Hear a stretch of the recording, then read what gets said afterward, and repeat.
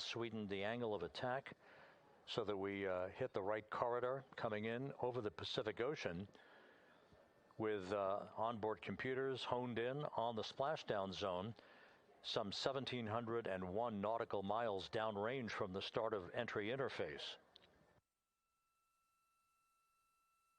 Splashdown is scheduled at 7:07 and 7 seconds p.m. Central Time, 5:07 p.m. Pacific Time, 2.5 hours before sunset at the splashdown site.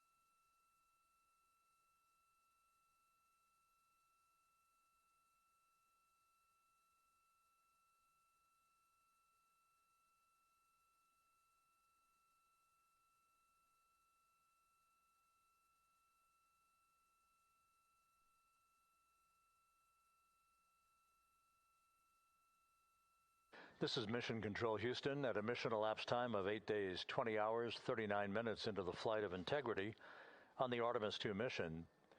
There is our planet growing larger in the field of view with each passing minute. We are currently 34,900 nautical miles from Earth and beginning to accelerate toward a splashdown in the Pacific for this four-person crew 4 hours and 52 minutes from now. Everything on board Integrity is in great shape. All the systems are functioning perfectly. The crew is in the process of wrapping up their cabin configuration, stowing final items that they no longer need for the remainder of their journey.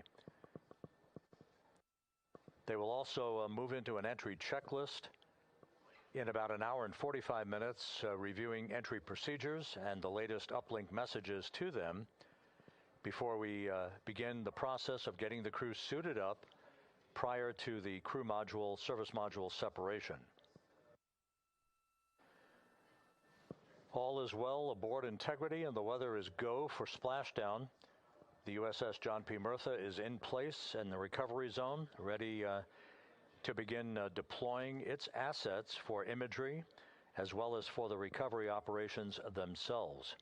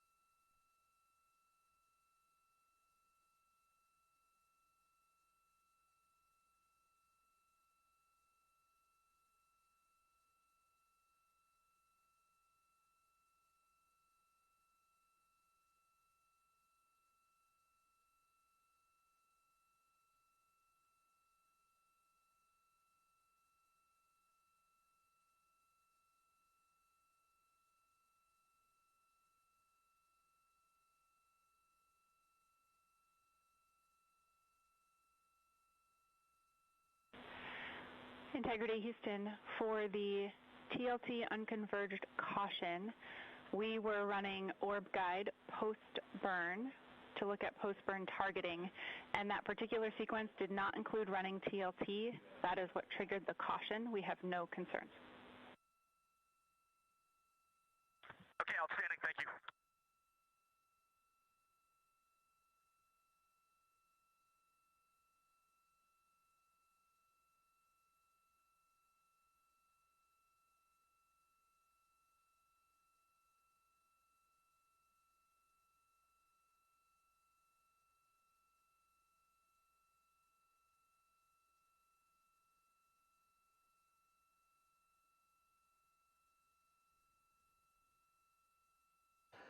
That call from Capcom Jackie Mahaffey to the crew, indicating TLT, which is a targeted landing trajectory.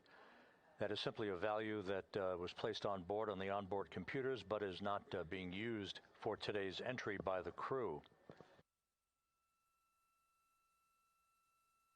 The last maneuver that will be conducted by Integrity will occur at 6:37 p.m. Central Time tonight. That is the crew module raise burn. That occurs about 4 minutes after the crew module will have separated from the service module. This will be about a 19-second burn with a velocity change of about 9.9 feet per second as the precursor to entry interface, the raised burn designed as a final opportunity to sweeten the flight path angle, the angle of attack, if you will, of the vehicle as it enters the Earth's atmosphere, placing the vehicle in the proper orientation perfectly with precision to mitigate any excessive heat loads on the heat shield of the spacecraft. Entry interface will begin at 6:53 and 31 seconds p.m. Central Time at an altitude of 400,000 feet, while Integrity is traveling 34,882 feet per second with a range to splashdown of 1,701 nautical miles. Within 24 seconds after entry interface, which is essentially the top of the Earth's atmosphere where the crew will begin to feel the tug of gravity, we'll start a 6-minute blackout period, that is expected, in which we'll lose communications with the crew and data here in the flight control room. The blackout is induced by the buildup of ionization from the interaction of the velocity of the vehicle with the friction of Earth's atmosphere. It creates a plasma shield around the vehicle, preventing communications from occurring. That 6-minute blackout is scheduled to end right around 7 p.m. straight up, and at that point, the vehicle will have descended to an altitude of 157,000 feet above the Earth, traveling at 13,300 feet per second.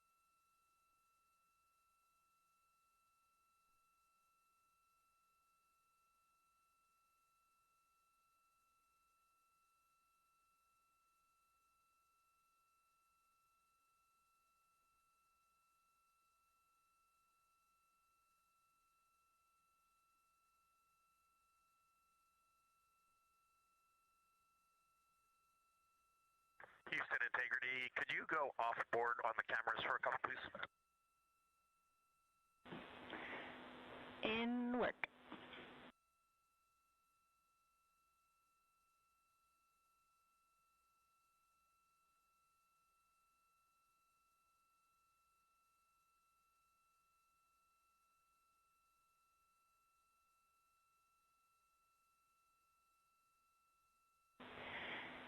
And integrity, cab 3 is not streaming.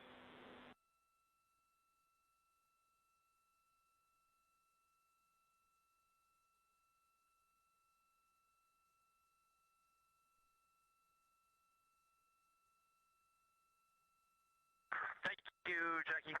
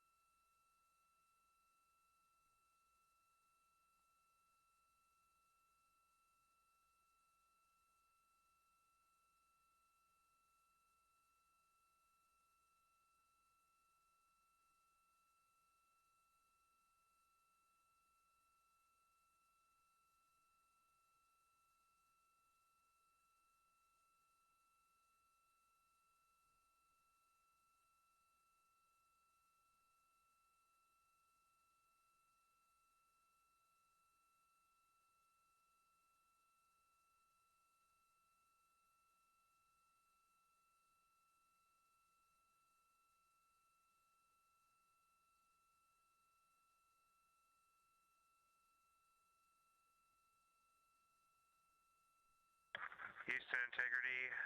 Step 9 is complete. The seats are configured. Houston, copy seats.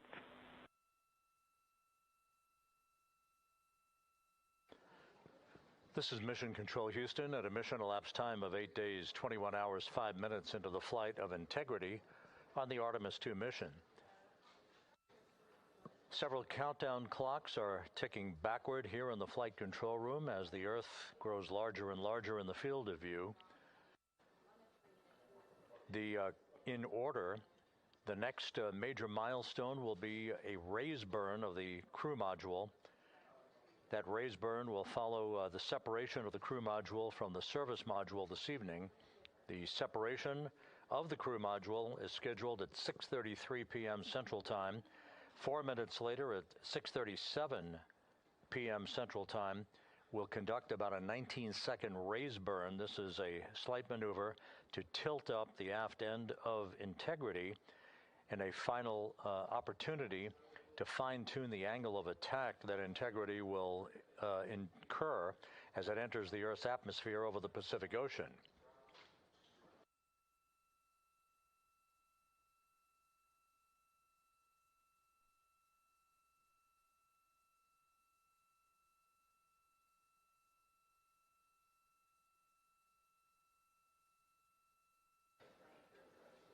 The entry path for Integrity today is portrayed here in this graphic. Basically, entry interface is 1,701 nautical miles uprange, if you will, from the expected splashdown point near the USS John Murtha, the recovery ship, and off the coast of San Diego.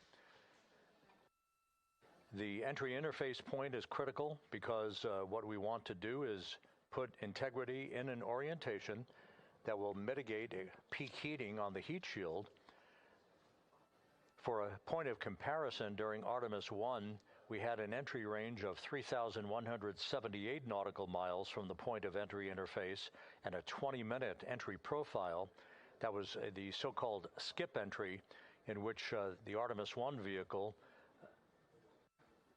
dipped into the atmosphere to dissipate some energy, then lofted or skipped out of the atmosphere, then dipped a second and final time back into the atmosphere before splashing down. What that resulted in was a higher heat load on the heat shield, which caused unexpected char liberation. So rather than design the heat shield or replace it for Artemis II, we elected to go into a different trajectory profile. This one with a max entry range of 1,775 nautical miles, or in today's case, all of our maneuvers and orbital mechanics will take us 1,701 nautical miles downrange from the point of entry interface.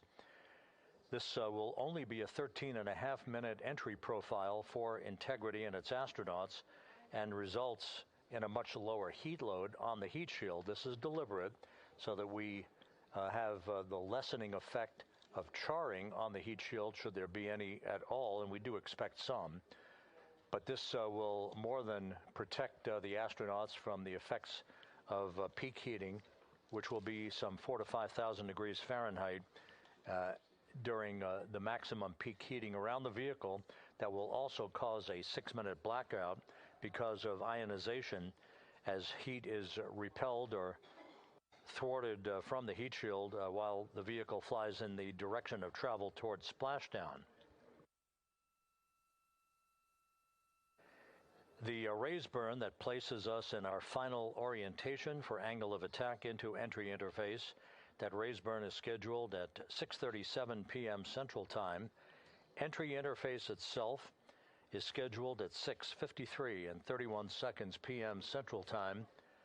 When we hit the top of the Earth's atmosphere at an altitude of 400,000 feet, traveling about 34,800 feet per second, we expect our peak velocity just a few moments later, and that peak velocity is forecast by flight dynamics to be 34,965 feet per second, or 23,839 miles an hour.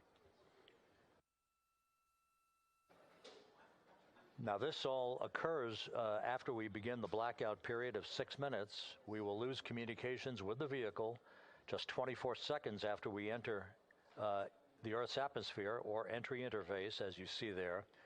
This is an expected 6-minute blackout that will begin at 6:53 and 55 seconds p.m. Central Time and will last almost until 7 p.m. straight up Central Time. Once we regain communications with the crew following the blackout, we will continue a series of roll reversals. These are gentle rolls to the left and back to the right, essentially bleeding off excess energy and excess heat on the vehicle as we approach the splashdown site. The vehicle is expected to go subsonic at 7:02 and 25 seconds p.m. Central Time. That's about 8.5 or almost 9 minutes after the beginning of entry interface. And at that point, we will be at an altitude of 59,000 feet above the Pacific Ocean. A series of parachute deployments will begin. The first of that will be the forward bay cover parachutes that will basically pull the top forward bay cover off the very top of the vehicle, allowing other parachute deployment activities to occur. The forward bay cover chute deployment is scheduled at 7:03 and 22 seconds p.m. Central Time at an altitude of 23,946 feet. The forward bay cover parachutes are used in conjunction with pyrotechnic thrusters to ensure the separation of that forward bay cover, protecting Orion and its parachutes during the heat of reentry. Following that, there'll be the deployment of drogue chutes. These are 2 drogue parachutes, 23 feet in diameter. These drogue chutes will be deployed at an altitude of 23,483 feet. At this point, our velocity will have slowed from almost 24,000 feet per second to just 470 feet per second in a matter of minutes. 3 pilot parachutes will be used to lift and deploy the main parachutes from the crew module forward bay. Those main parachutes, 3 of them, are used to slow the crew module down to a splashdown at a speed that ensures astronaut safety. Each main parachute 265 feet in length from the crew module attachment to the top when inflated. The main chute deployment is scheduled at 7:04 and 44 seconds p.m. Central Time. Now that's just 11 minutes and 13 seconds after the start of entry interface. At this point, we'll be at an altitude of 5,445 feet above the Pacific. And splashdown to complete this mission is scheduled at 7:07 and 7 seconds p.m. Central Time, 5:07 p.m. Pacific Time, 2.5 hours before sunset.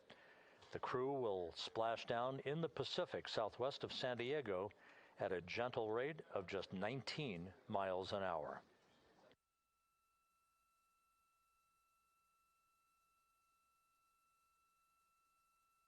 Following splashdown, the flight control team here in Houston is not done. Our work is just beginning at that point as we begin the process of powering down the vehicle. This is after we have established communications with the crew through a very low data rate system. The communications link will no longer be active through the tracking and data relay satellite system, so we're going to be going to a very low data rate system. We hope to establish communications with the crew fairly rapidly. That's not guaranteed. It depends on the orientation of the vehicle. The likelihood is the vehicle will splash down upright in what's known as stable 1. Whether it's upright or in some other orientation, we'll begin the process of inflating 5 inflatable airbags that are positioned in a circumferential manner around the forward bay cover at the top of integrity. These airbags will be inflated through helium.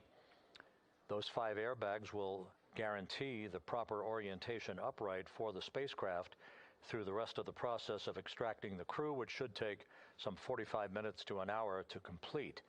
Navy divers, fast boats, a pair of Navy helicopters, other recovery personnel will come alongside the vehicle to begin erecting an inflatable raft called the front porch that the crew will be extracted into. You've seen that in movies. You've seen it in the Apollo program and archival footage. And one by one, the crew will be hoisted in alternating fashion to two hovering Navy helicopters for the trip back to the deck of the USS John Murtha, where they will leave the helicopters and move into medical bay on the ship for comprehensive medical examinations.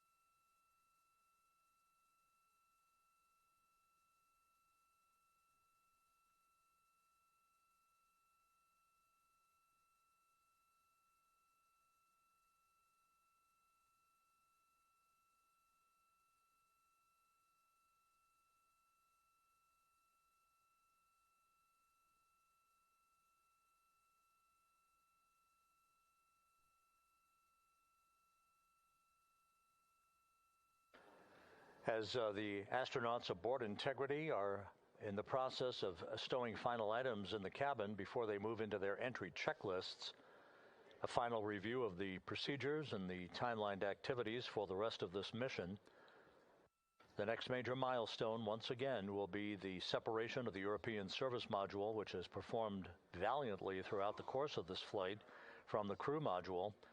That pyrotechnic separation scheduled 3 hours and 41 minutes from now. Just 3.5 minutes after that will be the crew module raise burn. That raise burn is scheduled at 6:37 p.m. Central Time. It's expected to be about a 19-second firing of the crew module thrusters in one final opportunity to fine-tune the angle of attack for Integrity as it enters the Earth's atmosphere. Splashdown 4 hours, 14 minutes from now, southwest of San Diego, where the weather is forecast to be ideal. Just some broken and scattered clouds expected, 10-knot winds, wave heights less than 4 feet. You couldn't ask for a better day out in the Pacific for the homecoming of the first crew to fly aboard the Orion spacecraft. At a mission elapsed time of 8 days, 21 hours, 18 minutes into the flight, this is Mission Control Houston.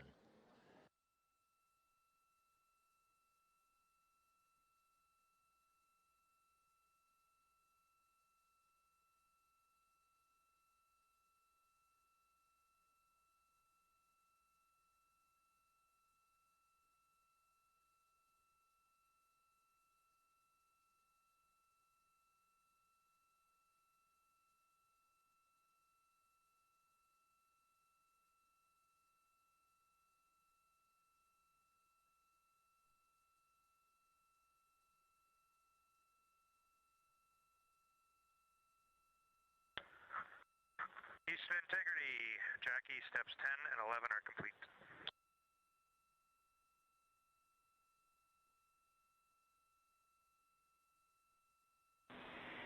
Houston copies steps 10 and 11. You guys are on track, looking great.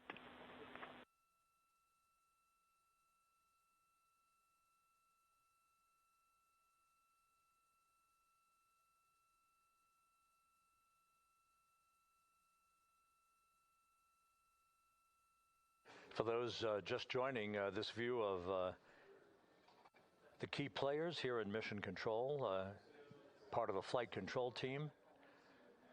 Rick Henfling, second from the right, is the entry flight director for this mission. Seated to his left is Judd Freeling, who was the flight director for Ascent back on April 1st. Jackie Mahaffey is second from the left. She is the Capcom whose voice you'll be hearing throughout the course of the afternoon and evening, talking directly to Integrity's astronauts through splashdown. Stan Love, a veteran astronaut, is on the far left of your screen. He was the Ascent Capcom. He's joining Mahaffey today as a second set of eyes on all the data that we'll be discussing and hearing from the crew during the course of their high-speed entry back into the Earth's atmosphere.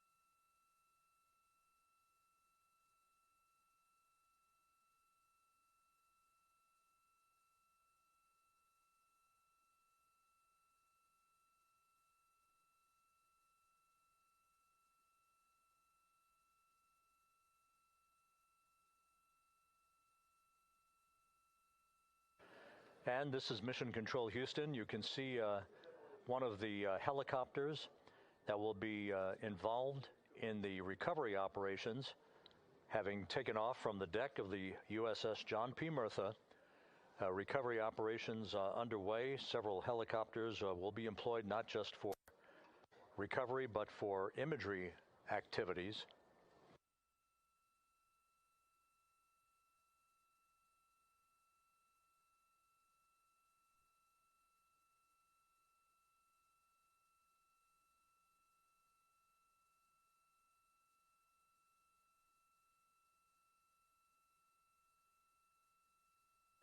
On the deck of the John P. Murtha, a view of multiple views, camera views, that are being provided to us courtesy of the USS John P. Murtha that we'll be utilizing throughout the course of the evening in our coverage. Once we start the NASA Plus coverage at 5:30 p.m. Central Time, 6:30 p.m. Eastern Time, that's a simulcast of our 24/7 YouTube coverage. My colleague from the Kennedy Space Center, Megan Cruz, is on the Murtha, and she'll be providing updates and interviews as well as we continue our operational coverage of the recovery of the Integrity astronauts following their lunar flyby mission.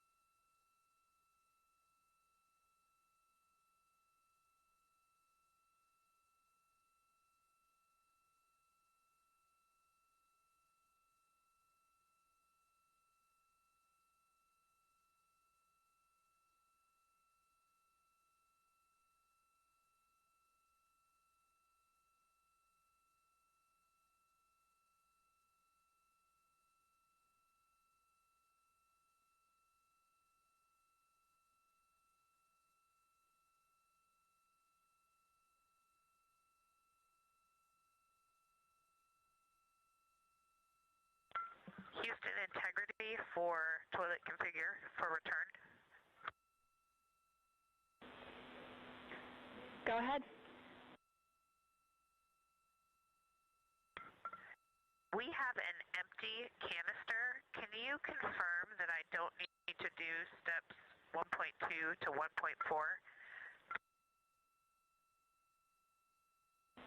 Checking.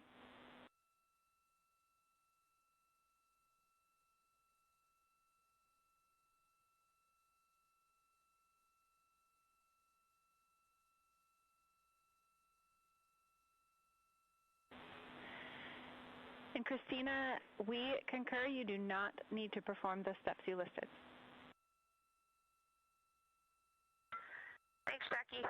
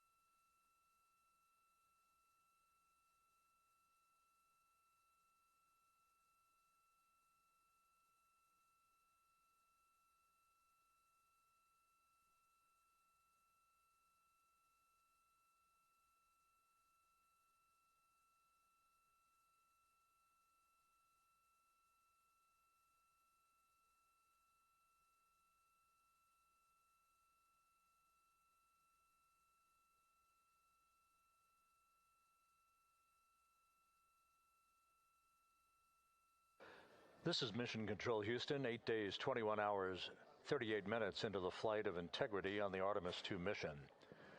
On board, all is quiet, as it is here in Mission Control, with everything moving along in trip hammer fashion, in good shape, all of Integrity's systems in great shape, and the weather at the splashdown zone off the coast of San Diego couldn't be better. A forecast of go conditions with winds of just 10 knots, wave heights less than 4 feet, ideal conditions for the recovery of Reed Wiseman, Victor Glover, Christina Cook, and Jeremy Hansen following their splashdown, which is just 3 hours and 53 minutes from now. The next major milestone coming up in 3 hours and 19 minutes, that will be the separation of the crew module from the European service module that has performed perfectly during the course of the flight. The service module separation from the crew module scheduled at 6:33 p.m. Central Time. Just 4 minutes later, there will be a slight maneuver, a raise burn as it is called. This will tilt the aft end of the crew module upward ever so slightly in one final opportunity to refine the flight path angle, the angle of attack, if you will, as Integrity enters the Earth's atmosphere at the point called entry interface. That is at 6:53 and 31 seconds p.m. Central Time, or some 16 minutes after the raise burn itself. All of these events will be happening fairly rapidly as we move over the next few hours toward a splashdown of the crew and a completion of a mission that will have totaled 694,481 miles from launch to splashdown.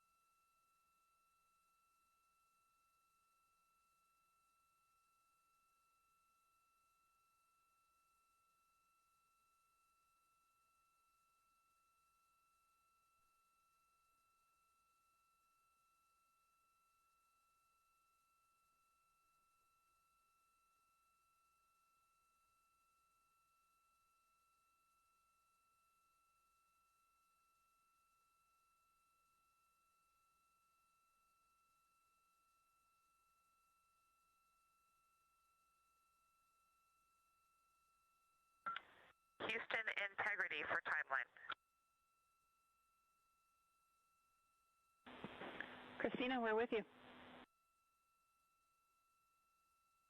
Hey, Jackie. You guys okay if we start entry checklist 30 minutes early?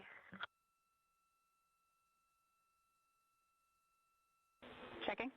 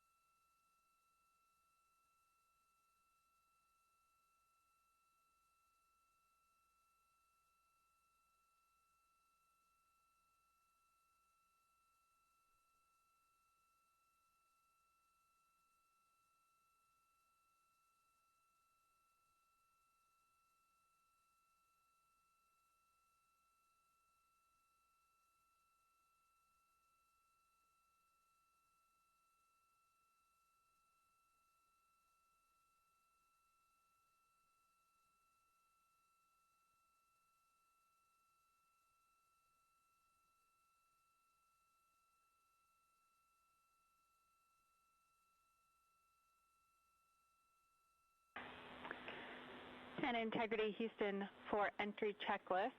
We are ready for you to begin 18.0.1 entry checklist, steps 1 through 6.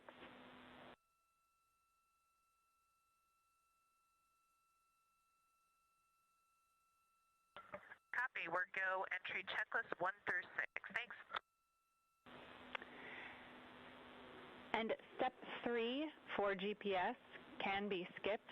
GPS has been powered and it still looks good.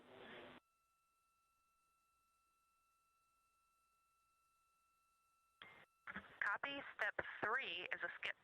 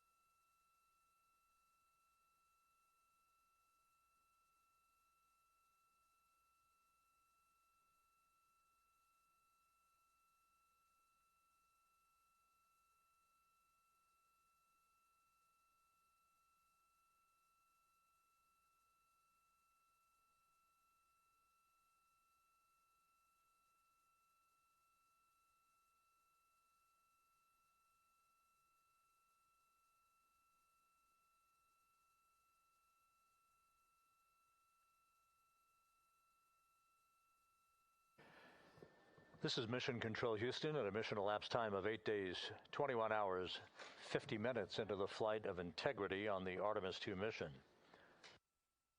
The crew is completing the configuration of the crew cabin.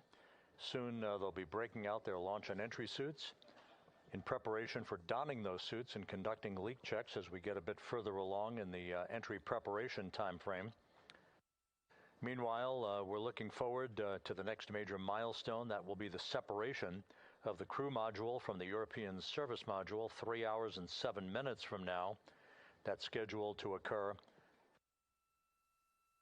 at 6:33 p.m. Central Time, 7:33 p.m. Eastern Time. 4 minutes after that, we'll conduct a raise burn. This will be about a 19-second firing of Integrity's thrusters with a change in velocity of 9.9 feet per second. That will adjust the angle of attack of the vehicle by gently tipping the aft end of Integrity higher, if you will, like sitting in a reclining chair and basically leaning back a bit.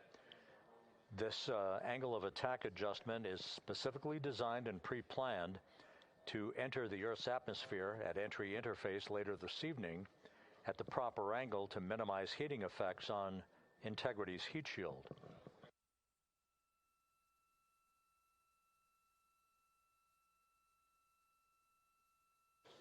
It's worth mentioning once again that the difference between this entry and the uncrewed entry of Artemis I is that on Artemis I, we flew a trajectory known as a skip entry, which involved an initial dip into the atmosphere to dissipate some energy, and then we lofted back out of the atmosphere briefly, then dipped back in a second time before splashing down in the Pacific.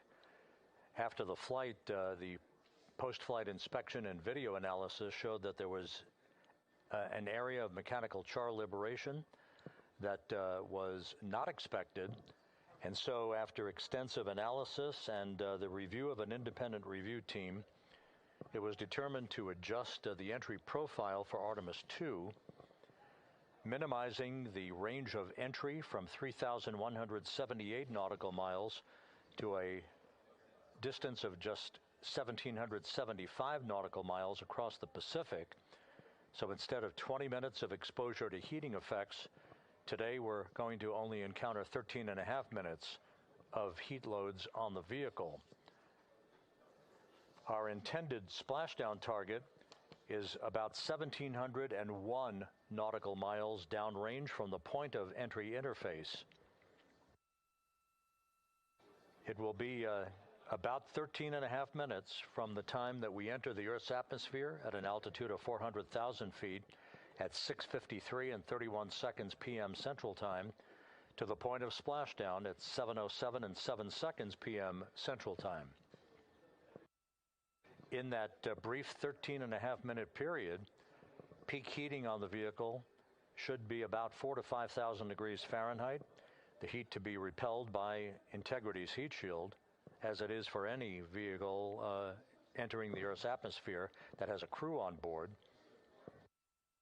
The crew should be experiencing a G load on their bodies of about 3.9 Gs at peak loads on the crew members, feeling the tug of Earth's gravity for the first time in 9 days.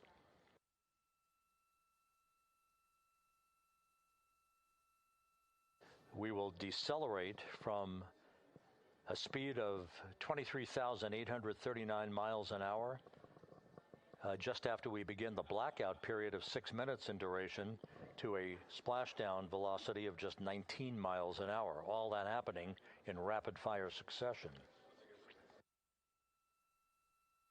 Splashdown now 3 hours and 36 minutes from now, 7:07 p.m. Central Time, 5:07 p.m. Pacific Time. The USS John P. Murtha is on station.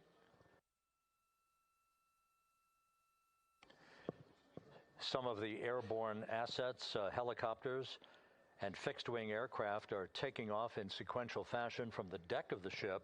These are imagery assets. the actual Navy recovery helicopters that will hoist the crew out of the front porch, inflatable raft that will be erected alongside the hatchway to Integrity. And there's a view, a live view from the deck of the USS John P. Murtha. It is a bit overcast. We do expect those clouds to lift a bit over the next few hours. We should have some broken and scattered clouds. It won't be crystal clear blue skies out there in the Pacific, but the weather is go and forecast to be go by the Spaceflight Meteorology Group. The Navy helicopters will be hovering over the spacecraft once it is powered down and once it is guaranteed to be uprighted through the inflation of the 5 crew module uprighting system airbags that will take place shortly after splashdown. The Navy divers and a Navy flight surgeon will pull alongside the spacecraft to begin the process of erecting the front porch. Then they will open up the hatch and begin to extract the crew members one by one. They'll have an opportunity to get their land legs back a bit before they're hoisted one by one in harnesses up inside the 2 awaiting helicopters. They'll be hoisted up in alternating fashion. So there'll be two crew members for each helicopter for the short ride back to the Murtha. Once they arrive on the deck of the ship, they'll be brought into medical bay for comprehensive medical exams. That is all part of the post-flight medical evaluation of these crew members as they complete their mission around the moon and back to Earth.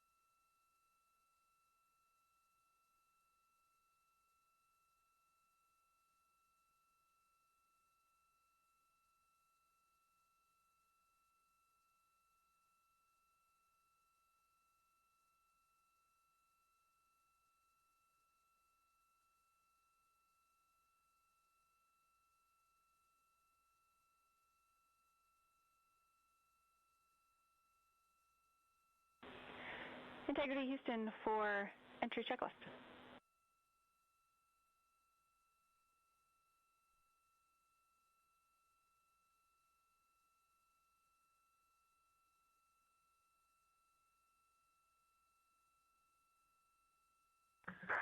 Go ahead, Jackie. Hey, Reed, a couple of questions for you. We realized we didn't give you an explicit thumbs up to perform step 1.2 for the flight path angle hash mark update, so we wanted to confirm that you did in fact perform the set EI FPA limits procedure. And secondly, we want your opinion on the in and out CMIS caution. Is that something that will be distracting such that we should inhibit it.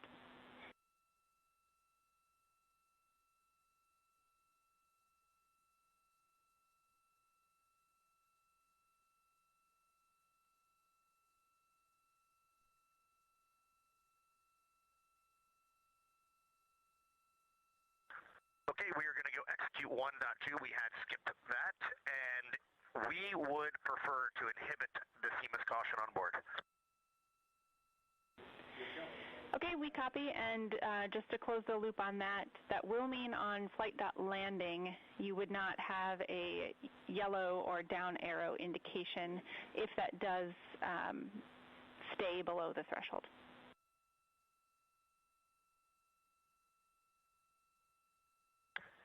And that is totally fine.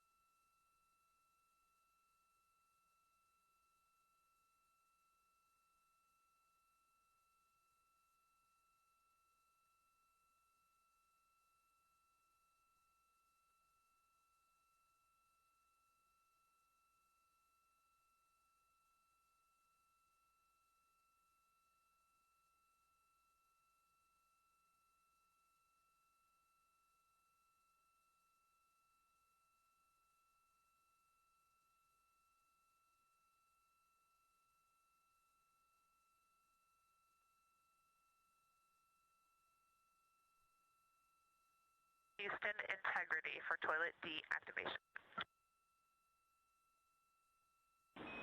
Integrity, Jackie had to step off for a second. Go ahead for toilet.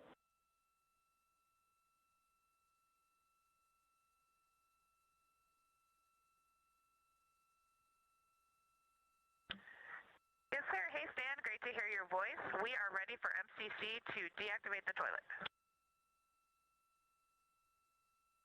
Houston copies. Putting that in work.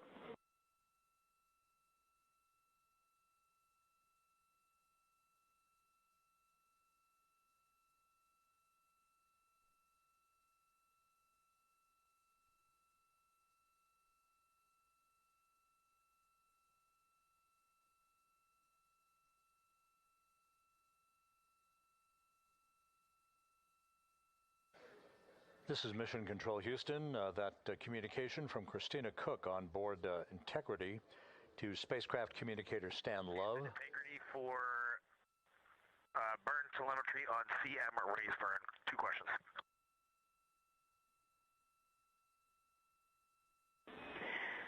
Go for CM raise questions. Hey, Jackie, we see a Delta V tote on our display of 9.9, which is fairly close to the 8.5 on the entry pad, but our TGO on the display is 44 seconds, and the entry pad estimated 19 seconds. Can you all take a look at that for us?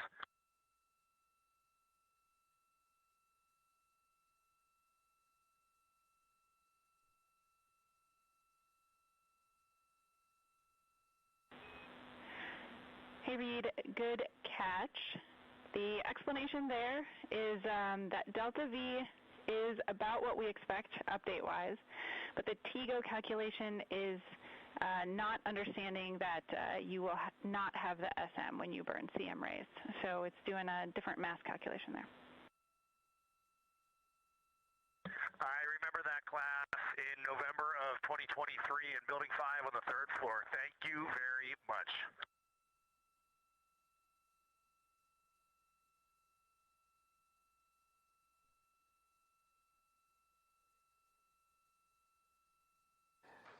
This is Mission Control Houston. Commander Reed Wiseman inquiring about the values for the upcoming crew module raise burn. Again, as we've explained, this burn that's scheduled 2 hours and 51 minutes from now is designed to tilt the angle of attack a bit upward, basically raising the aft end of the vehicle prior to entry interface to improve the angle of attack and minimize heating effects on the heat shield for the Orion vehicle. The crew module raise burn will occur about 4 minutes after the service module is separated from the crew module, and we're expecting about a 19-second burn. Integrity, Houston, the toilet is unpowered.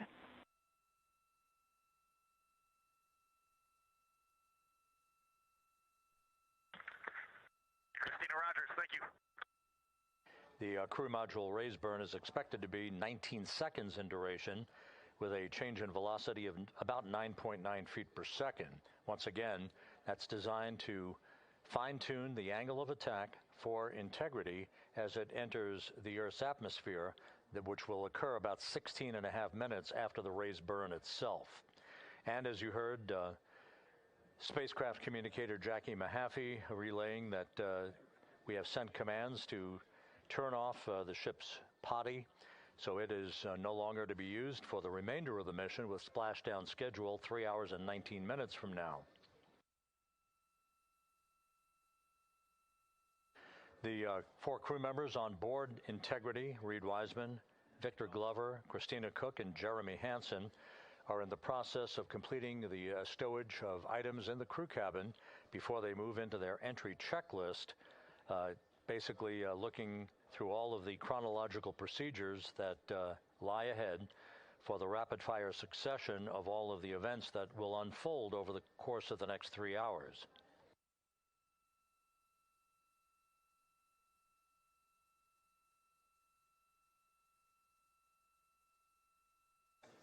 Integrity is about 25,000 nautical miles from Earth, continuing to accelerate towards a splashdown in the Pacific 3 hours and 18 minutes from now.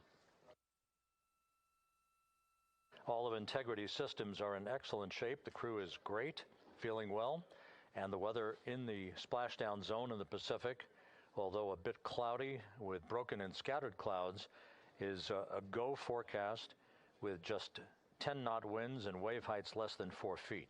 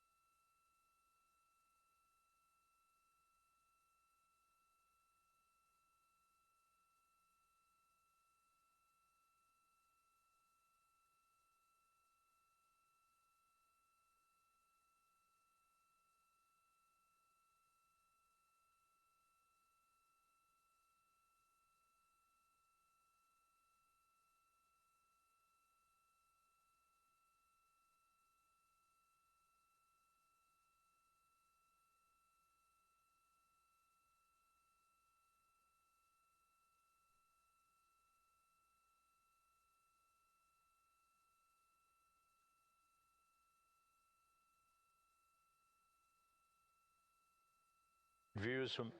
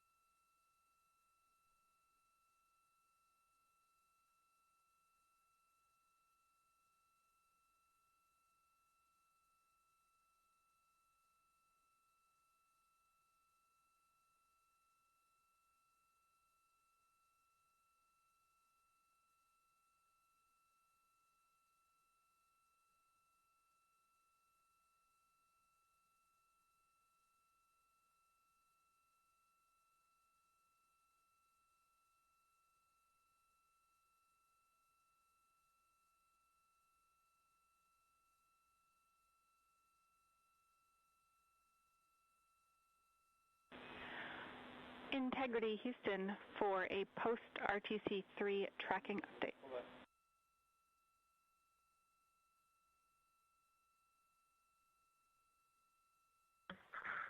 Go ahead, Houston.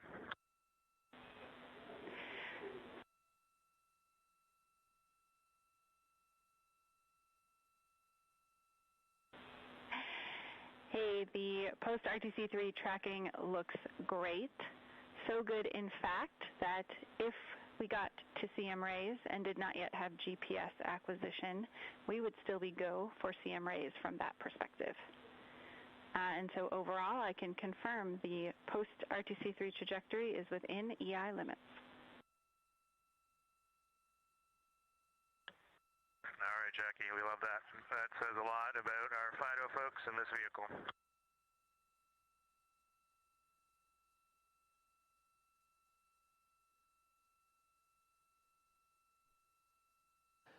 This is Mission Control Houston. A tip of the hat from Canadian Space Agency astronaut Jeremy Hansen to the flight dynamics folks and the guidance, navigation, and control officer. The RTC-3 burn that was conducted just over 2 hours ago, which was basically a final fine-tuning of the trajectory of Integrity to hit the sweet spot in the corridor over the Pacific Ocean for entry interface, was so perfect that we are dead on the center line down the corridor, and the crew module raise burn that is scheduled at 6:37 p.m. Central Time and which will be conducted is only required to lift the aft end of the vehicle ever so slightly by a degree or two to improve the angle of attack of the spacecraft as it enters the atmosphere, mitigating peak heating effects on the heat shield for Integrity. But our trajectory is dead set, right on the money, right down the pike, heading for a splashdown 3 hours and 10 minutes from now at 7:07 p.m. Central Time, 5:07 p.m. Pacific Time.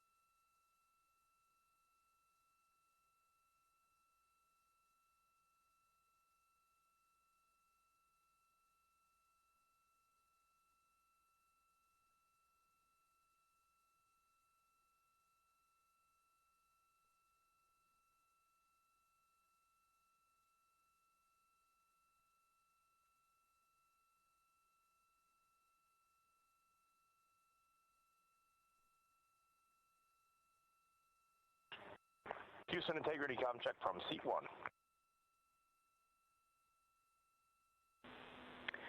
Seat 1, have you loud and clear coming down on both OE1 and 2? How me on 1? Gotcha, loud and clear on 1, Jackie. We're going to stay in this config on both 1 and 2, and Reed and Victor are in our seats, slowly proceeding along.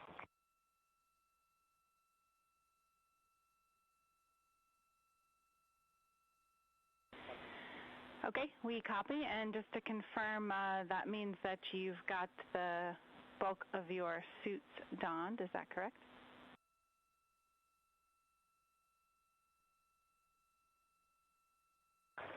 Just for Reed and Victor, A-firm. We're not gloved, not helmeted yet. Copy all. Thanks.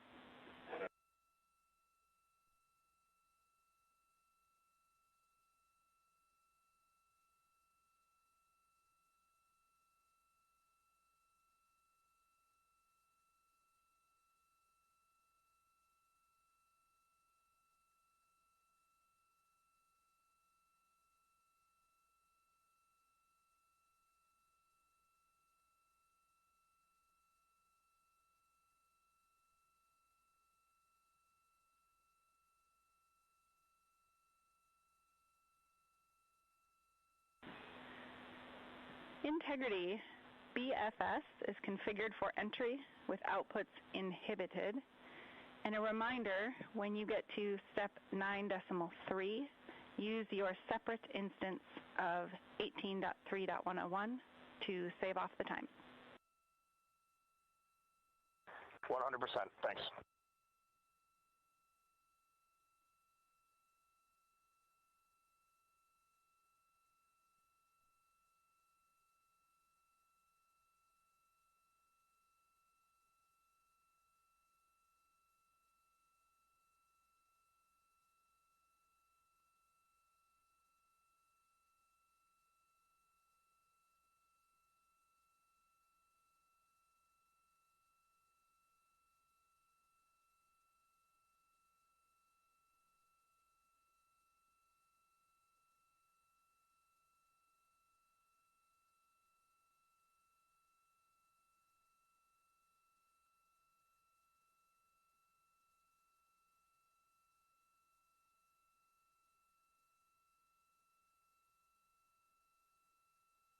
Houston integrity com check from C2. Victor, have you loud and clear? I'm coming up on 1. How me?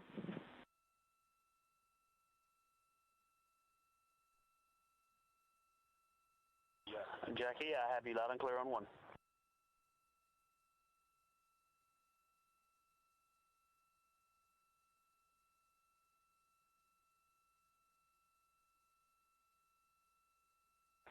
You are loud and clear on 2, Jackie.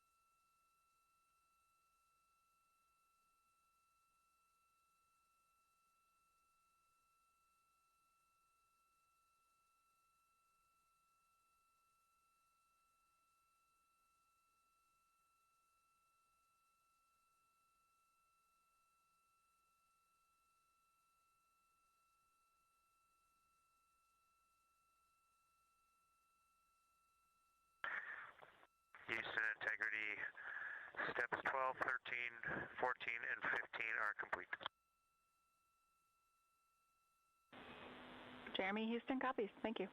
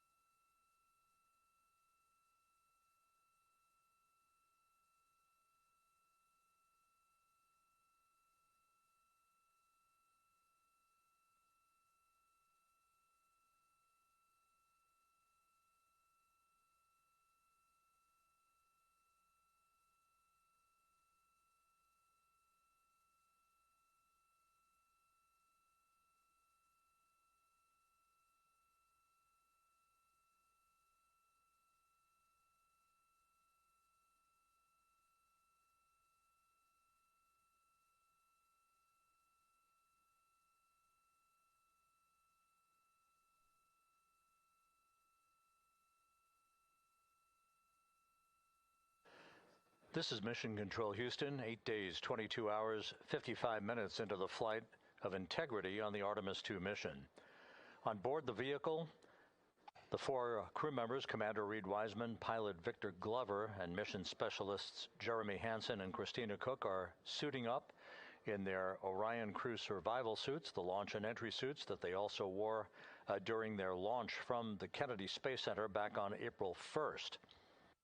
Once the crew is all suited up, they'll conduct a series of leak checks to make sure that they have good suit integrity, aboard integrity, before they strap themselves into their seats for the final phase of this mission that will culminate with a splashdown in the Pacific 2 hours and 35 minutes from now at 7:07 p.m. Central Time, 5:07 p.m.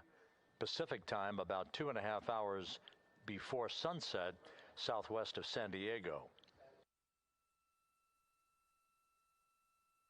And the suits are in the process of being leak checked at the present time. We'll relay all that to you in just a few moments. Right now, Integrity is just about 20,000 nautical miles from the Earth. continuing to accelerate towards the next major milestone, which will be the separation of the crew module from the European service module 2 hours and 1 minute from now. That separation maneuver, pyrotechnically, will occur at 6:33 p.m. Central Time. That will be followed just 4 minutes later by a raise burn, a 19-second burn of Integrity's thrusters to induce a change in velocity of 9.9 feet per second, slightly raising up the aft end of the vehicle to improve its angle of attack as it enters the Earth's atmosphere, and in the process mitigates the peak heating effects on the heat shield of the vehicle. Out in the splashdown zone, out in the Pacific Ocean, the weather is forecast to be go by the Spaceflight Meteorology Group here at the Johnson Space Center. Winds of just about 10 knots and wave heights less than 4 feet, which should be ideal for the recovery forces that are being deployed from the USS John Murtha to recover the crew, extract them, hoist them into 2 Navy helicopters, and fly them back to the deck of the Murtha to be brought into medical bay for post-splashdown medical checks. We now have a report from the environmental systems officer here that we have good suit leak checks. All 4 suits have passed the leak check, so we are in good shape here for entry and splashdown coming up just over 2.5 hours from now. One data point, just an update on some numbers that we've just received from Flight Dynamics, and these are unofficial and will not become official until post-flight. We now anticipate that the maximum speed that Integrity will encounter as it enters the Earth's atmosphere will be right around the same time as we enter a communications blackout of 6 minutes in duration.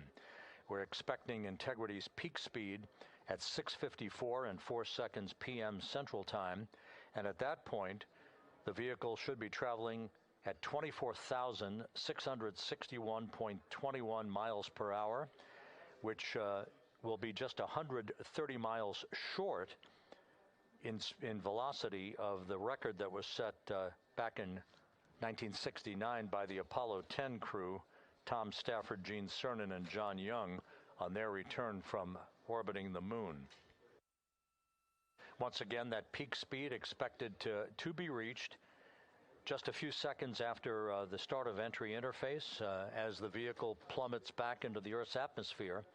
The peak speed expected to be reached at 6:54 and 4 seconds p.m. Central Time, and that peak speed now estimated by Flight Dynamics to be 24,661.21 miles per hour, which equates to about Mach 33. Houston Integrity, seat 1 and 2, leak check complete. Also, we powered up the AGA, and it's giving us a CO2 alarm at 4.4.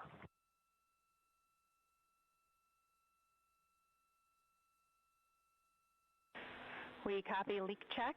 We saw it as well. And copy CO2 at 4.4. We are discussing. We also on the AGA have a bit A of 16. We've seen that in the past. Should go away.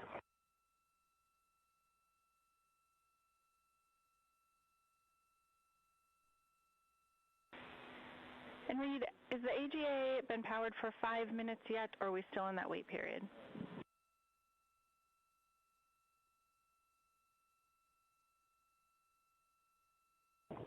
We are in the wait period. We expect that bit will go away. We copy, and that bit can also indicate that we cannot trust the other values, so we'll check back with you after the 5 minutes on the CO2 levels. A firm.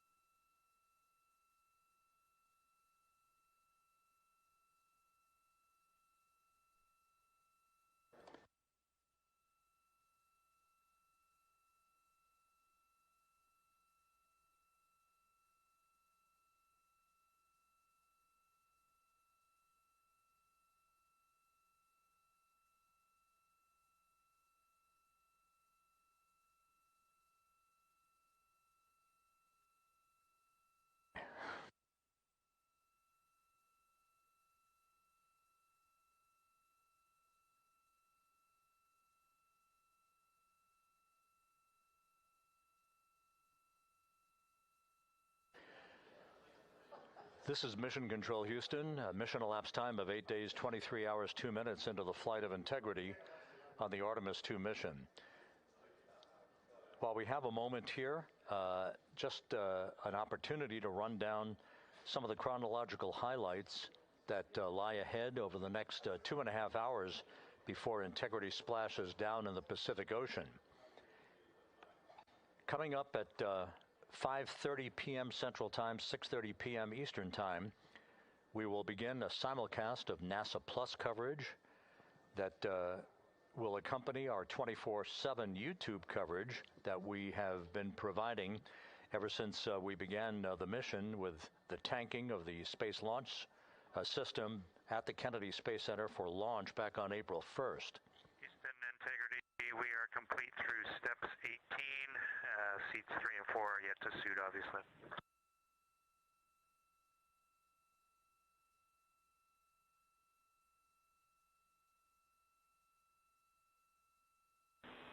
Jeremy, we copy you completed 16 through 18 and confirm for us whether you needed any adjustments of CIAS in step 17.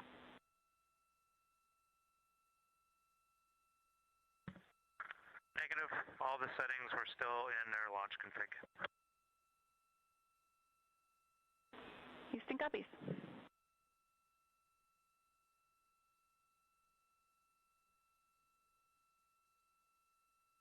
Once again, with the leak checks having been successfully completed on the 4 launch and entry suits for the crew members on board Integrity, once again we'll begin our NASA Plus coverage as a simulcast to our 24/7 YouTube coverage in less than an hour at 5:30 p.m. Central Time, 6:30 p.m. Eastern Time. At 6:15 p.m., we're going to hand over communications from the Deep Space Network to the Tracking and Data Relay Satellite System as Integrity continues to approach the Earth.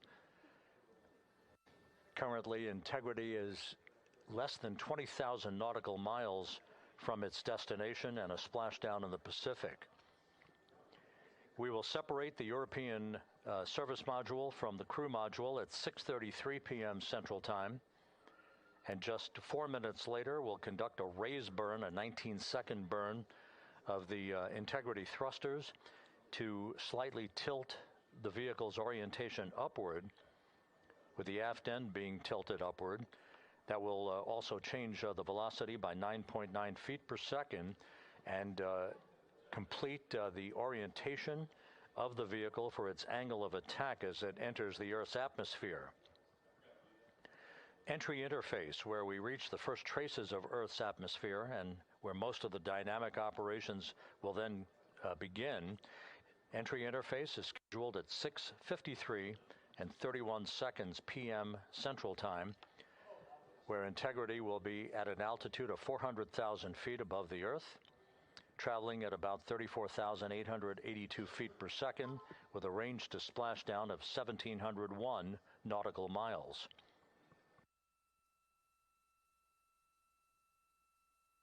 Just 10 seconds, just a few seconds later, about 24 seconds later, we'll enter a 6-minute communications blackout at 6:53 and 55 seconds p.m. That communications blackout will be due to the buildup of plasma around the vehicle, the ionization of the interaction of the velocity of Integrity with the friction of the Earth's atmosphere. So the communications blackout, to last about 6 minutes in duration, will start 24 seconds after entry interface. At 6:54 and 4 seconds p.m., we'll reach our peak velocity. This is an estimation from Flight Dynamics. We should be reaching a peak velocity of 24,661.21 miles per hour, or somewhere around Mach 33. This will fall about 130 miles per hour short of the speed record set by the Apollo 10 command module, the Charlie Brown, during the Apollo 10 mission of Tom Stafford, Gene Cernan, and John Young back in the spring of 1969.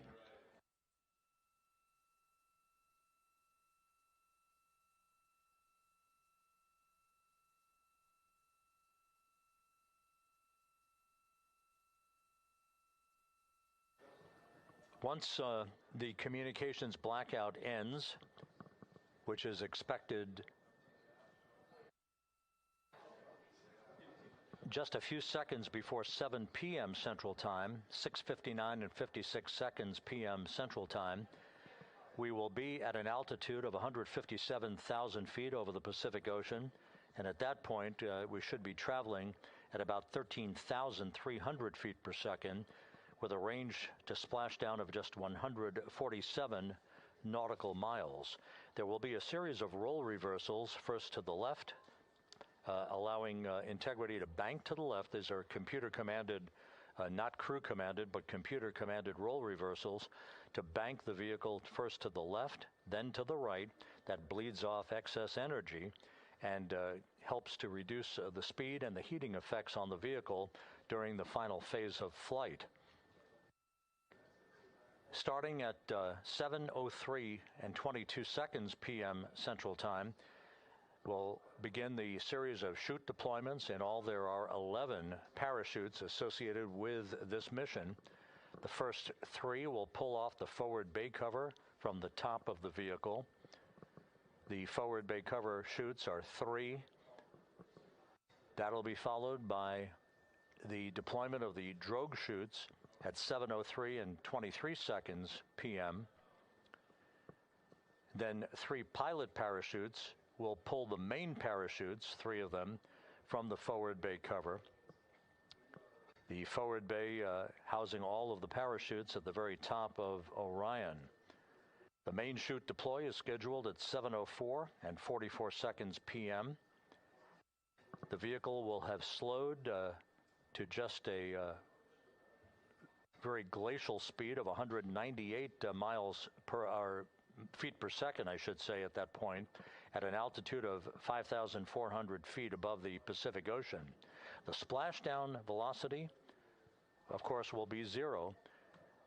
19 miles an hour is the velocity that the crew will feel under the 3 main parachutes as they splash down in the Pacific, southwest of San Diego. So a number of major milestones lie ahead. Splashdown time is currently estimated at 7:07 and 7 seconds p.m. Central Time, 5:07 and 7 seconds p.m. Pacific Time. That will conclude a total traveling distance from launch to splashdown of 694,481 statute miles.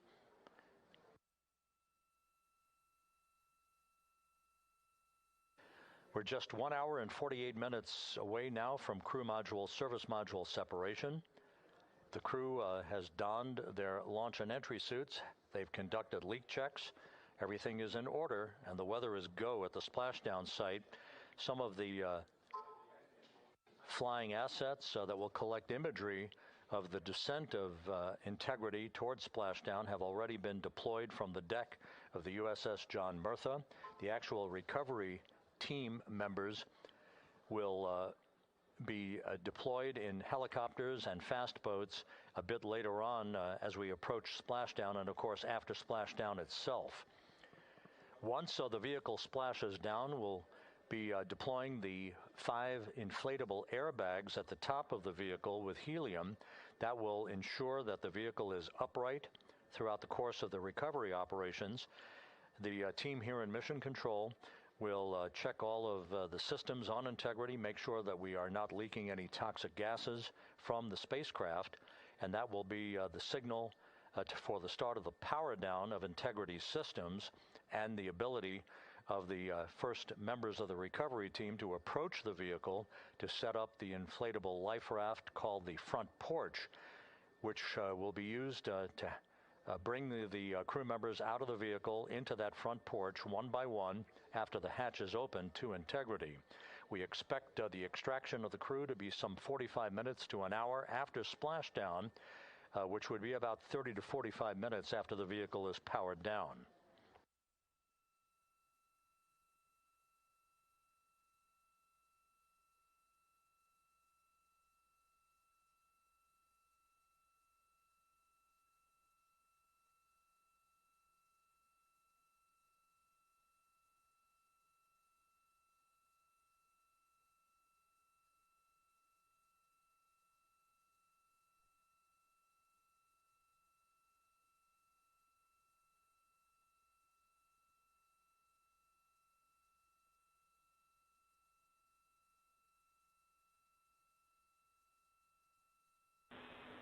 Integrity, Houston, we are ready for another CO2 reading on the AGA.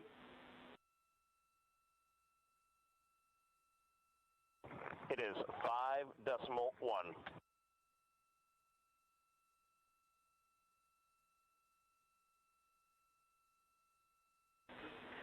Houston copies. And Reed, earlier I did misspeak. The CO2 reading specifically would not have been affected by that particular bit.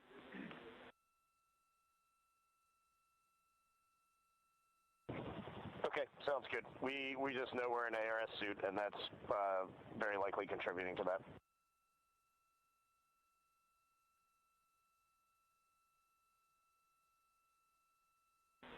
We concur.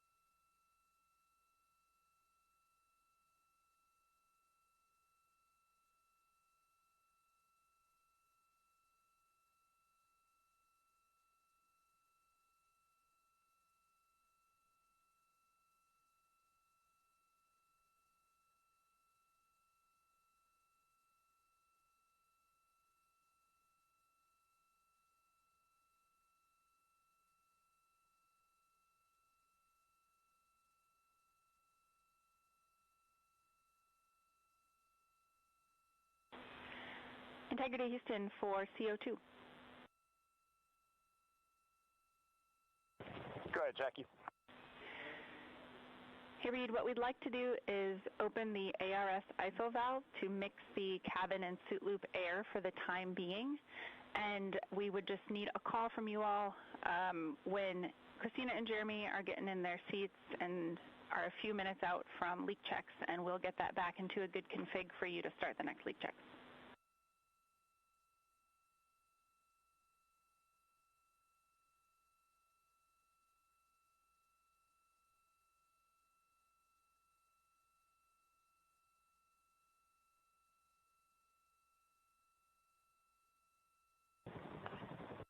Hey, Jackie, that's a reasonably good idea. Can we just hang on that for a little bit and see how we're doing?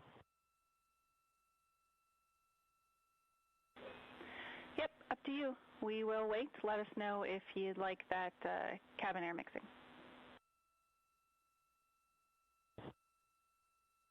Is there a CO2 number where you guys would advise that?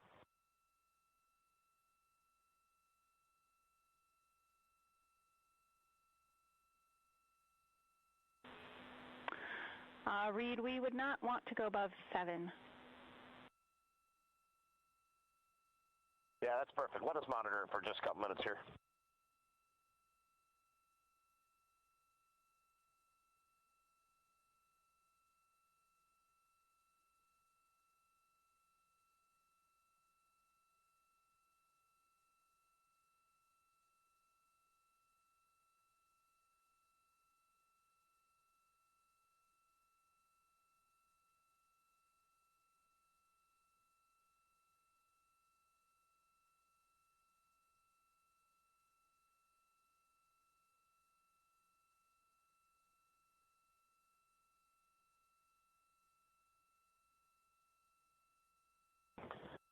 Houston, cabin entry config is complete, and Christina and Jeremy are about to start suit down. Excellent on cabin config and copy suit down. That call from Commander Reed Wiseman aboard Integrity indicating that following the successful leak checks on the 4 launch and entry suits, the crew will begin to actually don those suits now, and then they'll climb into their respective seats, both on the flight deck and the mid deck of the Integrity, in preparation for crew module service module separation that's scheduled 1 hour and 40 minutes from now.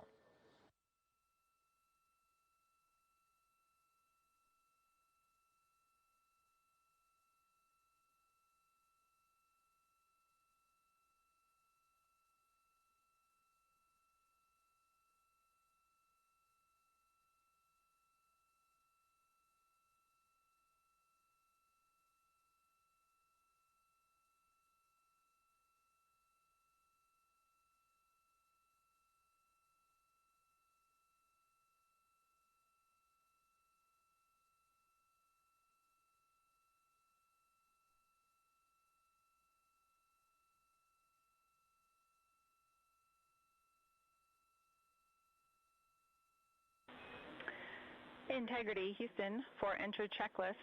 Your CMSM SEP ATP is set to go. We see that on the PFD, Jackie.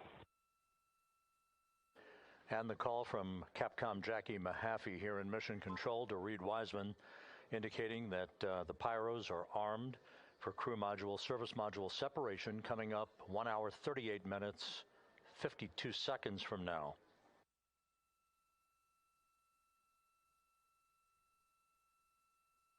Integrity now squarely facing the planet Earth, 17,600 nautical miles away, headed for a splashdown 2 hours 12 minutes from now.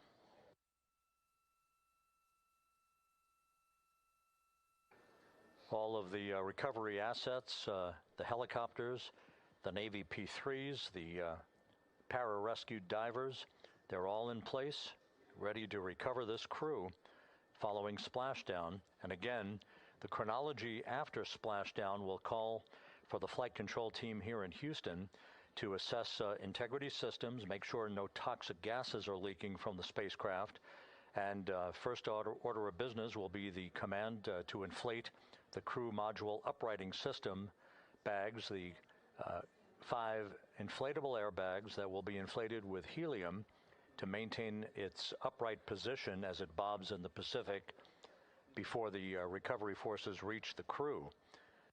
About 15 minutes after splashdown is when we expect the green light to be given to power down integrity systems, at which point the recovery teams will begin to make their way toward the vehicle to set up that inflatable life raft called the front porch, buttressed alongside the spacecraft. That will be the precursor to the opening of the hatch and the extraction of the crew members, one by one, into that raft, giving them a chance to get their land legs back as they feel the first sensations of Earth's gravity in 9 days and their high-speed return to Earth, with their peak speed reaching some 24,661 miles an hour.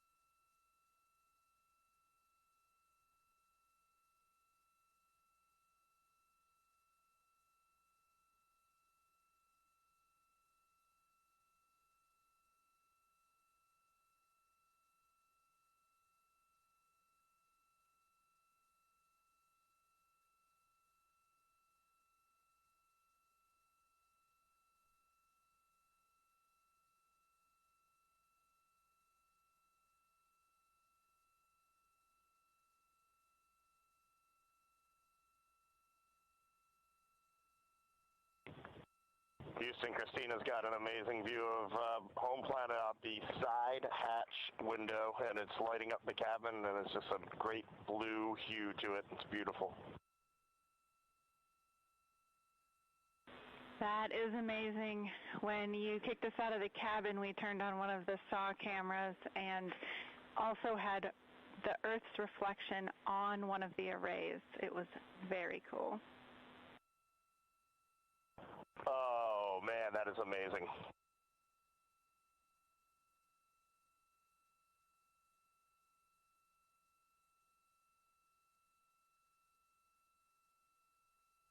This is Mission Control Houston. Commander Reed Wiseman reveling about the view of the Earth from a distance of less than 17,000 nautical miles now. The cabin audio cable and boom mic are in F3 large stowed. We copy. The view that Reed Wiseman is describing is the view you're looking at right now as the Earth grows larger in the field of view with each passing moment.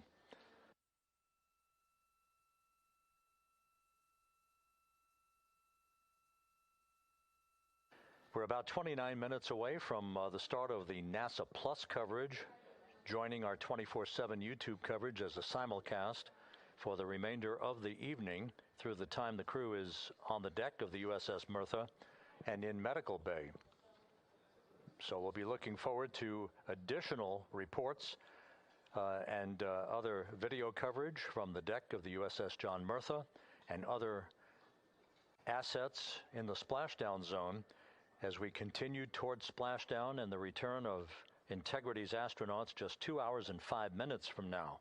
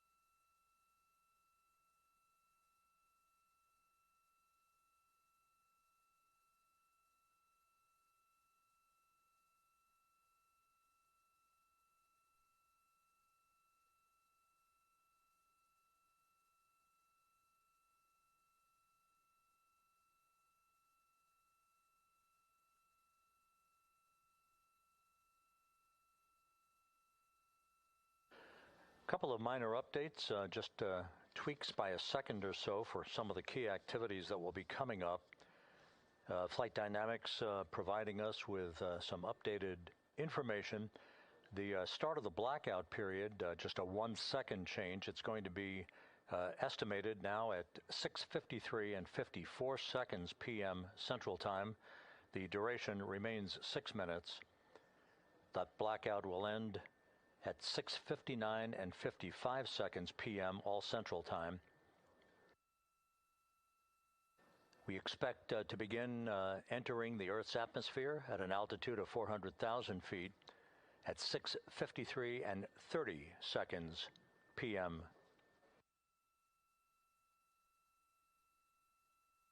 And 1 second difference now in our splashdown time, if everything unfolds the way we believe it will. Splashdown now scheduled at 7:07 and 8 seconds p.m. Central Time, 7:07 and 8 seconds p.m. Central Time, 5:07 and 8 seconds p.m. Pacific Time at the splashdown zone off the coast of San Diego.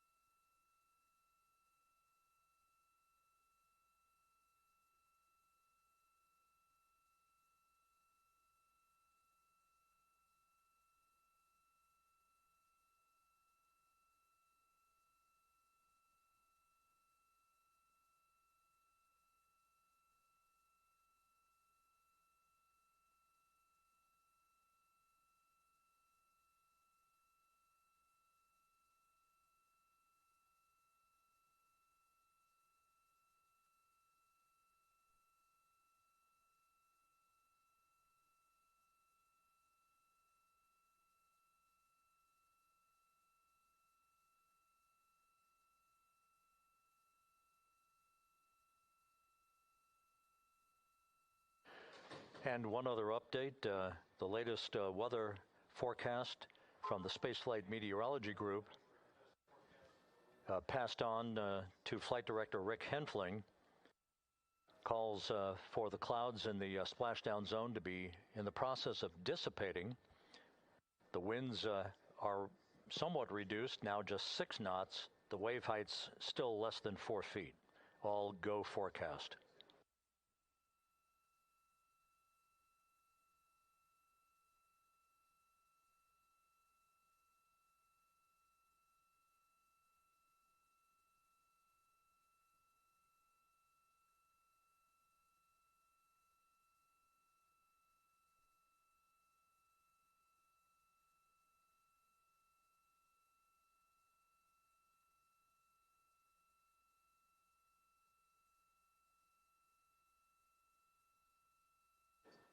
So once again, the stage is set as Integrity continues its inexorable march toward a splashdown in the Pacific 2 hours from now.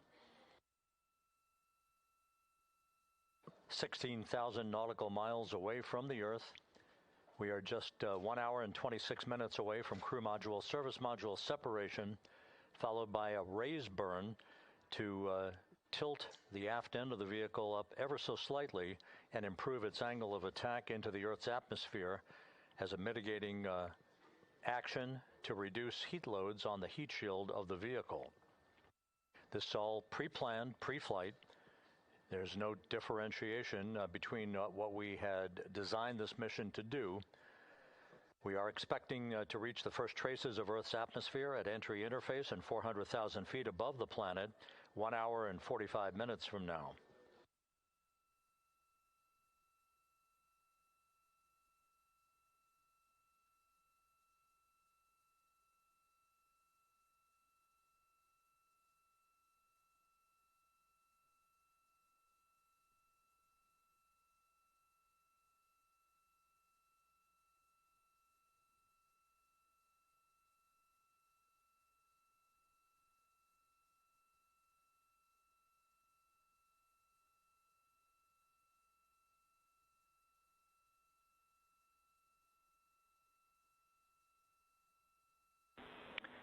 Integrity, Houston. Cabin temp cold soaking is initiated. Copy that, Jackie. CO2 is 5.5, and we are still doing good on board. Christina and Jeremy are beginning suit on.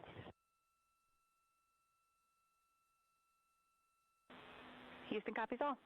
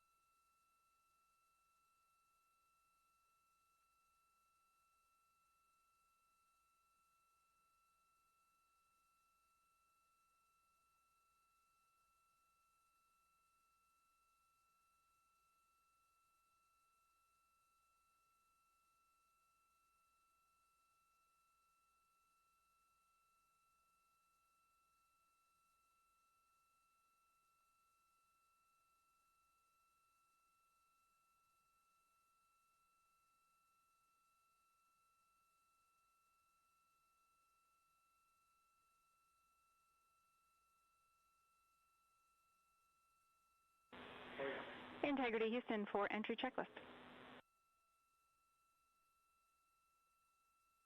Go ahead, Jackie.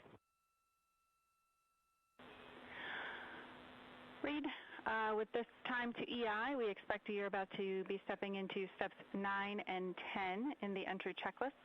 In step 10 for the SIP switch config, there are no deltas. No deltas to step 10. Copy all.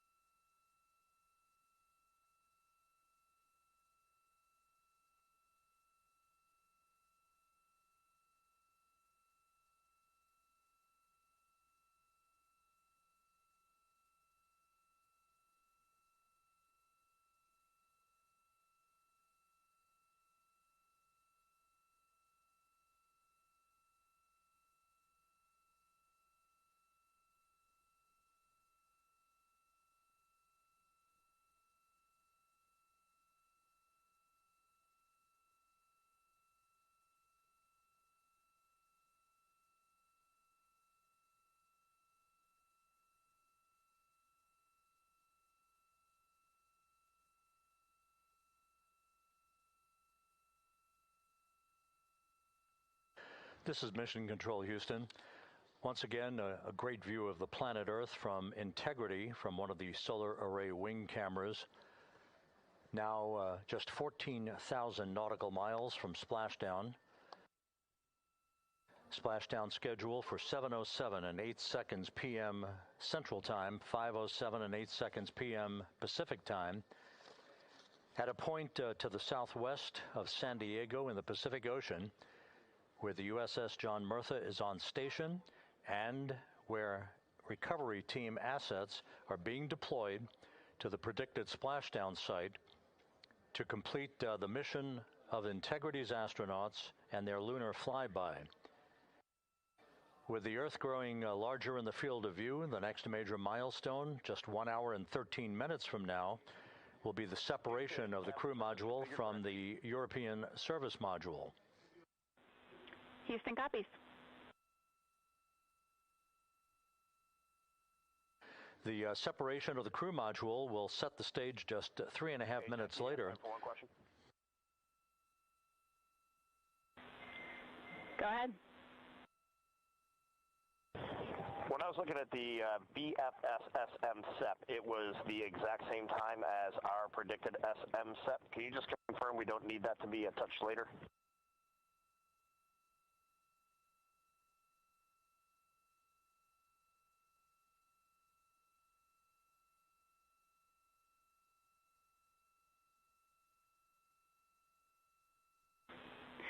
And Reed, matching is expected. That's when the sequence will begin for that whole SEP config.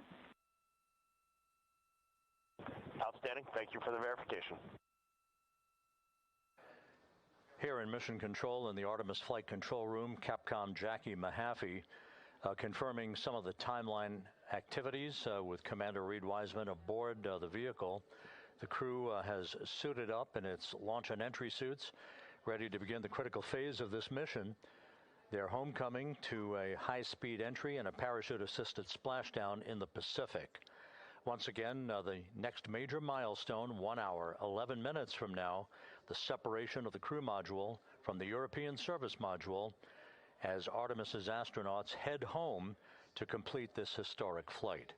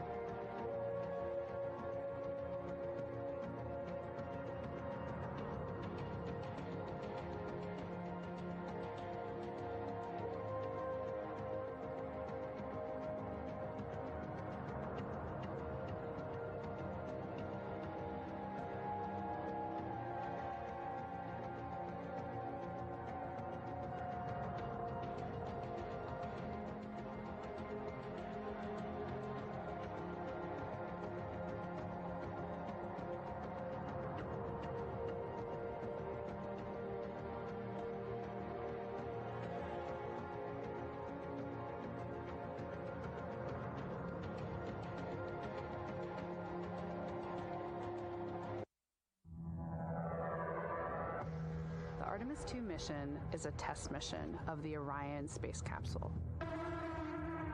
Artemis II will be the first time we put humans on this rocket. We're going back to the moon because it's the next step in our journey to Mars. We were always going to the moon. Pushing ourselves to explore is just core to who we are. That's a part of being a human. And lift off. We shall return.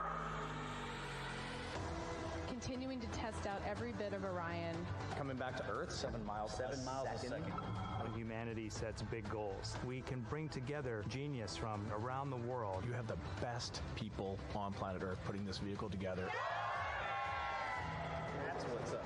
To innovate for the benefit of humanity and to inspire the world through discovery. And here we go.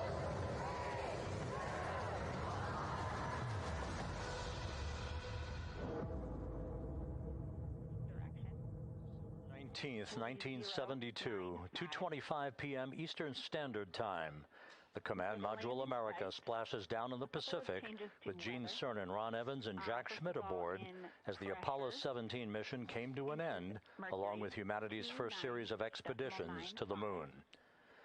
Today at this hour, you are looking live at our planet from the Integrity spacecraft, heading for a splashdown in the Pacific off the coast of San Diego just 1 hour and 35 minutes from now. And good day from the Artemis Flight Control Room here at the Johnson Space Center in Houston, where the entry flight control team is on duty at this hour, led by Flight Director Rick Henfling, joined on console with the voice you'll hear talking to the crew throughout the course of the day. That is Jackie Mahaffey, second from your left. Everything has gone extremely well as we are closing in on the return of Artemis's astronauts from their flight around the moon and historic lunar flyby that will culminate with that splashdown in the Pacific off the coast of San Diego just 1 hour and 35 minutes from now. And with that, it's a good entry pad, and we can continue in the procedure. Integrity. You're looking at a live view inside Integrity. Reed Wiseman on the left doing a fist bump with pilot Victor Glover on the right, and down in the mid-deck area just below their feet, suited up in their launch and entry suits, are mission specialists Christina Cook and Jeremy Hansen of the Canadian Space Agency. A number of milestones yet to unfold before splashdown just over an hour and a half from now. Earlier today, the crew woke up at about 10:35 a.m. Central Time. They completed the final major maneuver of the flight, that being the return trajectory correction 3 burn. It was an 8-second burn that fine-tuned its trajectory to enter a corridor over the Pacific Ocean a short time from now. That will be the point of entry interface where the crew will reach the first traces of Earth's atmosphere at an altitude of 400,000 feet. The crew moved into its entry checklist just after 4 p.m. Central Time, suited up in those launch and entry suits, conducted leak checks, and now are in the final stages of their entry checklist. Instruction 115 of entry checklist. SM separation ATP is go. Houston copies. The next major milestone on the route home. Fully zipped, and they're working on EBS and then seating up. We copy. Thanks for the status. Jackie Mahaffey talking to Reed Wiseman aboard Integrity. The spacecraft now about 12,000 nautical miles from the Earth's surface. The next major milestone on tap for the crew will be the handover of communications from the Deep Space Network to the Tracking and Data Relay Satellite System. The Deep Space Network came into play after the translunar injection burn back on April 2nd that propelled Integrity toward its lunar flyby. We'll be back on the TDRS network here in about 41 minutes. Following that, the next activity will be the pyrotechnic separation of the crew module from the European service module. That is scheduled at 6:33 p.m. Central Time, followed 4 minutes later by one final critical maneuver. That will be a 19-second burn of Integrity's thrusters in what is called the crew module raise burn.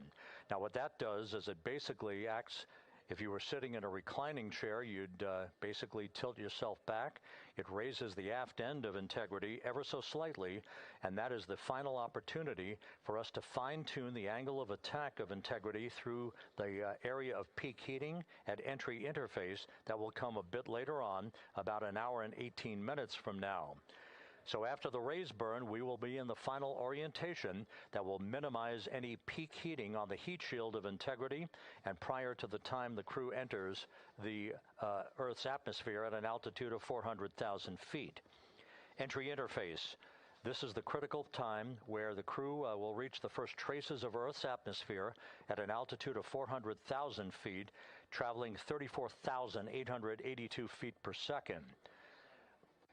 Just 24 seconds after entering the Earth's atmosphere, we will experience a communications blackout expected to last 6 minutes in duration. This is planned, and it is caused by the interaction of the velocity of Integrity with the friction of Earth's atmosphere.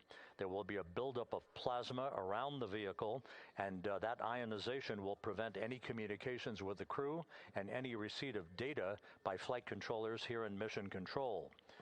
That blackout is scheduled to begin at 6:53 and 54 seconds p.m. Central Time. Again, a 6-minute blackout that will end, if all goes as planned, at 6:59 and 55 seconds p.m. Central Time.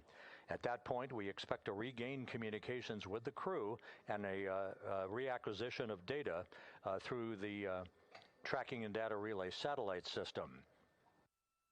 We will have a series of roll maneuvers. These are computer commanded that will roll the vehicle slightly to the left, then back to the right. That will bleed off excess energy as we begin our peak period of velocity. We expect to reach a maximum velocity of 24,661.21 miles per hour, equivalent to about Mach 33 times the speed of sound, shortly after we enter that blackout period. Once we exit the blackout period, of course, we're in the denser regions of the Earth's atmosphere, and then we get set up for the parachute deployment sequence. First, the deployment of 3 forward bay cover chutes that will pull essentially the top forward bay cover off the very top of the Integrity vehicle. That will be followed by the deployment of drogue chutes, and then the final deployment of a series of 3 main parachutes at 7:04 and 44 seconds p.m. Central Time. From that point on, it is about 3 minutes or so until splashdown. Splashdown scheduled at 7:07 and 8 seconds p.m. Central Time at a gentle speed of 19 miles an hour. So just to give you some perspective, at the time that we enter the Earth's atmosphere, we're traveling somewhere around Mach 32. We will splash down at a speed of about 19 miles an hour. The G-forces that will build on the crew members inside Integrity will build to about 3.9 Gs. That is what is expected and what they have trained for and what the spacecraft is designed to support.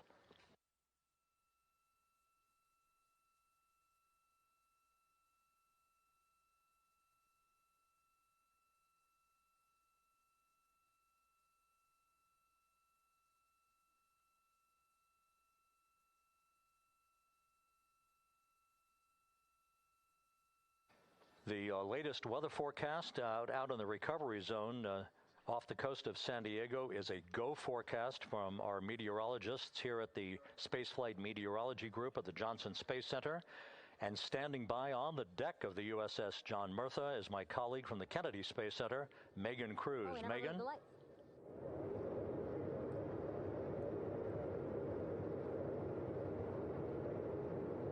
Hey there, Rob. Yeah, welcome to the bow of the USS John Murtha. This is where we will report out live updates from the ship as NASA and the U.S. military work to recover our Artemis II astronauts in just about an hour and a half. How exciting. Now, right now, as you can see, we are out in the Pacific Ocean. We are just west of San Diego. We're actually staged about 6.5 miles away from where we expect Orion to splash down. And then we will incrementally move closer. So at the time of splashdown, we'll be about 5 miles away, and then we will will move to 3.2 miles away. At that point, we'll pause, make sure that all the debris that might be coming down with Orion, because basically some parts of like the parachute system, they're jettisoned off Orion during descent. So we'll just want to make sure that those all land in the water and that we are safe to move even closer. So we will make sure that we can move a little closer, and at that point we will move to a mile away from Orion. And at that point the ship will circle the capsule while NASA and Navy recovery forces work to get our astronauts out, and we should have great views of the bow from here. But also we have a ton of cameras all around the ship. For example, we actually have some cameras right to the left of me here on the bow. These are very strong, stabilized cameras. We can really get up close to make sure that we are sharing all the images we have available to you. We also will have some views from above. We actually have 5 planes providing live views of splashdown today. In fact, some of those aerial assets just took off from San Diego minutes ago. And then actually here on the flight deck, you see 4 helicopters, the 2 in the back. Those will take off in about 30 minutes from now, also with live cameras. So again, lots and lots of imagery that we hope to share with you today. And then those 2 helos in the front, those 2 will pluck the crew out of the water and fly them back to our ship. Now, the combined team here on the ship, more than 550 people, left San Diego 4 days ago, and since then I've watched different teams train every day, rehearse, final preps to make sure that they're ready for today. So to give us more of an update about how recovery is going on right now, why don't we turn over to Paul here, Paul Sierpinski. He is the Assistant Artemis Recovery Director. Great to have you here, Paul. Great to be here. Thanks. Absolutely. So you just left the landing forces operations center here on the ship. How are we looking for recovery? Right now, it's looking great. When I left, they were just about to get into weather briefing with Mission Control Center in Houston. But listening to the loops this morning and everything that's been going on, the reentry trajectory correction burn, the return trajectory correction burn went great. They were right on the money, right down the middle where they should be coming back. Our forces here are teams out in the water. All our boats are launched or will be imminently. So yeah, it's just coming along great. Yeah. It's really nice to see. We did see some of those boats float behind us. We were hoping to give you a live view, but of course they floated right out of the camera shot as you came to us. But so basically the team right now here on the ship, basically like monitoring mode, but really things will pick up about 15 minutes after splashdown. Yeah, so a couple minutes before splashdown, things start happening really, really fast. Mm-hmm. Some events during the reentry, they're maybe a second or 2 apart, and so it just takes a whole lot of effort and a lot of updates back and forth between us and Houston to try to keep track of everything that's happening, all in real time. And then after splashdown, that's when the recovery team really kicks into high gear. We have our boat teams, our boat crews going out, our divers doing hazardous assessments as they get progressively closer to the capsule, making sure it's safe for all of our people to go in, and it's also safe for the astronauts to come out, because really at the end of the day, that's what we're here for, is we're to make sure that the astronauts get home safe after their tremendous journey to the moon and back. But then also we have, like you mentioned on a minute ago, all of our imagery helicopters are taking imagery, camera shots of it as it's coming in all the way through splashdown. I mean, they'll see it as soon as it crosses the horizon, all the way to the ocean here. And then afterwards, we have to recover actually Orion to bring it into the well deck of the ship. Absolutely, yeah. And so once the astronauts are safe on board, then those same dive teams are going to transition into securing the capsule.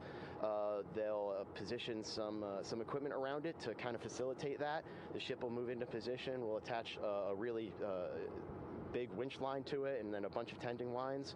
We'll pull the capsule around behind the ship and then start to slowly bring it in. And then, Orion comes in, goes hard down, and everyone cheers. Yeah, great day. Great day, exactly. Lots to coordinate, a lot to manage. Basically, planning for this recovery, Artemis II recovery, started a month after Artemis I launched. That was the uncrewed test flight of the Space Launch System rocket, as well as the Orion spacecraft. That was November 2022, a month later, all the planning for this. How does it feel to be so close to welcoming our friends, our astronauts, home? I mean, for the whole team, I walked around the ship this morning just kind of visiting with a lot of people, a lot of groups, and just kind of get the feel of them. And everyone has that same kind of mentality. Everyone's excited. Everyone's thrilled to see all that work that's we've been doing, like you said, for the last 3 years, since right after the last one came back till now, and some people even further back. Some of them go back a decade or more. So everyone is just excited, and they're ready. They're really ready for this, and just to be able to see our crew come back, that's going to be a thrill for everyone. How are you feeling? Are you ready? Is this something you ever thought you'd be doing? I'm ready. I'm excited. This has been the pinnacle of my career so far. It really has. I've seen a lot of firsts, a lot of lasts, but I can't think of ever topping seeing the first crew to go to the moon and back in 50 years, and to be here and be a part of that. And it's just a tremendous privilege. And I'm, on behalf of the whole team, like, I'm thrilled, and so are all of us. We're ready. Yeah, I definitely think that those words really embody how everybody on the ship is feeling. So thank you so much, Paul. I appreciate you being here. And so, Rob, we'll toss it back to you again. We will continue to join you with live updates from the ship as much as possible. Thank you, Megan. Back here at the Johnson Space Center, the entry team of flight controllers looking over the shoulders of Reed Wiseman and Victor Glover there on the flight deck of Integrity, and again, just below their feet in the mid-deck area, if you will, Christina Cook and Jeremy Hansen of the Canadian Space Agency. They're in the final review of their entry procedures and all of the activities that will follow here very shortly in trip hammer fashion. We should note that after splashdown occurs, the flight control team here in Houston will be monitoring the orientation of the Integrity spacecraft. We are expecting it to splash down upright in what is called the Stable 1 configuration, with the top of the spacecraft pointed upward. Stable 2 would indicate that it is upside down in the water. Regardless of the orientation, there will be 5 inflatable airbags called the CMOOS system. That's the acronym for Crew Module Uprighting System. We are suit on complete.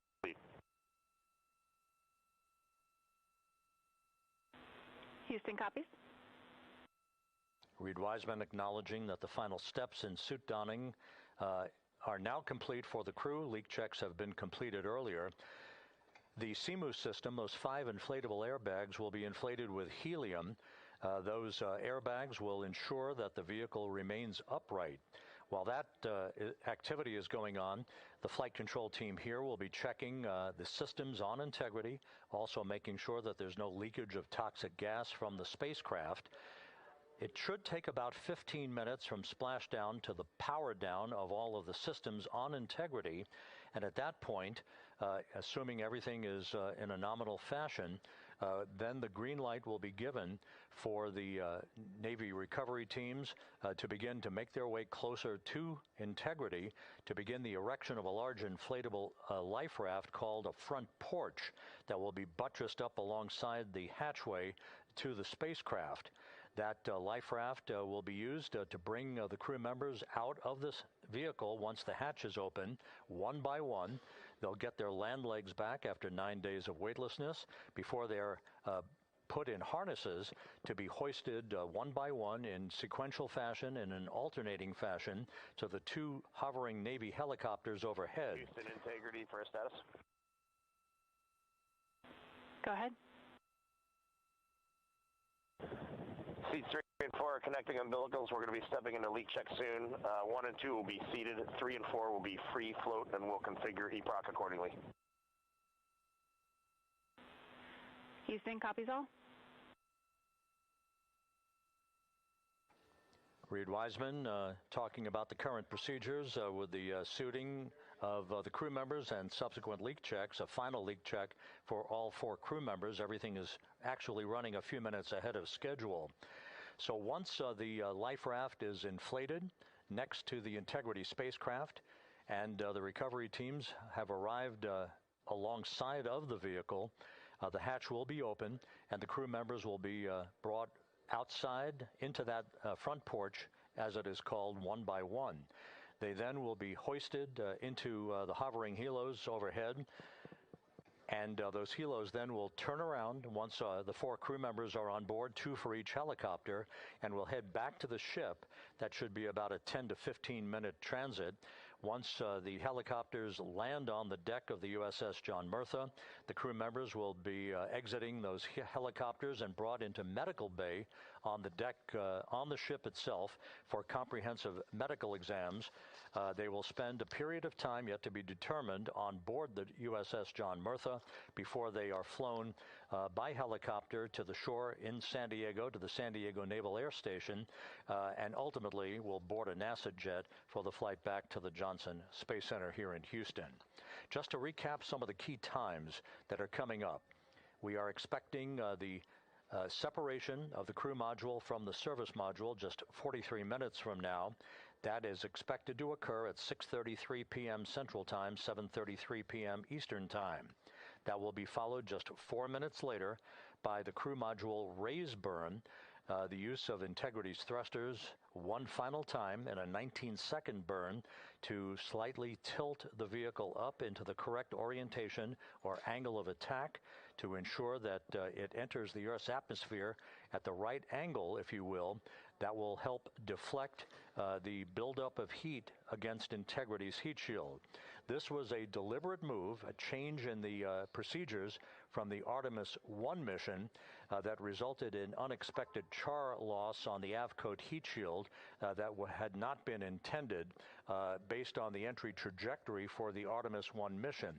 What we're doing is we deliberately changed the trajectory of the entry from a skip entry that was about a 3,000-mile transit across the Pacific Ocean.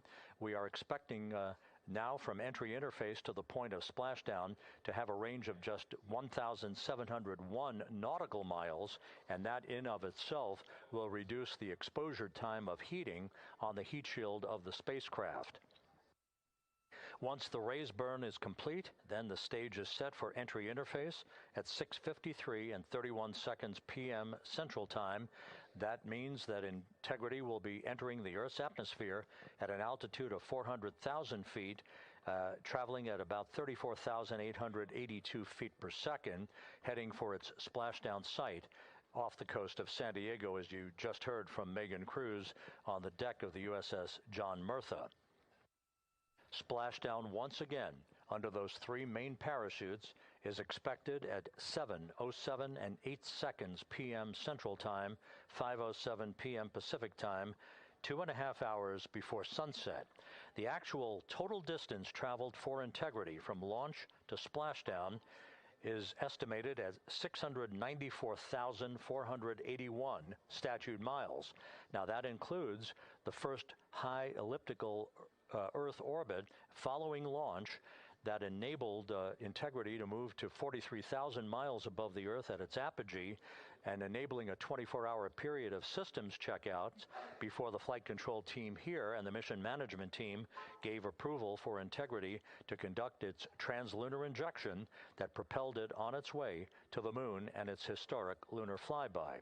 So the total distance we expect this vehicle to have traveled at splashdown, 694,481 statute miles.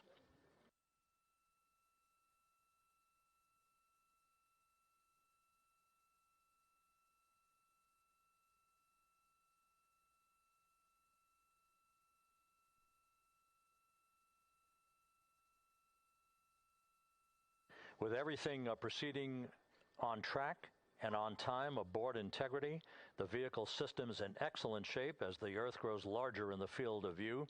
Let's go back to the USS John Murtha and Megan Cruz, who is standing by.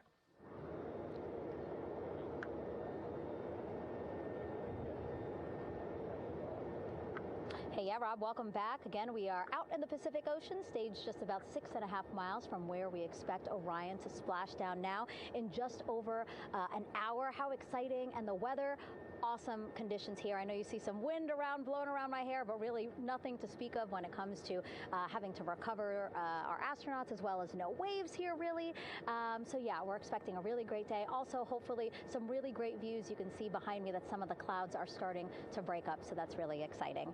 And now, of course, this ship has a lot of people ready and excited to welcome our crew back home, including Dr. Rick Schuring here. He is a NASA flight surgeon. Great to have you here, Rick. You too, Megan. It is a blessing to be out here this day with our teams. We've trained 3 years for this, nonstop with the U.S. Navy, and along with EGS, and we've so looked forward to this day. And you know, just by God's grace, everything's parting, the skies and everything. The crew's doing great. Looking forward to come back, and our teams are ready. So this is one of those days you've dreamt about, and now it's finally here, and we're ready, and just thankful to be a part of it. Yeah, and you play a really integral role. When was the last time you spoke to the crew, and how are they feeling in this last hour before splashdown? Sure. Yeah, so the crew woke up. When they splashed down, they will have woken up about 8.5 hours ago. Me and my fellow crew surgeons, Doctors Chris Haas and Rafi Kumjian from the Canadian Space Agency, spoke with them about 6.5 hours ago, just to double check on how they were doing, if there's any medical issues, you know, how they slept, and then kind of go over their landing day protocol for their medications, for what we call a fluid load, to try to replace some of the fluid and electrolytes that they've lost with just a normal space adaptation. Once they got to space, they kind of have to replace some of that fluid to help them with the whole landing kind of readaptation to 1G, which they haven't done for the last 10 days. And then just kind of let them know how things are going to play out, you know, out with the open water teams all the way until we finally get to the med deck. So they were very pumped up, very hurried though. They had a lot of cabin configuration, a lot of things to get ready. So they're excited, but also very focused on the job that they had to do. So like again, we've trained a long time for this, and we're ready. And you said some medications. I mean, those are kind of just to mitigate the effects of, obviously, their more than 695,000-mile journey back to Earth. It's just like anti-nausea medication, right? Yeah, exactly, Megan. The you know, astronauts are very healthy, fortunately, and even when they come back in reentry, you know, the human system is very kind of dynamic. It has to readapt very quickly, and one of the most common responses they get is just some stomach awareness, to some nausea, even to some vomiting. And you know, with our crews that land out in Karagana, the Soyuz crews or our SpaceX crews, you know, they all kind of experience the same thing. This will be the first time we're landing in water since December 1972, and I worked with all the Apollo astronauts years ago, and they all told me that, you know, landing in the water, especially in the Pacific, can be very provocative. So we take steps to give them medicines to really mitigate some of that nausea, vomiting, help them feel a little bit better, and also sometimes just use a little anti-inflammatory medicine just to help with coming back to 1 Earth, or 1G. The effects of microgravity, especially as you age and you have a little arthritis, you feel great in microgravity, and everyone kind of curses coming back to the ground, like, oh, dang, 1G, but so that helps a little bit. But for the most part, the main thing is just replacing that fluid and then trying to help them with that transition back to 1G, and then we're ready to go. Yeah, and their health is assessed almost immediately after they splash down. Yeah, so we have Dr. Jesse Wang, and we have our independent duty corpsmen, who are the Navy version of paramedics, extremely highly trained, highly experienced Navy medics and divers, who will go out there, open the capsule about 28 minutes after splashdown, and do the first initial assessment. So Jesse and his team will go out there and look at each crew, kind of do their assessments, get vital signs, report back to Drs. Haas and Kumji and I back in the med bay, let them know how they're doing, and then you know, if they've got the normal kind of space adaptation kind of things, we expect that. They're good to go on that. If anything, you know, didn't go the way we want, they're all prepared for that as well. And Jesse and his team, I mean, you know, this is their full-time job, taking care of, you know, sailors and folks who might be injured. We don't expect any injuries, but coming back, you know, going 25,000 miles an hour down to, you know, 20, you know, miles an hour is still a dynamic process. I've heard it described as, you know, kind of like a car crash. And then the crew will be ready to go, and Jesse and his team will make that transition to get them out to the front porch, do assessments on them again, call it to our med bay, and then once we have that and they're all good to go and the crew's feeling okay, we'll hoist them up in the helos. It's about a 3-minute flight back to the flight deck, and that's where me and the astronaut chief, Scott Tingle, will actually meet them.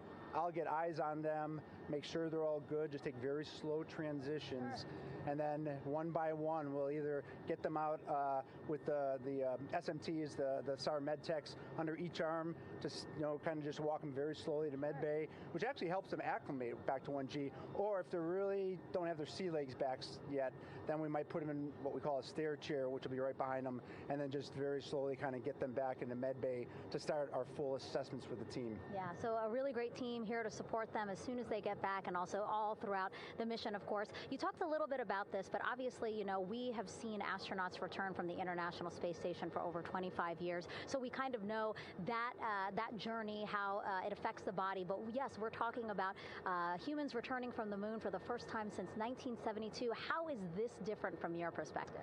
So it's different in one very significant respect. With on Apollo, for exercise, they had something called the Apollo Exergenia, which was basically just a little canister with some ropes, and they would have some resistance and kind of do that. And the Apollo astronauts really liked that. They liked the ability to exercise, because you decondition from a musculoskeletal standpoint, you lose your strength and your stamina very quickly. We had something called the Orion flywheel, which was able to impart much greater loads in terms of resistance, so they're able to do squats, deadlifts, different things, not dissimilar to what the ISS astronauts do, but with a lot less room to do it. And they also did rowing activities for cardiovascular health, and the crews loved it. But for the lunar crews, the future lunar crews, maintaining that physical conditioning, which our astronaut strength conditioning rehabilitation specialists, affectionately known as the ACERs, back in Houston, really work hard to get them in the best shape they're going to, have to be in to get to the moon. That device hopefully will maintain that. And Apollo only had about a 4.3-day journey to the moon. Our astronauts are going to have about a 10 to 14-day journey. Right. So maintaining that physical fitness, that strength and stamina is going to be crucial for the success of being able to do those very physically demanding lunar EVAs. Right. So we're very excited about what the astronauts have said about the device and what they have to say about the role exercise plays, going to the moon. And also the mental benefit. Sure. They just really like sweating, breaking the sweat, and actually just feeling like they're just getting a workout. Right. So thank you so much, Rick. I really appreciate it. I know they're going to be in good hands, so we'll let you get back to it. Thank you so much. Megan, thanks for the time. Back to you, Rob. Okay, Megan, back here in Mission Control in Houston, everything is moving along in order. This view of Reed Wiseman on the left, Victor Glover on the right. We have good suit leak checks. Everything aboard Integrity is in excellent shape. The vehicle, with the Earth growing larger and larger in the field of view, we're now just about 8,200 nautical miles away from Earth and closing in for a splashdown just 1 hour and 5 minutes from now.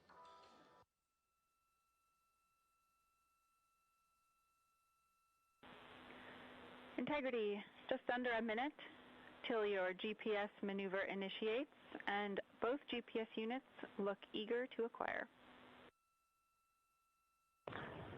Outstanding. Seats 3 and 4 are working on seat strap in now. Houston copies. Once again, as we start to close in on some of the major milestones, the first one coming up in just 31 minutes. And Integrity, just confirming the LCG gas trap was able to be closed out. Affirmative. Copy. Crew module, service module separation scheduled just 31 minutes from now. The key point of interest, of course, will be the performance of Integrity's heat shield during its high-speed entry back into Earth and the peak heating that is expected around the spacecraft of some 4,000 to 5,000 degrees Fahrenheit. On Artemis I, as I think most folks know by now, we flew a trajectory known as a skip entry, in which we performed an initial dip into the atmosphere to bleed off some energy. Then we skipped out of the atmosphere and dipped back into the atmosphere before splashing down in the Pacific. But after the mission was over with, we noticed unexpected liberation of some of the charring effects on the heat shield known as AVCOAT.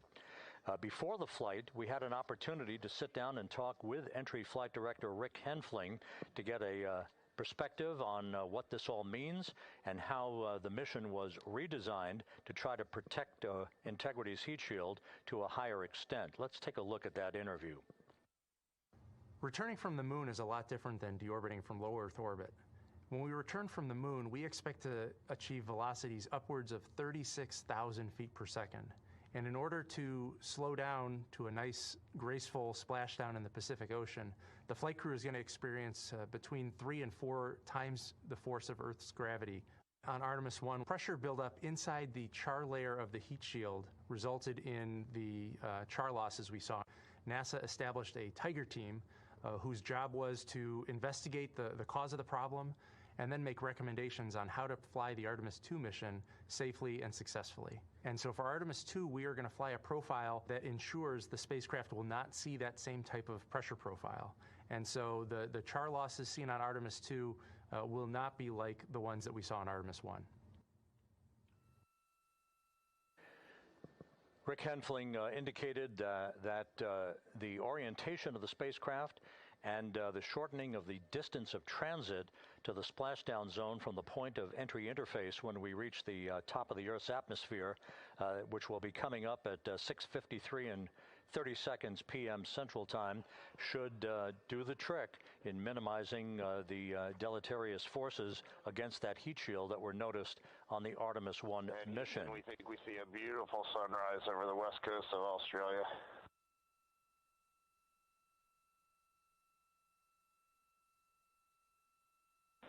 We copy.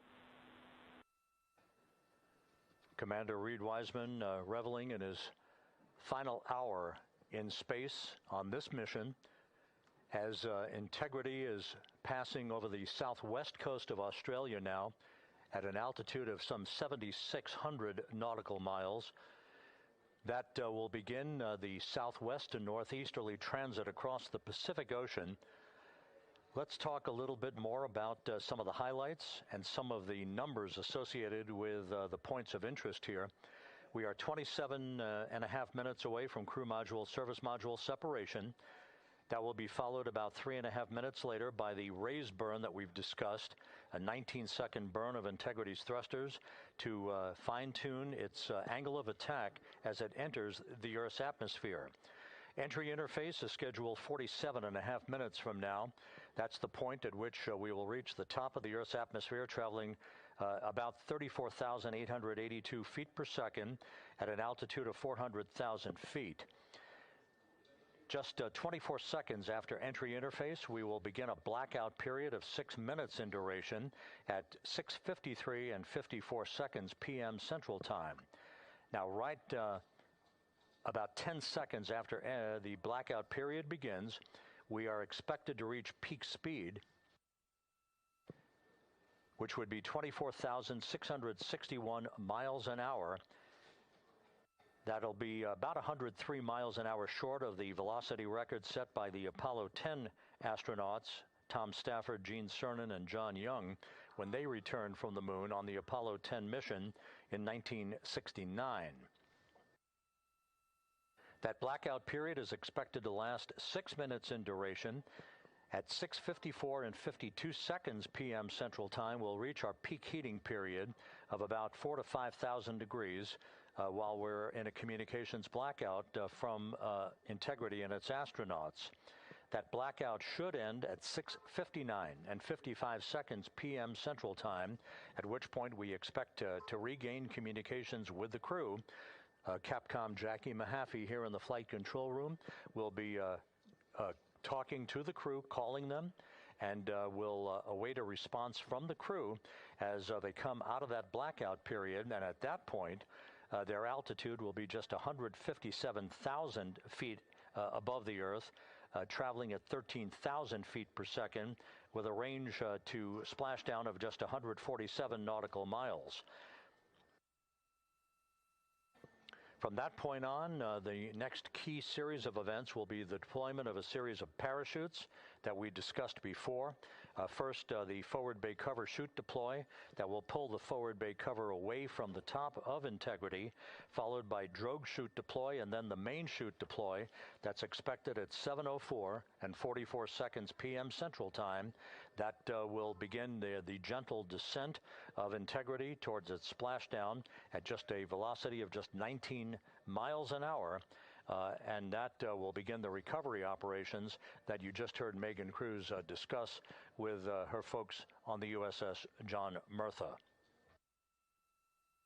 All of Integrity's systems in great shape. The crew is suited up. Leak checks complete as we stand by for the next major milestone, which will be the crew module service module separation just 24 and a half minutes from now.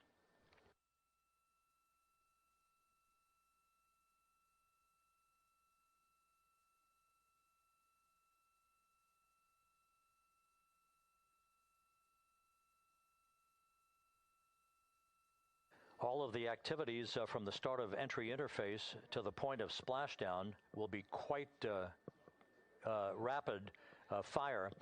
Just 13 and a half minutes from the point at which we begin descent into the Earth's atmosphere till splashdown. And just to show you, as Rick Shearing, the flight surgeon, alluded to in his interview with Megan Cruz, all of this happens to decelerate the vehicle from traveling around Mach 33 to just 19 miles an hour at splashdown. All of that happening in just 13 and a half minutes. But the vehicle and the parachutes are all designed to support all of that, so we'll be standing by to report all that to you in sequential fashion as these milestones are ticked off and as we hear from the crew during its entry back into the Earth's atmosphere and ultimately when they emerge from the blackout period, and at that point we'll be just minutes away from splashdown.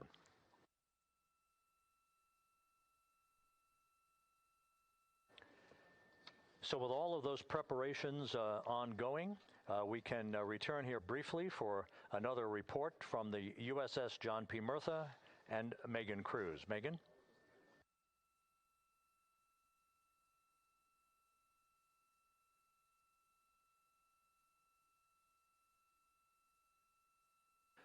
And we'll regain that communication with the USS John P. Murtha just momentarily.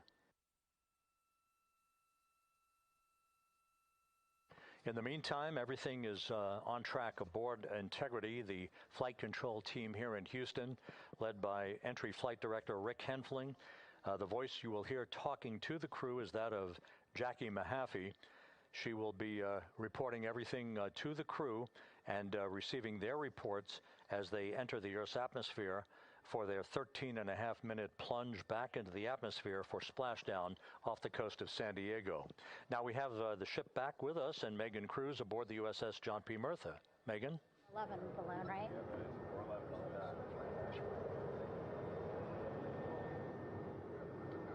Hey, Rob, yeah, the excitement is really building here on the ship. I'm watching right now one of the weather balloons being lofted up from the ship. Again, weather balloons, very important for us to make sure that we are tracking the right kind of weather and also the data that's needed for what's called our Sasquatch team. Again, it's a team out of NASA that basically makes sure that the debris that comes off of Orion, again, some of those pieces of the parachute system, make sure that they don't fall on us here in the sea, and also our aerial assets, our folks in helicopters. So watching that float away right now. But with me right now is Captain Eric Kenny. He's the commanding officer of the John P. Murtha naval ship. Thank you so much for being here. There are so many moving parts that you have to keep an eye on. That's absolutely right, yeah.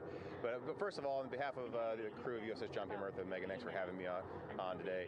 Happy to tell you what we're doing and excited to get the interview started. Yeah, absolutely. Why don't we actually take a look at the flight deck here? We'll start there.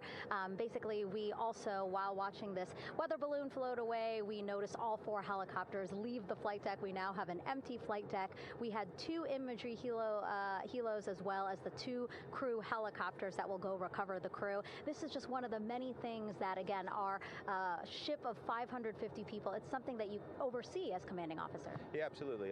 Every commanding officer, I would say really every naval service member, our priority is always safety. And as the commanding officer, I take that as one of my primary roles here on board. Mission accomplishment is important, safety always.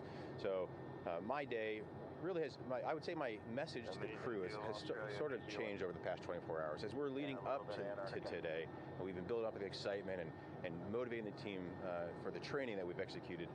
But really over the past 24 hours, now I'm trying to get us to slow down a little bit.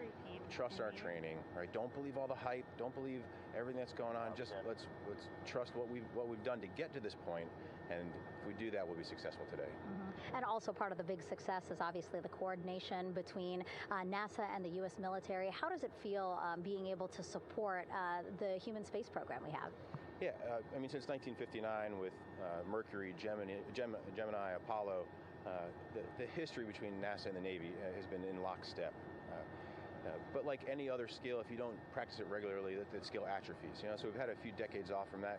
But, over the past 4 or 5 years, really with this ship over the past year, we've constantly trained and working for this moment right here.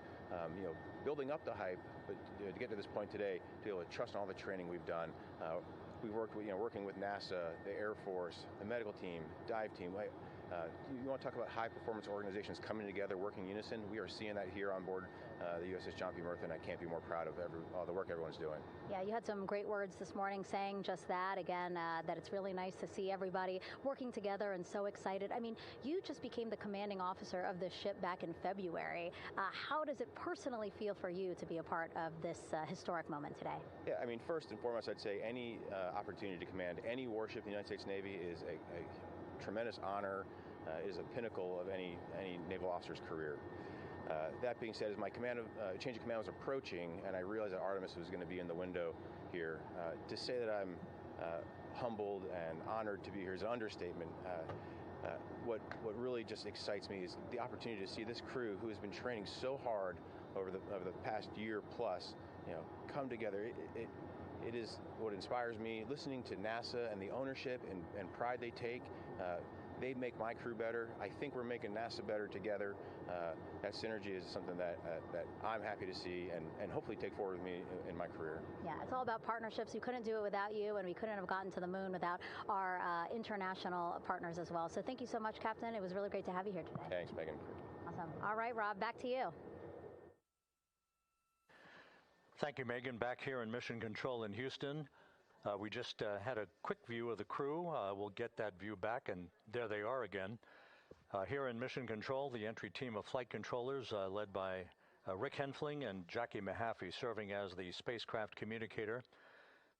We have just handed over communications links from the Deep Space Network that we communicated with the crew through from the time of the translunar injection burn back on April 2nd. We've just handed back to the Tracking and Data Relay satellite system as we prepare for the crew module service module separation that will take place just 17 minutes from now. With the Earth looming in front of Integrity as it barrels back for a splashdown of the Pacific just 50 minutes from now, we're just 5,700 nautical miles from splashdown. Just one other quick note about the comparison from the Artemis I entry profile to the Artemis II entry profile and how that is serving as an extra layer of protection for Integrity's heat shield. The Artemis I entry had an entry range of some 3,178 nautical miles, a very long downtrack and a very longer period of exposure to heat loads than we're experiencing tonight. It also had that skip entry profile that we discussed earlier, dipping into the Earth's atmosphere, then back out, then back in. It was about 20 minutes of exposure. Integrity, Houston, comm check on TDRS. Jackie, we have it loud and clear on TDRS. We have you the same. And there's one of the weather balloons being deployed from the USS John P. Murtha.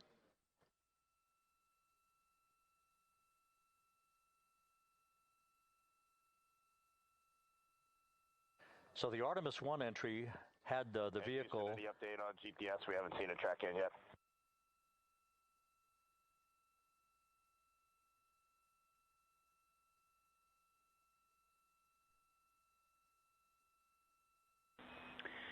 Reed, we are watching. We are starting to get into the window where they may start acquiring, so should be within the next 10 minutes. Okay, sounds good. We're holding at step 17 and getting ready for CM/RCS hot fire.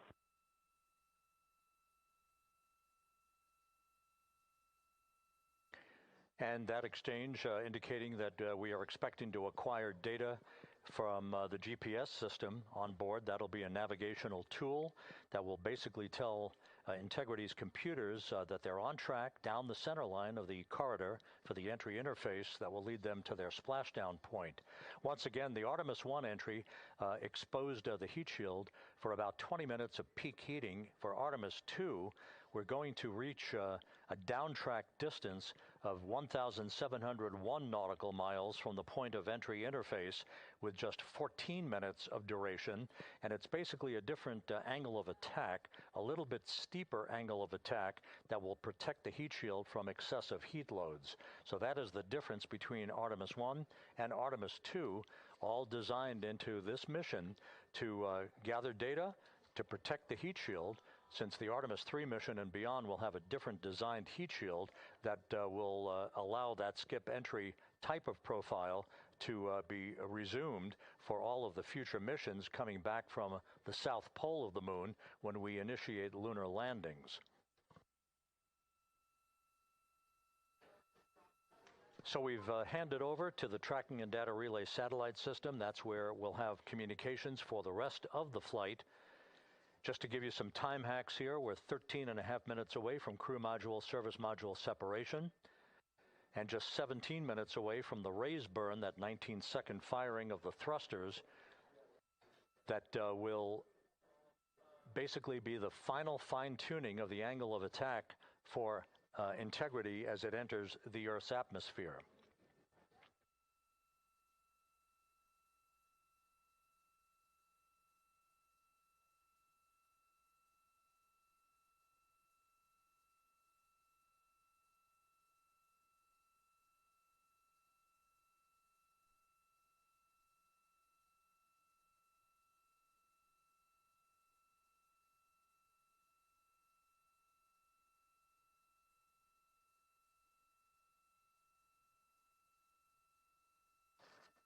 And once again, a dueling box view of some of the assets that are involved in recovery operations today.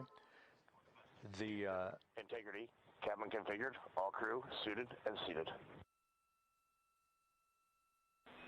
Houston copies. That confirmation from Reed Wiseman aboard Integrity, as you see the assets being deployed to the splashdown zone. At the time of splashdown, we expect the John P. Murtha to be about 5 miles away from Integrity, keeping a safe distance until we are sure that the vehicle is in the water and upright, and that it is in a good configuration system-wide for the recovery teams to begin to approach the vehicle to erect that inflatable raft. 2 minutes to CM RCS warm-up hot fire. We're ready.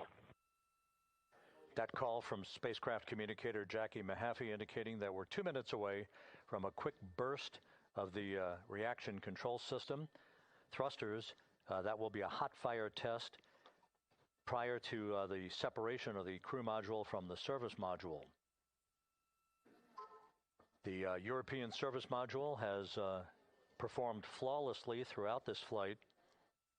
Everything, all the burns that had been prescribed for that service module have been executed on time and without a problem. There is the European flight control room that has overseen the manufacturing, the design of the European service module. They deserve quite a bit of credit on this mission for not only propelling the Integrity and its astronauts toward the moon, but also conducting the fine-tuning of its trajectory to bring it to this point where we are dead spot on down the middle of the corridor trajectory-wise to bring Integrity down for its splashdown in the Pacific just 44 minutes from now.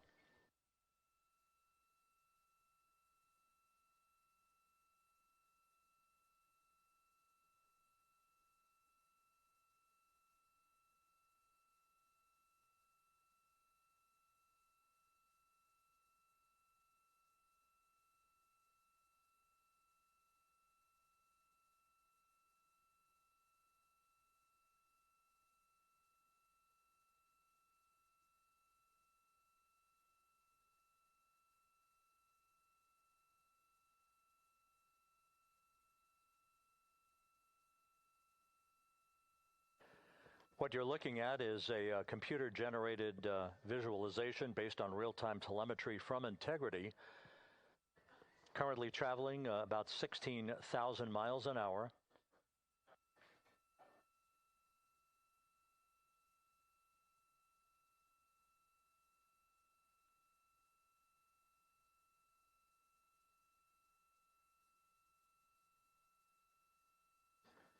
Integrity traveling about 16,000 miles an hour. For the prop cautions, we're taking a look. Copy that. Now just about 5,100 miles from Earth. Splashdown scheduled 43 minutes from now. We're just 9.5 minutes away from the crew module service module separation.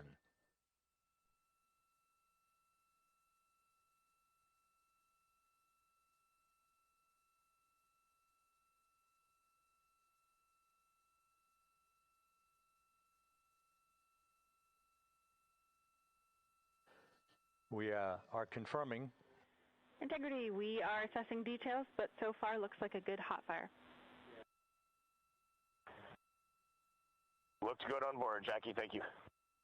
And Jackie Mahaffey took the words out of my mouth. I was just about to say that we had a good hot fire test of the thrusters in advance of the crew module service module separation that's coming up just 8.5 minutes from now. This will begin the period in which we will have rapid-fire succession of critical activities on board that will lead to entry interface just 28 minutes from now, where the vehicle will enter the Earth's atmosphere at an altitude of 400,000 feet. The time of entry interface, 6:53 and 30 seconds p.m. Central Time.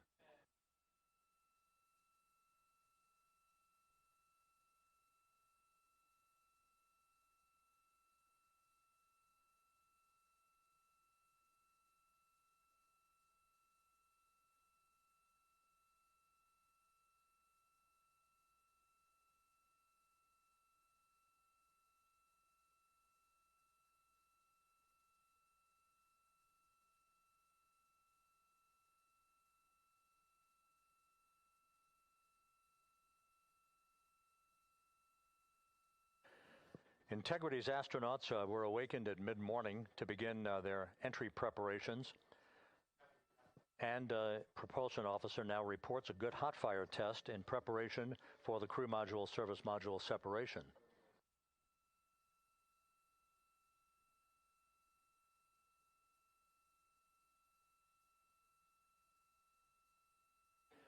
We're now inside 41 minutes until splashdown. Integrity Houston, we have confirmed a good CMRCS hot fire, and although we are not seeing GPS acquired yet, you can skip the troubleshooting steps in 157 for now. Integrity copies.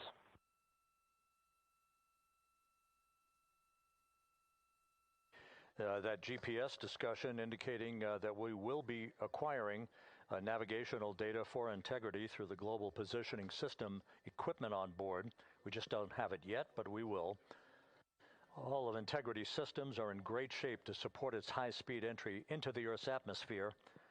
It, once again, will reach a peak speed of 24,661.21 miles an hour. Your call, GPS. We at least have GPS 1 looking good on board.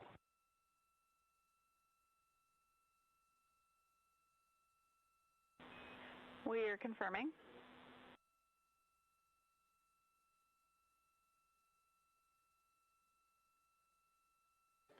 The guidance, navigation, and control officer here in Mission Control confirming that we have good lock on GPS data. We are on a communications link now through the tracking and data relay satellite system. Now, following splashdown, we're going to lose that link and go to what's called a VLDR, a very low data rate communications link, so that we can talk to the crew inside Integrity as they are on the water. Integrity, confirm we do see good GPS. We do too, especially GPS 1 is accepting in nav channels 1 and 3.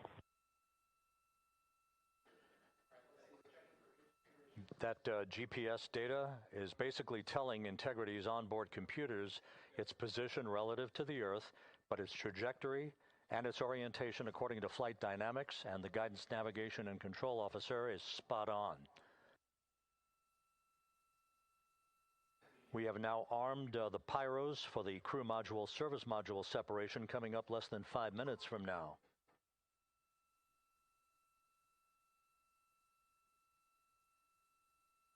Once again, just 10 seconds after entry interface, we will see Integrity reaching its peak speed of 24,661.21 miles per hour. That will be just seconds before we begin a 6-minute blackout period. Integrity, Houston.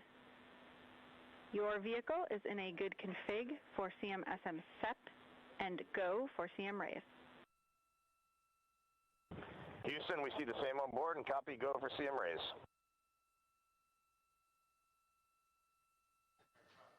That CM raise referred to as the slight firing of 19 seconds by Integrity's thrusters with a change in velocity of 9.9 feet per second, a slight nudge of the aft end of the vehicle so that it's tilted a bit upward, providing the final angle of attack as the vehicle enters the Earth's atmosphere, this being the mitigating factor that will reduce heat loads on the heat shield as we reach a point downrange from the start of entry interface, some 1,701 nautical miles to the splashdown site.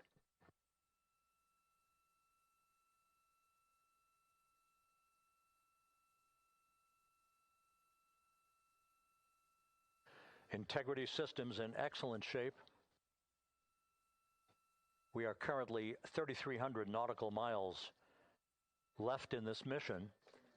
Splashdown scheduled 36 minutes, 39 seconds from now.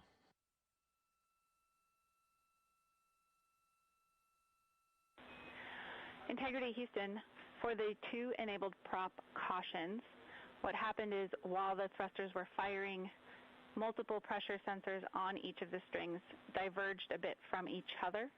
Those limits look to be set pretty tight. We think it could happen again when the thrusters fire in the future, so we are going to suppress those messages. We concur with suppress, not inhibit. Thank you. That exchange between Jackie Mahaffey, our Capcom for tonight, and Reed Wiseman aboard Integrity, indicating basically to ignore sensor data. All of Integrity systems are in good shape.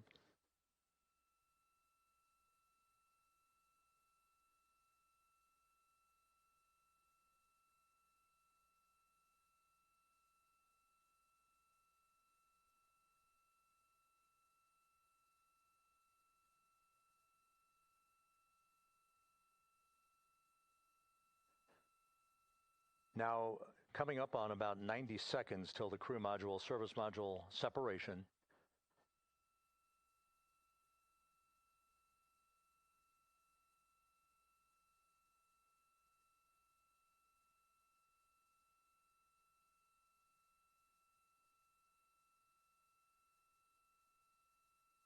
All quiet here in Mission Control as we enter the most critical phase of the completion of this flight. All of the preparatory activities leading up to the vehicle entering the Earth's atmosphere just 21 minutes from now.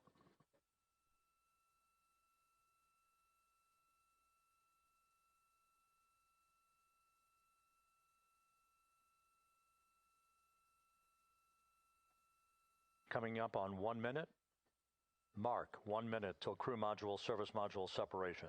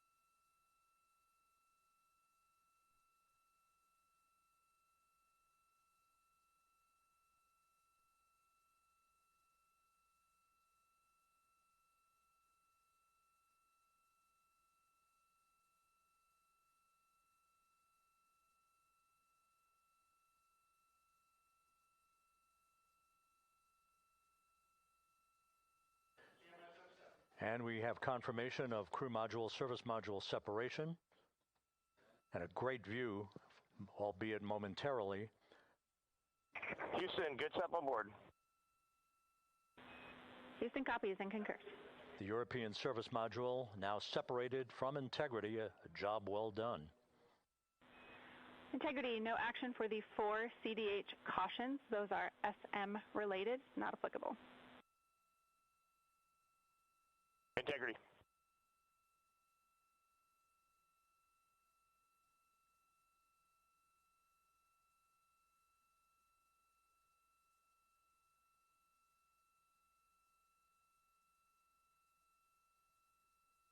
So, with Integrity now flying free on its own for the remaining 32 minutes of this mission, next up, the raise burn, a 19-second firing of Integrity's thrusters. GPS 2.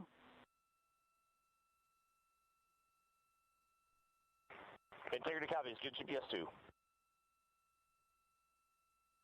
Coming up on the 2-minute mark until the raise burn. Again, this is the final tweaking of the orientation of Integrity to put it in the right angle, if you will, the angle of attack that it will fly in during its entrance into the Earth's atmosphere. Entry interface now just 18 minutes, 25 seconds away. This is a visualization, but driven by real-time telemetry. This is the maneuvering of Integrity to the raise burn orientation. Just 2,800 miles from Earth.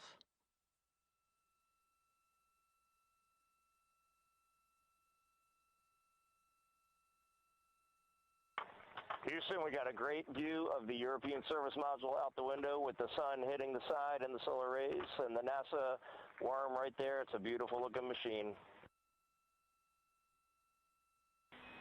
Roger.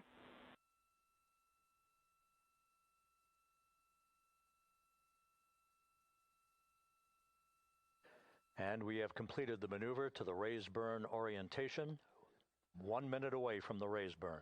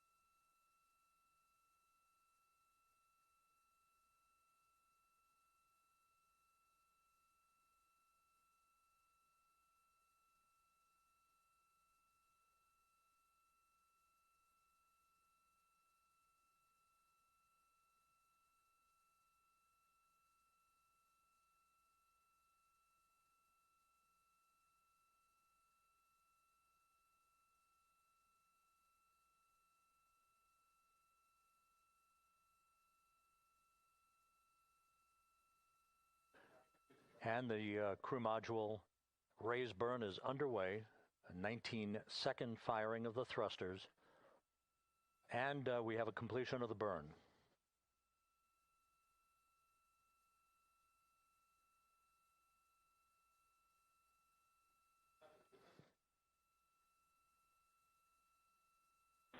Integrity, good. CM raise burn. Your flight path angle is within limits.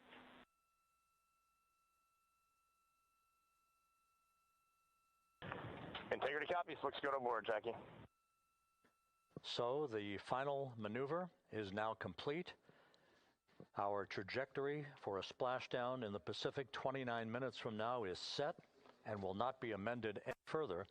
And we have the right angle of attack to mitigate any excessive heat loads on the vehicle during entry interface. Integrity, Houston, a heads up about comm coverage. When you perform the 180 roll, for the first minute or so in that attitude, we expect about a minute LOS. We copy.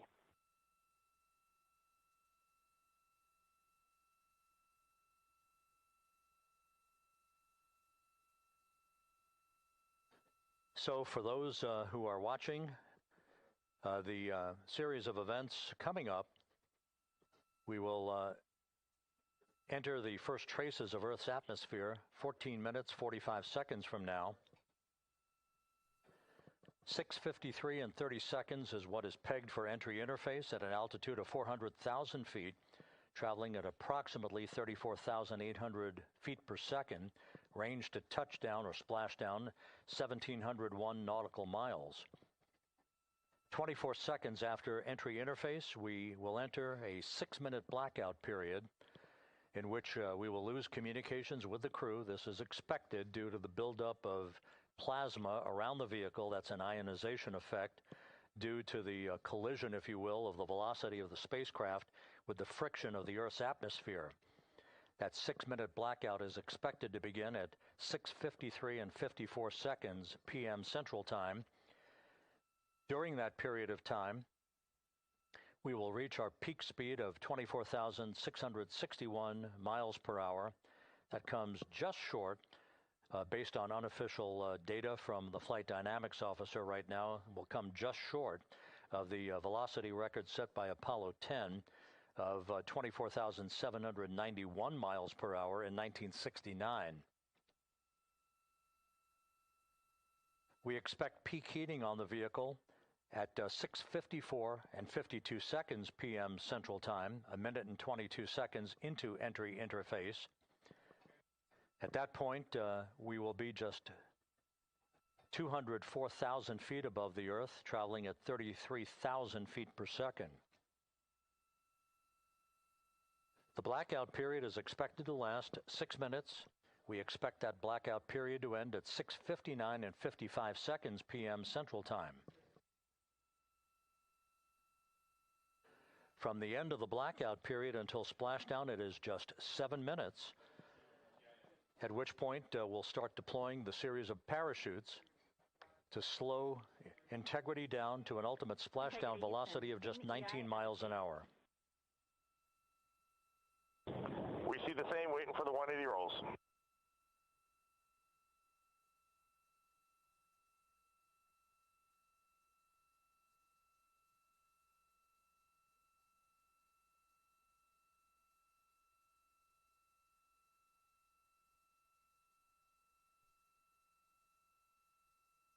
The parachute deployment sequence, once again, will come in several segments, but in rapid fire succession. And we have a great view of the moon out window 2.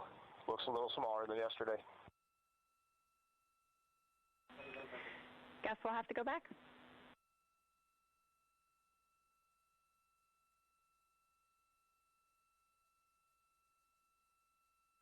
Reed Wiseman and Jackie Mahaffey exchanging discussion on a view of the moon that Integrity's astronauts are seeing in the final minutes of this mission that will be completed with splashdown just 25 minutes from now. 3 forward bay cover parachutes will be used to pull the forward bay cover off the top of the vehicle. Then 2 drogue parachutes will be deployed to slow and stabilize the crew module during its descent, followed by 3 pilot parachutes that will lift and deploy the main parachutes from the forward bay. The final sequence will have 3 main parachutes deployed. These will be 116 feet in diameter, each main parachute approximately 265 feet long when reefed. The parachutes will ultimately slow Integrity down from its peak speed of almost 33 times the speed of sound to a gentle 19 miles an hour at splashdown.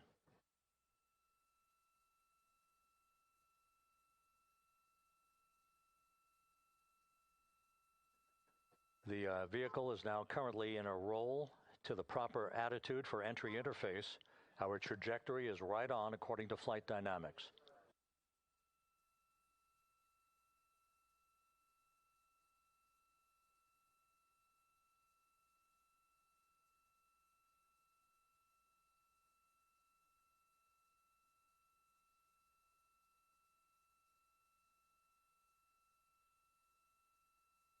Integrity is on a trajectory from southwest and northeast across the Pacific Ocean, descending at a rate of 15,000 feet per second.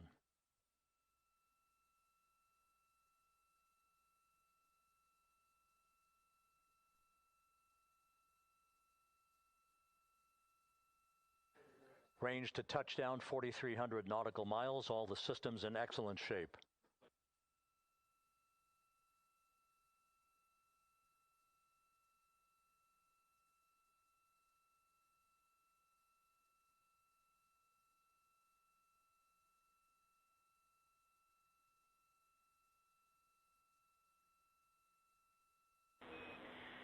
Integrity, Orion in the EI roll 180 attitude.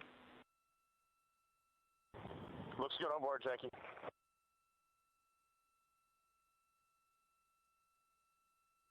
This view out of one of Integrity's windows. We had a call for 3 good baros. Those are barometric pressure sensors that feed altitude and rate of descent information to Integrity's computers that will trigger the parachute deployment sequence. We are less than 9 minutes away from entry interface, 22 minutes from splashdown.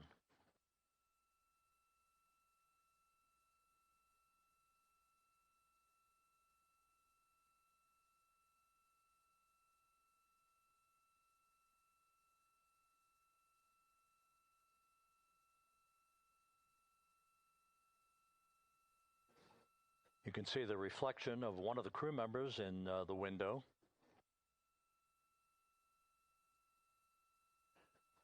Out in the Pacific, the weather conditions remain go. Just a few clouds, some scattered clouds, winds at 10 knots, wave heights just about 4 feet.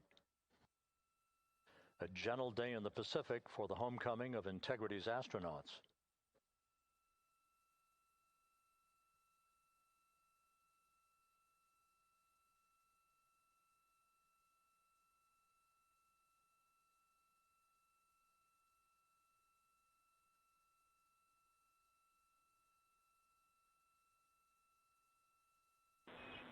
Integrity back in EI attitude.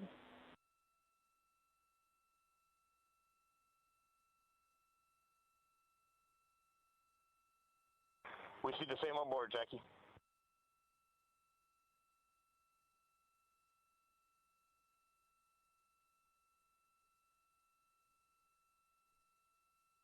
Houston, purge is complete. Crew and vehicle are configured for entry.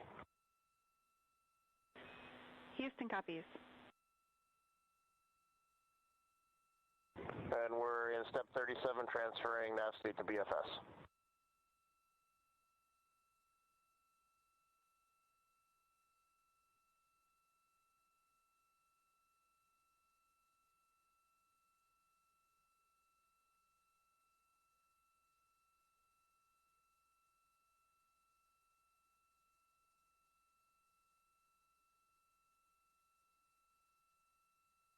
And Houston, in instruction 509, we are not below 0.2.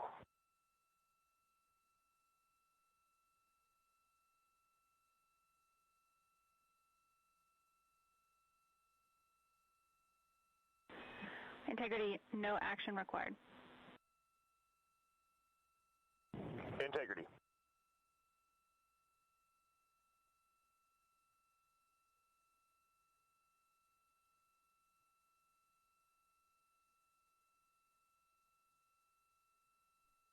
Now 6 minutes away from entry interface.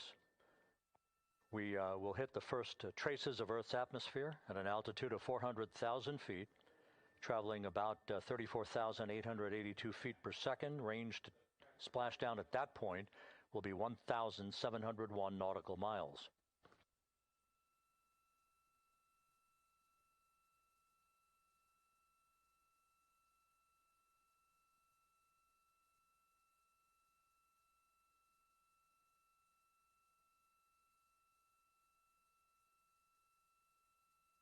And once again, just a reminder, some 24 seconds after entry interface, we do expect to lose communications with the vehicle and the crew during a 6-minute blackout period when a plasma shield will build up around the spacecraft due to the ionization, due to heating effects.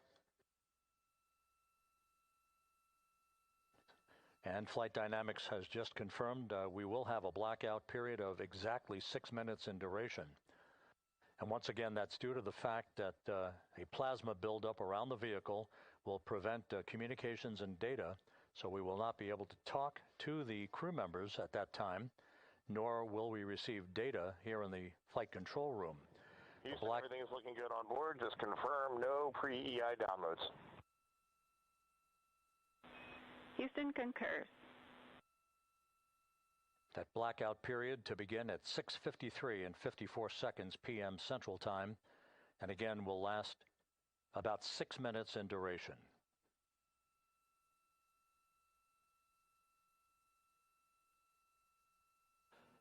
We're 4 minutes away from entry interface.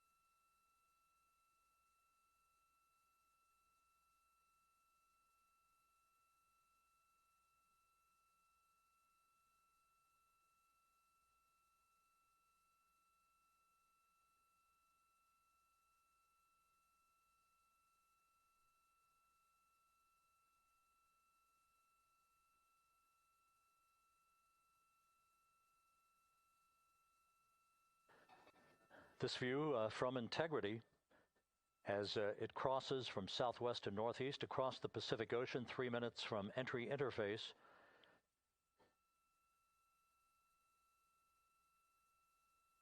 "16.5 minutes till splashdown.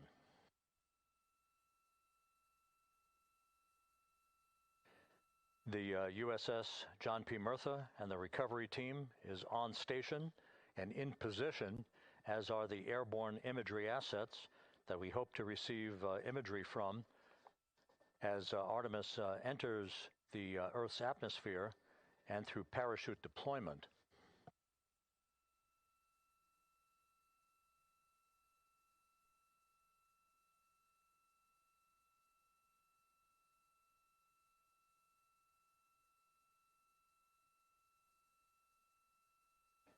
All of Integrity's systems are in great shape. The crew is ready to complete its mission just 15.5 minutes from now.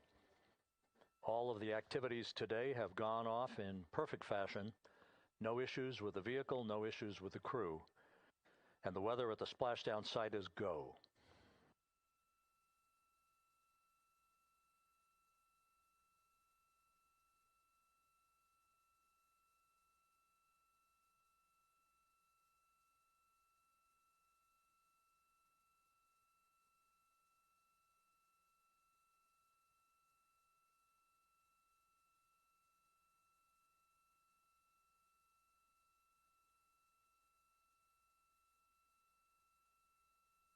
Coming up on 1 minute until entry interface.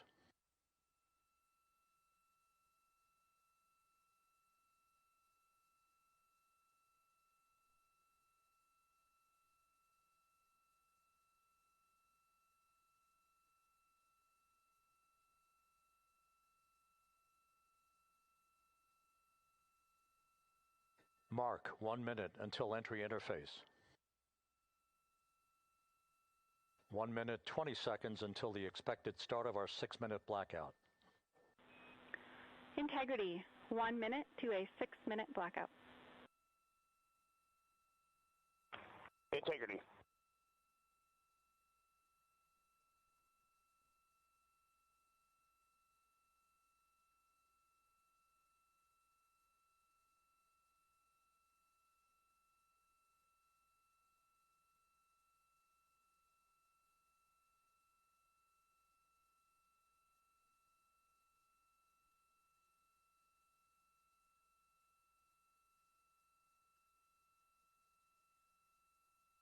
Ten seconds till entry interface.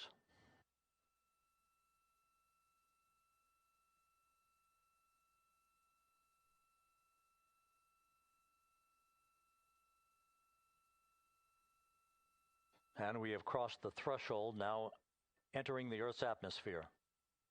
We're at 400,000 feet, traveling 34,800 feet per second.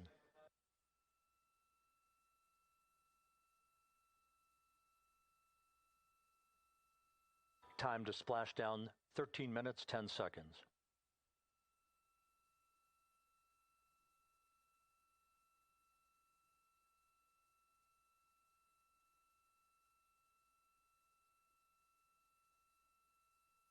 And as predicted, we've entered our communications blackout.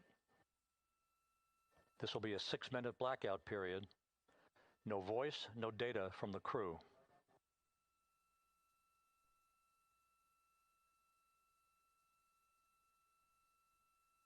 We're 30 seconds away from the anticipated point of peak heating on the vehicle, where temperatures will rise to about 4,000 to 5,000 degrees Fahrenheit.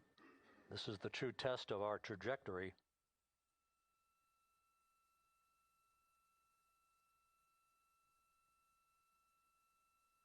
And from the G5 aircraft in the vicinity of the splashdown zone, this view of integrity. So that pinpoint of light shows the vehicle as it enters the period of peak heating in the Earth's atmosphere, the first tug of gravity being felt by Integrity's astronauts since their launch back on April 1st.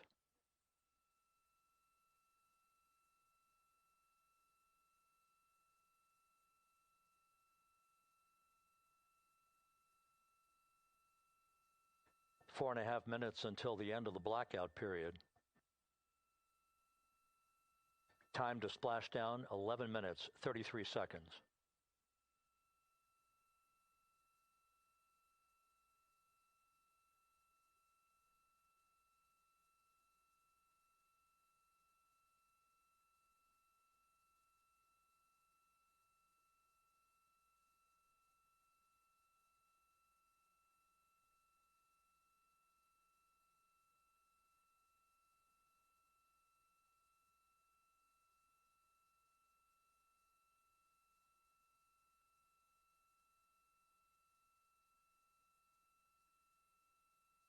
The landing and support officer reports that the P3 has acquisition on Integrity.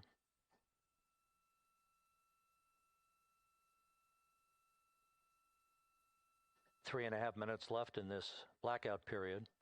This is a visualization of the plasma buildup around the spacecraft and the repelling of that heat on Integrity's heat shield.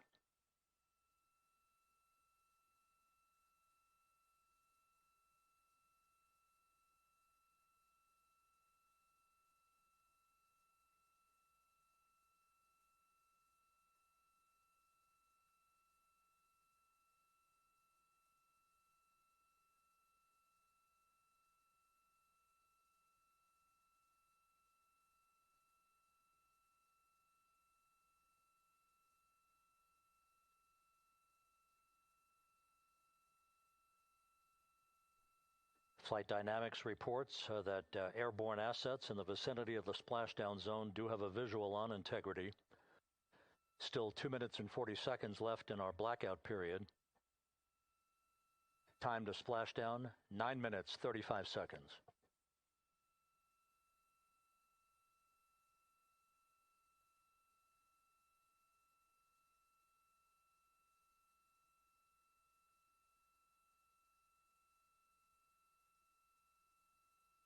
Multiple airborne assets as part of the recovery team all have visuals on Integrity.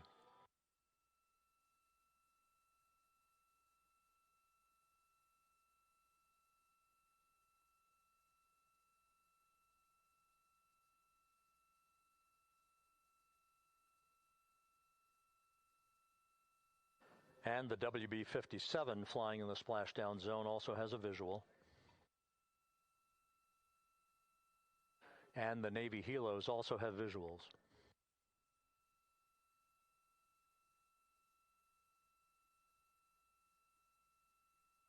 We're still in the blackout period. Still do not have communications from the crew.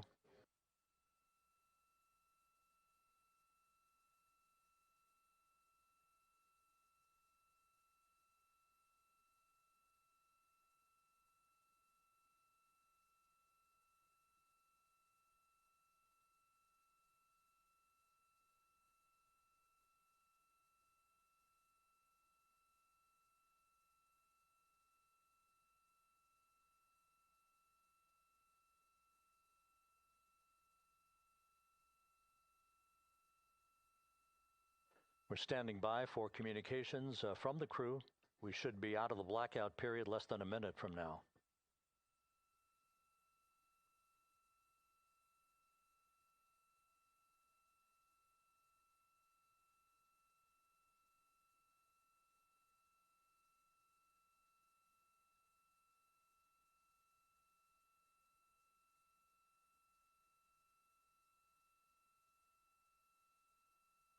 We are now processing data from integrity.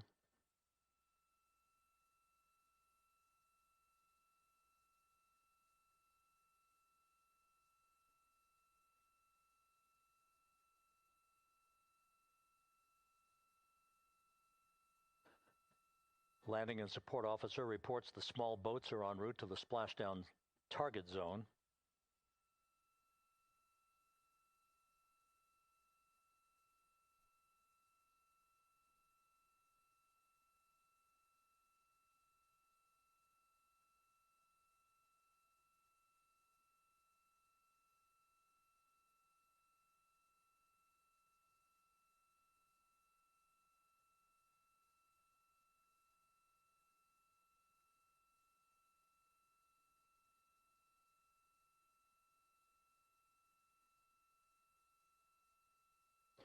Passing through 150,000 feet, our trajectory is perfect. We're getting intermittent views of integrity. Still waiting to establish voice communication.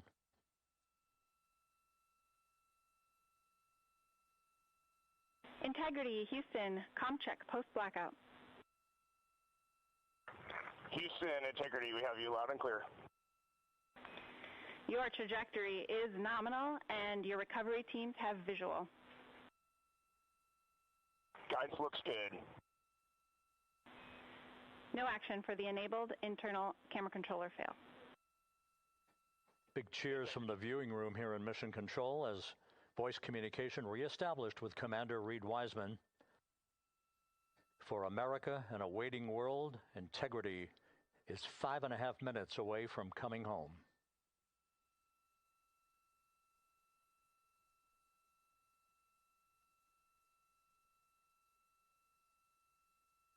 Passing 100,000 feet now. Range to splashdown 19 nautical miles.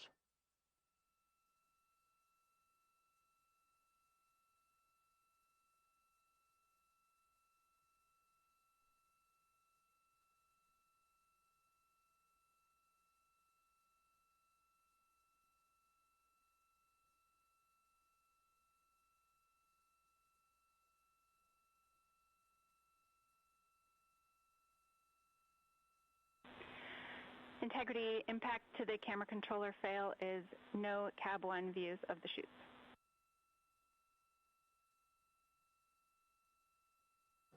Integrity.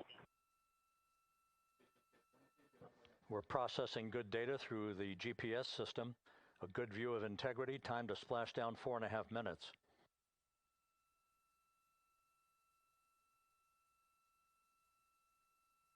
And a view of Integrity from the WB-57. We're at 50,000 feet.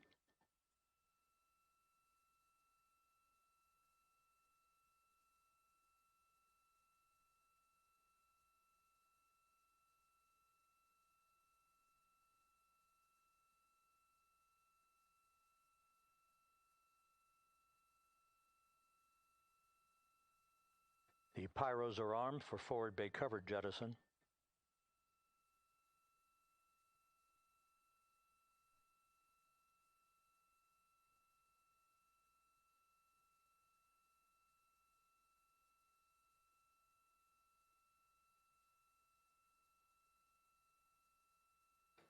And there go the first series of parachutes, and we're on drogues. And Houston, we're visual 2 drogues out the window. 2 good drogue chutes. Next up. We copy, we see them. Next up, the deployment of pilot parachutes that will pull the main chutes out. Time to splash down 3 minutes and 10 seconds.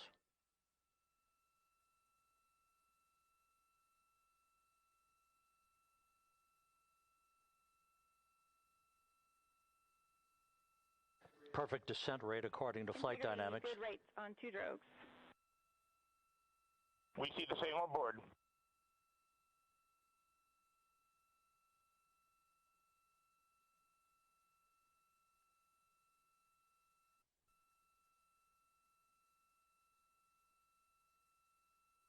Passing through 10,000 feet, still on drogues.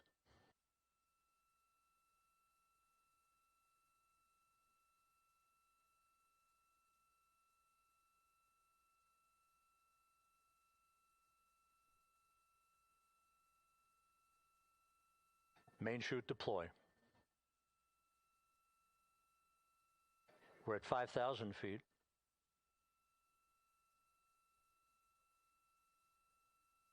Search and recovery beacon has been activated on integrity. And we have 3 good main chutes. Good 3 main chutes, good reefing, good descent rate. Good rates, and we see 3 good-looking parachutes.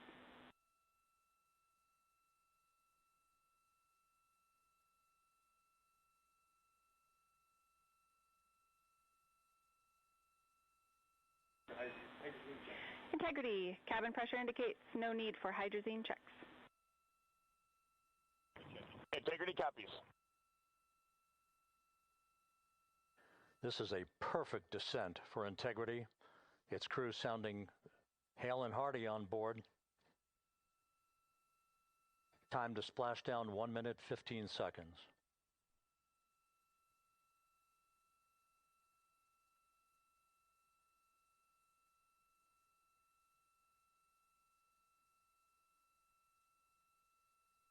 Integrity about to complete a journey spanning 694,481 miles from its launch from the Kennedy Space Center back on April 1st, and a trip around the moon.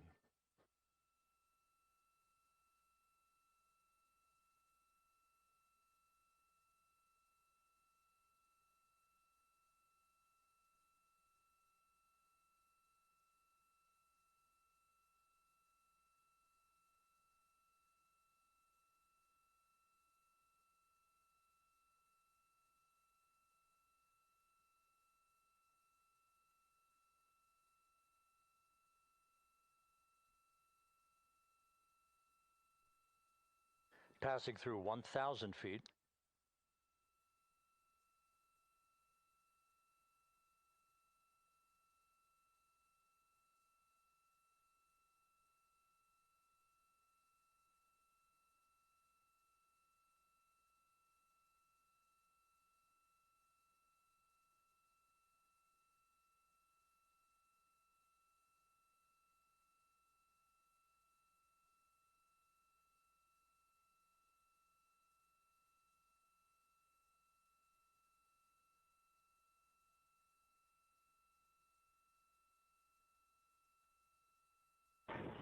Integrity, splashdown, sending post-landing command now.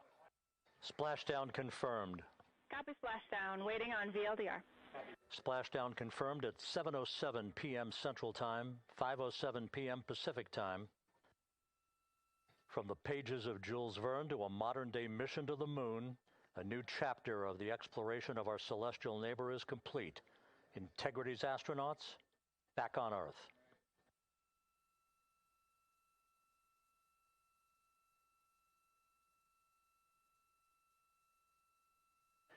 And the landing and support officer reports the vehicle is stable 1.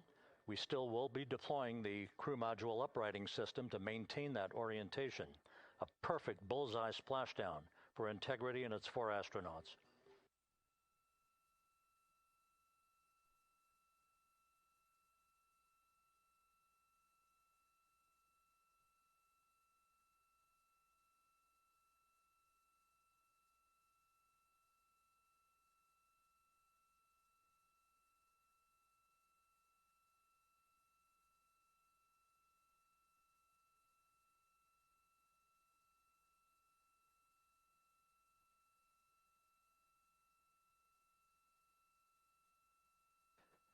The unofficial splashdown time, 7:07 and 47 seconds p.m. Central Time. We'll get that refined for you. That would put the end of the mission at a mission elapsed time of 9 days, 1 hour, 31 minutes, 35 seconds.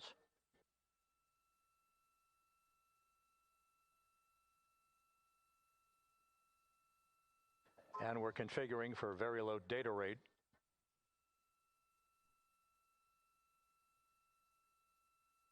Once again, splashdown occurring in the Pacific, southwest of San Diego at 7:07 and 47 seconds p.m. Integrity Houston, comm check on VLDR.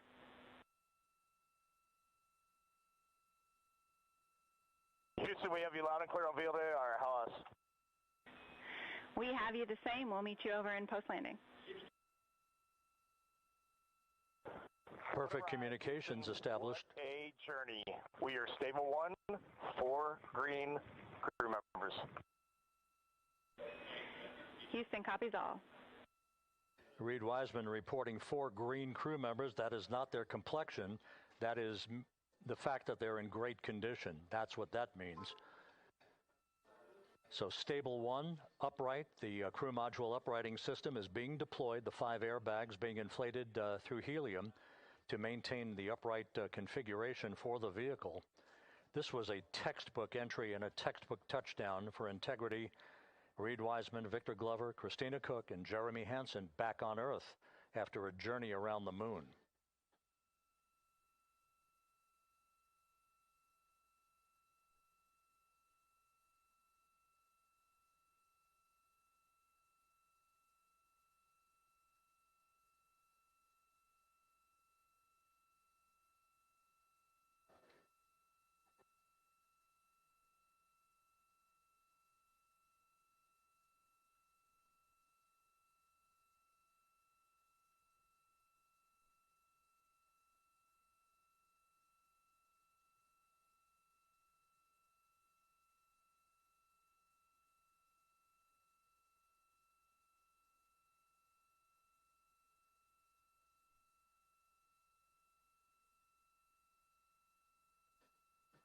We continue to monitor the functioning of the CMOOS system. The airbags are being inflated to maintain a stable 1 or upright configuration. And there's a good view from one of the naval helicopters hovering overhead. Reed Wiseman reporting 4 green crew members, meaning they're all in excellent shape.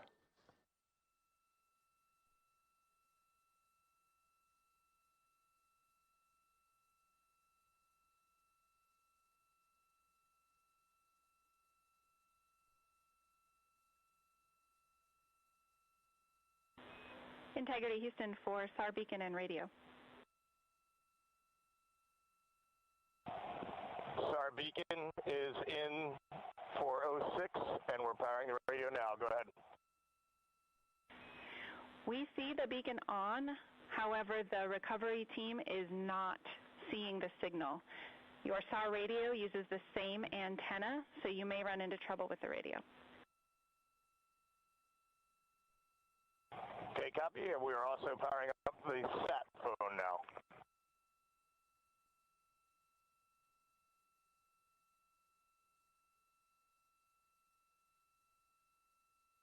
So integrity is in great shape, and as the crew continues its post-splashdown timelined activities on board, Reed Wiseman once again reporting that all 4 crew members are in excellent shape.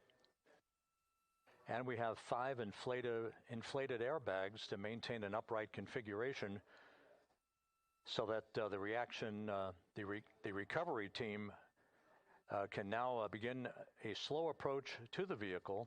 Meanwhile, here in the flight control room, Entry Flight Director Rick Henfling is polling his team of flight controllers for the start of powering down the vehicle after a thorough systems check.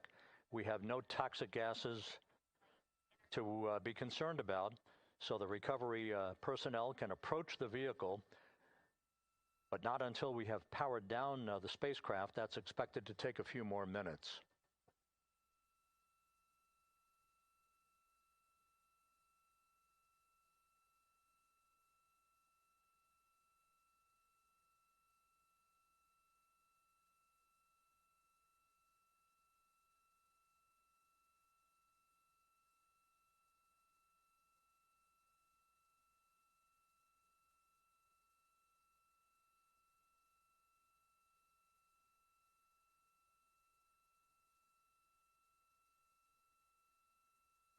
Integrity back on Earth following its historic flyby of the moon.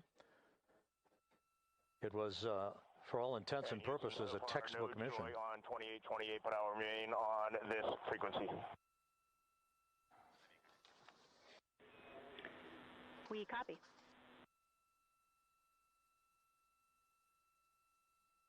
Reed Wiseman indicating some trouble with the SARSAT phone on board, but that's not an issue. What is more important is that the vehicle is solid.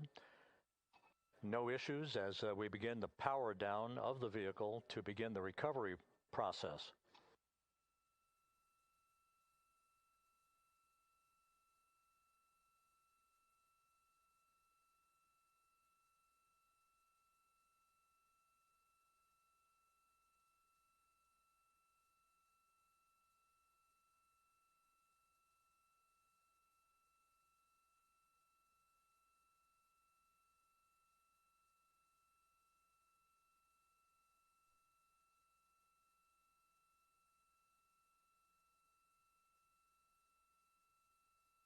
The propulsion officer here in Mission Control reports that we have safed the prop system on Integrity. Can you say again that was very weak and broken?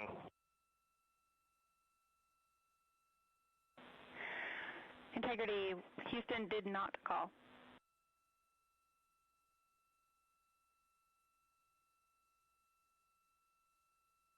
Copy that, Houston. It might have been on the SAR radio. Stand by.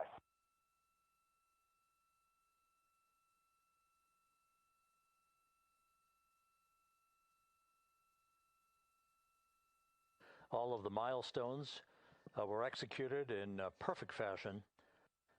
Integrity entering the Earth's atmosphere right on time,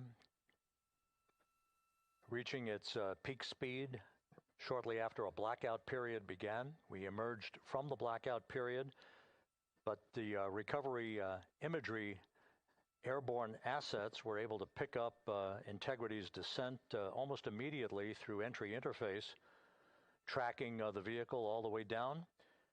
And finally, you saw the sequence of chute deployments. First, the forward bay cover being pulled off the top of the vehicle by a series of 3 parachutes.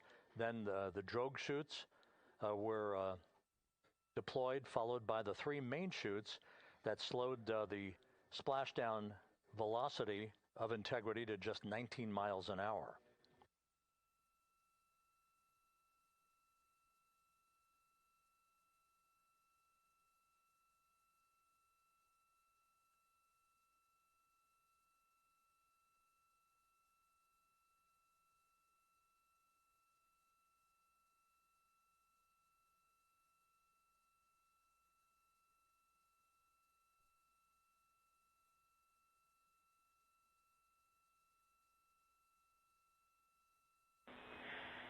Integrity, Houston, with no joy on SAR and SAT phone, we'd like you to command an additional 15 minutes for a total of 30-minute power down delay.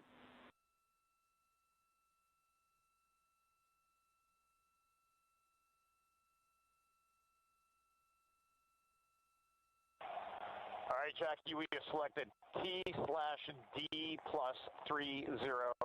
No joy on SAR radio or sat phone. And stand by, we have the master diver on SAR radio. Please hold comms. Hey, Lily. Excuse me. Hey, Jackie, we just got the master diver on SAR.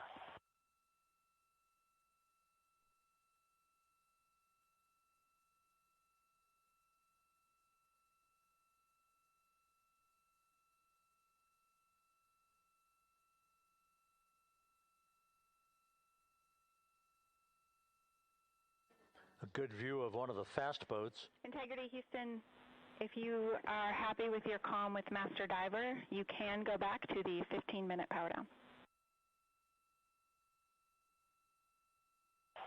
Okay, stand by. Yeah, we'll confirm here in a second. The crew on board Integrity coordinating with the flight control team in Houston here in Mission Control on the timing of the power down of the vehicle, which will be the precursor to the recovery teams approaching the spacecraft. There are no issues with integrity. We've had a bit of broken capability in establishing a SARSAT or satellite phone communications capability between the crew on board Integrity and the recovery team. That will get sorted out here shortly. There's plenty of cooling on board Integrity, so there's no rush to begin the power down. To call you on the sat phone and not getting an answer there either. Concur. We haven't had anything come through.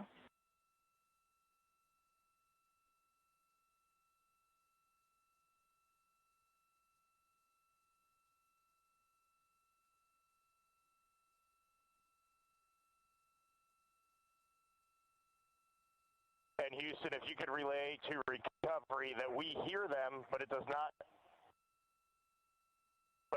appear as though they are hearing us.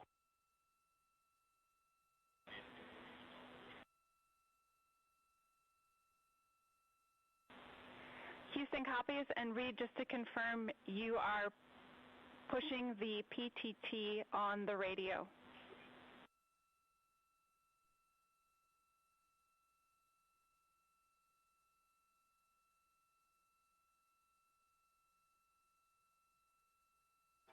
So as we continue to sort out the communications between Integrity and the recovery teams, we are standing by for the initiation of the power down procedures that, as you see, the recovery teams are moving towards the side of the capsule.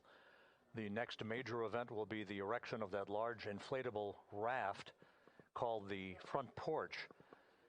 That will be the port of call for the crew as they're being extracted one by one from the vehicle.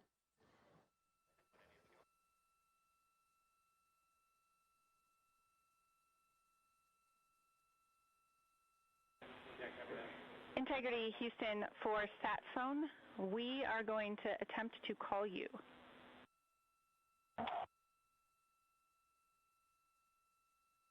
Good idea, standing by. And Jackie, yes, we are pushing the push to talk, the two buttons on the left side of the radio below the up-down arrows. We are utilizing them. I'm rebooting the radio to see if we get good comms. Okay, we copy all, and just to confirm, you are seeing that you're touchdown plus 3030 for power, correct? That's affirmative.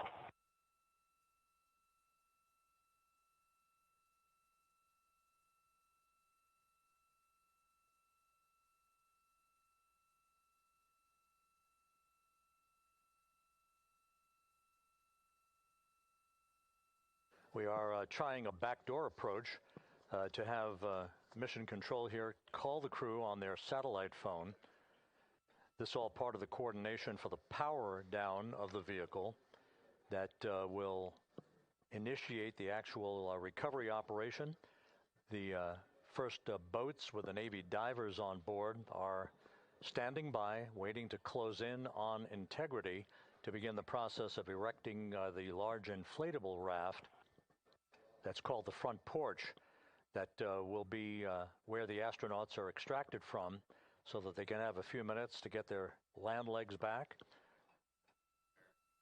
before they're hoisted aboard the Navy helicopters for the flight back to the deck of the USS John P. Murtha.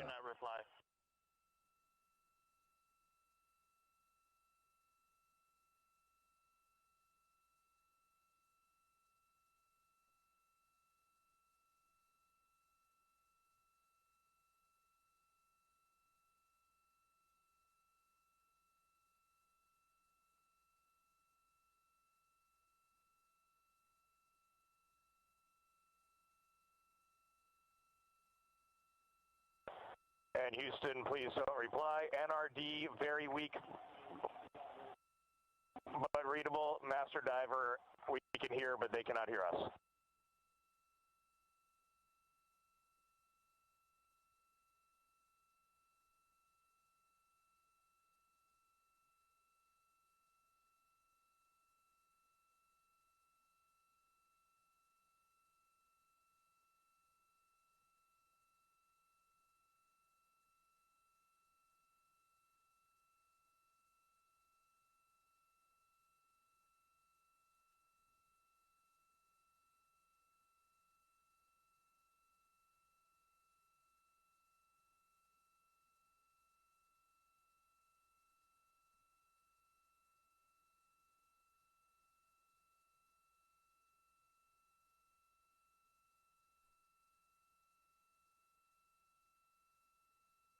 And Houston on OE1, is there any chance to tie us into NRD?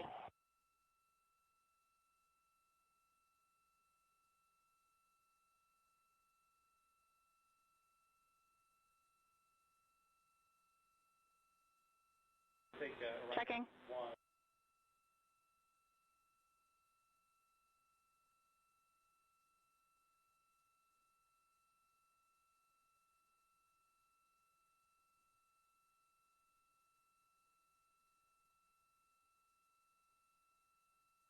This is Mission Control Houston. While we stand by for the establishment of communications between Integrity and the recovery team that is basically standing by very close to the spacecraft, we're going to go to the deck of the USS John P. Murtha, where Megan Cruz is standing by with Administrator Jared Isaacman.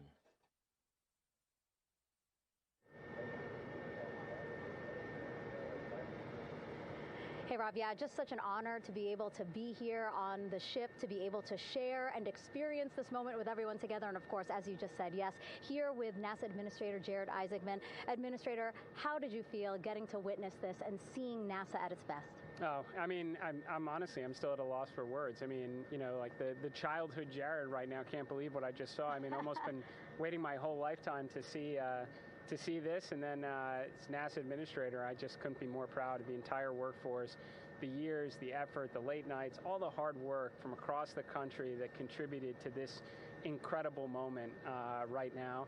And yeah, incredibly grateful too for our teams here on the John P. Murtha right now. Yeah, look at them behind us here. We got everybody. Hey, what do you guys think? We just brought some astronauts back from the moon, huh? Unbelievable. Thank you. Yeah, so grateful to the Navy, the sailors that are here, the NASA teams. I mean, this is a joint effort that's on their way right now. These recovery forces are getting out to our Orion spacecraft, to Integrity, to get our astronauts back on the ship safely. Yeah, and this is not just an accomplishment for NASA. This is an accomplishment for humanity. Again, a historic mission to the moon and back. How does this make you feel, and what do you hope people take away from this?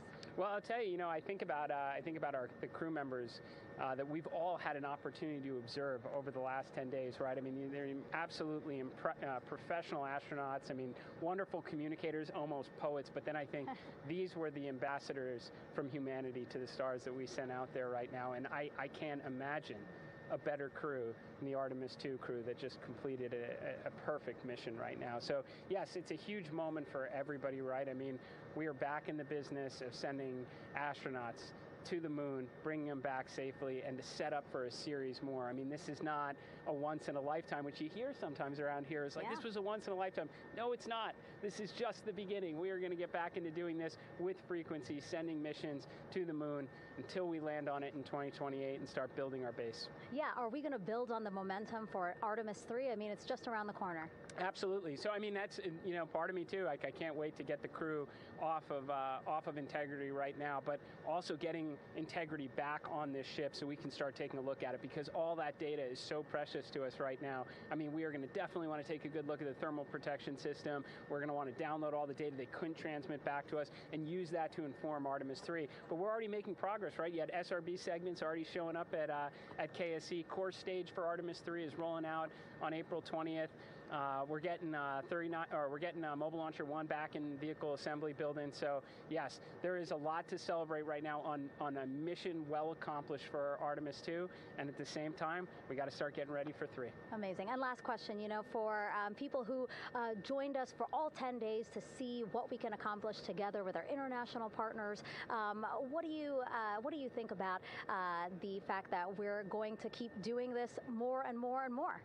It's incredibly exciting. I mean, yes, it's the contributions, like the best and brightest across the NASA workforce from across the country, our industry partners, our international partners. We had a Canadian Space Agency astronaut on board in Jeremy. We had the European Service Module. And you think, in the days leading up to this launch, I mean, 48 hours prior to launching Artemis II, I was meeting with the Italian Space Agency. We signed a memorandum of understanding to build a habitation module on the moon. I mean, you have countries all of our allies and partners coming together saying, we are committed to this effort. We are returning to the moon. We're doing it to stay. We are building that enduring presence. We are going to master the skills on the surface of the moon so someday we can undertake missions to Mars. It's just an incredibly exciting time, and we're not going at it alone. We're bringing everybody along with us. Absolutely. And speaking of everyone, one more time, we're going to ask the crew here, you guys ready to land on the moon? Awesome. I love that. Okay, well, thank you so much, Administrator. Appreciate you being here. We're, of course, going to stay on to watch the crew get extracted from Orion, so stay tuned, and we'll see you back here shortly.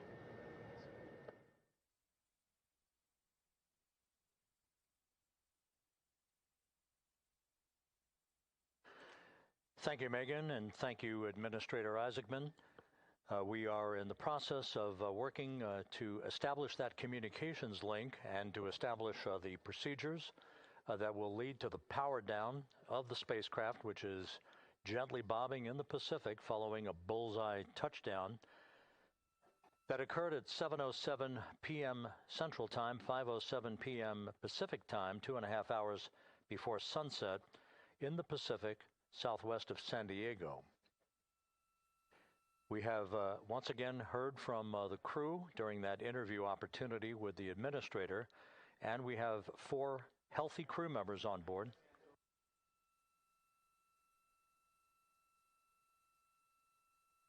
We now have confirmation that the vehicle has been powered down as per the procedures, so we have vehicle powered down, and the flight control team here in Houston, Flight Director Rick Henfling, has handed over mission authority to the Exploration Ground Systems team out in the Pacific. Now, we will physically not get off console with this team until the crew has been extracted into the front porch, that inflatable raft that will be erected along the side hatch of Integrity. So we're standing by for that in the next step in the recovery procedures. But everything is in great shape, and we have 4 healthy crew members on board the vehicle.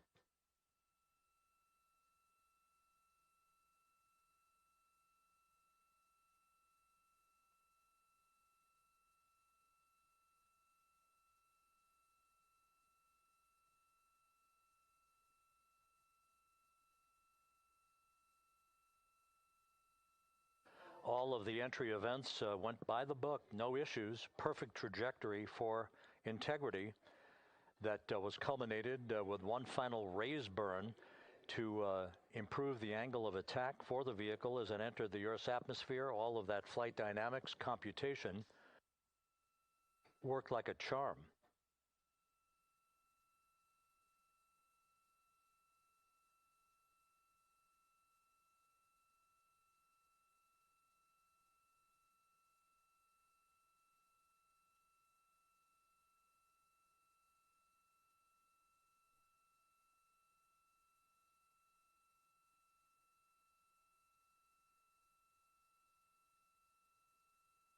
So we are standing by for the recovery team to approach Integrity and begin the process of erecting that inflatable raft called the front porch, which will see the crew members be extracted from the hatch of Orion into that inflatable raft before they're hoisted aboard 2 Navy helicopters in a variety of different configurations. Each crew member will be hoisted in sequential fashion, in alternating fashion, 2 crew members for each helicopter before they turn around to head back to the John P. Murtha. Once on the deck of the ship, they'll be brought into medical bay for comprehensive medical exams. But Reed Wiseman has reported several times that the crew is in excellent shape.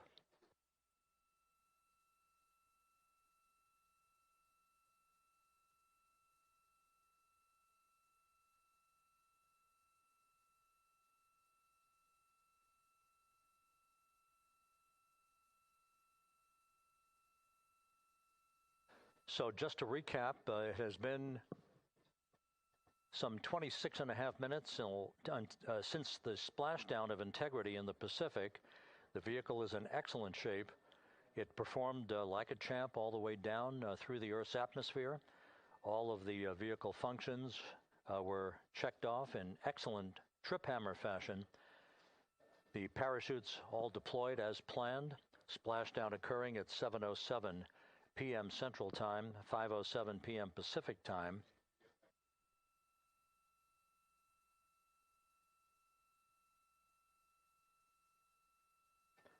And after a bit of a tussle to try to establish a communications link with the recovery team, we were finally able to run through the procedures for the powering down of the vehicle. We've handed over mission authority to the Exploration Ground Systems folks out in the Pacific, and the recovery team will be approaching the vehicle shortly to erect the inflatable raft called the front porch before opening the hatch to integrity to bring the crew members onto that raft before they're hoisted onto two Navy helicopters, two crew members for each helicopter, before they're flown back to the deck of the USS John P. Murtha.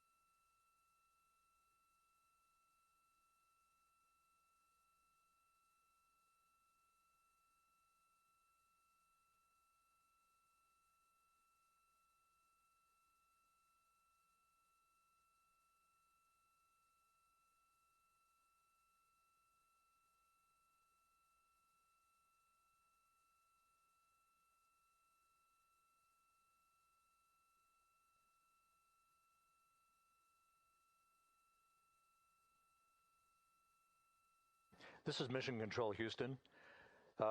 After talking to the flight dynamics folks, we have a bit of a refinement on the splashdown time for you. Their computation shows a splashdown time of 7:07 and 27 seconds p.m. Central Time, 7:07 and 27 seconds p.m. Central Time.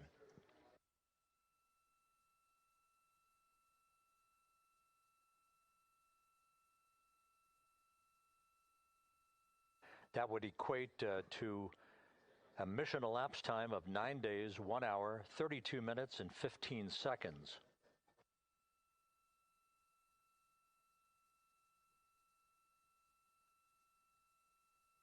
Once again, from Flight Dynamics, a splashdown time of 7:07 and 27 seconds p.m. Central Time.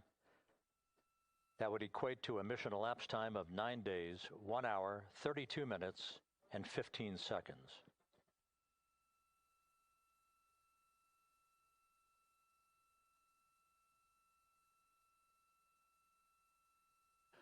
Reports from the Pacific indicate that the recovery team, in communications with the crew aboard Integrity, that the crew remains in excellent shape as they await the approach of the team for a final hazard gas evaluation before they move to the side of the vehicle to erect the inflatable life raft called the front porch.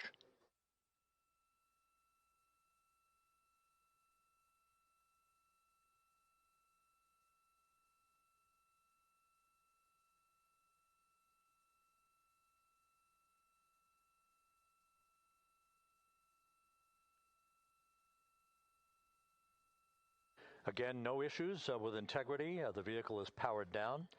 All of its systems are now safed.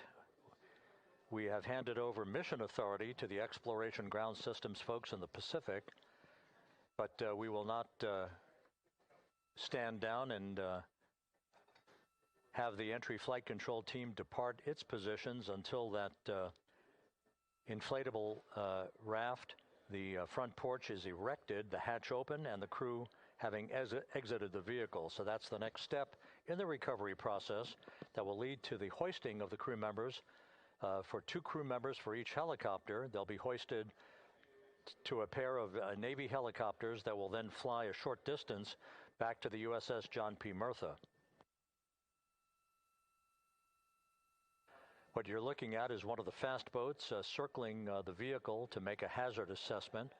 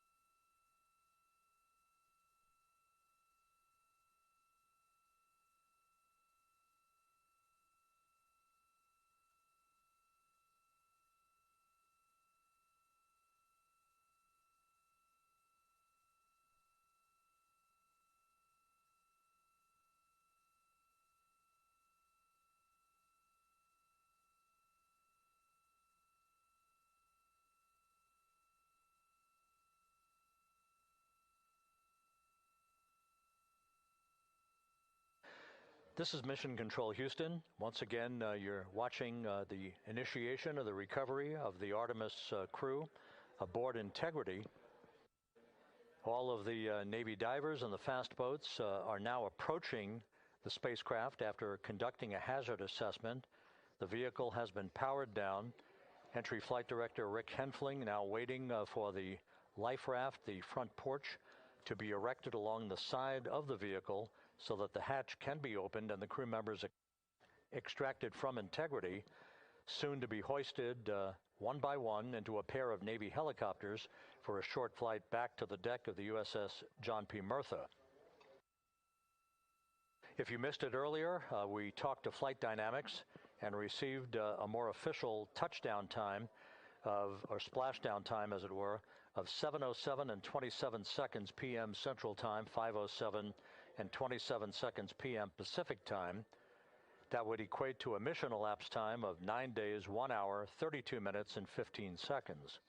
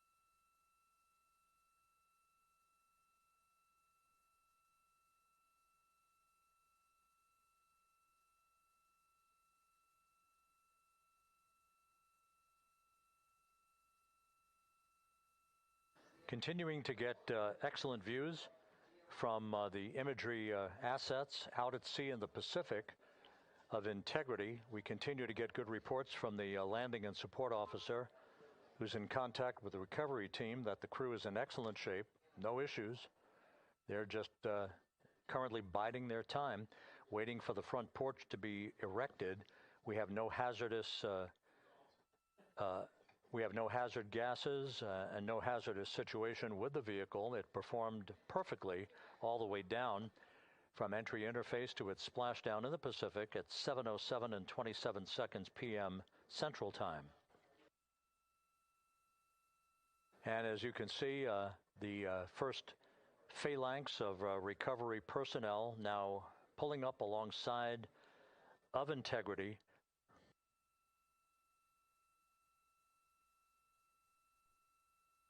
This includes Navy divers, a Navy flight surgeon, and other recovery personnel who have trained for several years for this recovery process.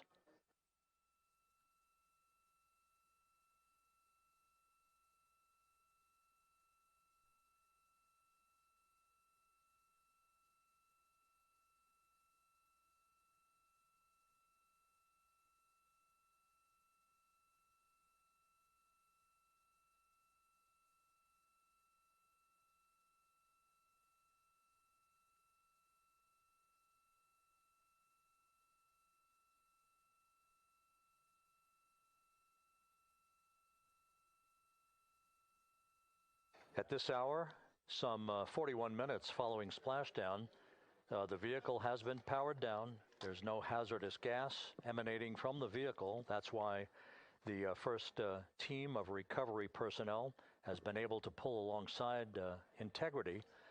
And the reports continue to come in that the 4 astronauts are in excellent shape.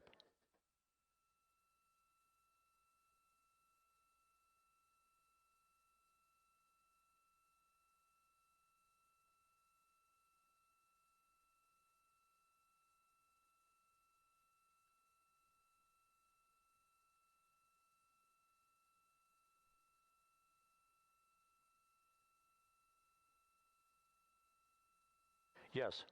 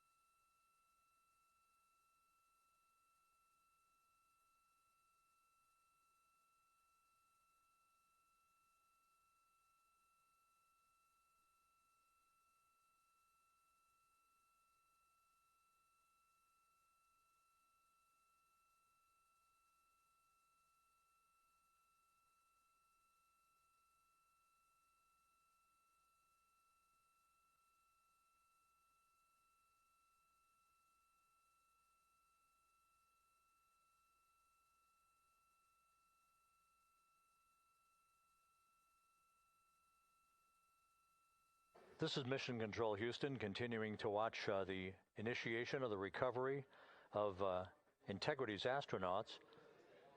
One by one, they'll be brought out of the spacecraft onto a large inflatable raft just a short time from now. In the meantime, we can go back to the USS John P. Murtha, where my colleague Megan Cruz is standing by to provide her situation report. Megan, can you hear us?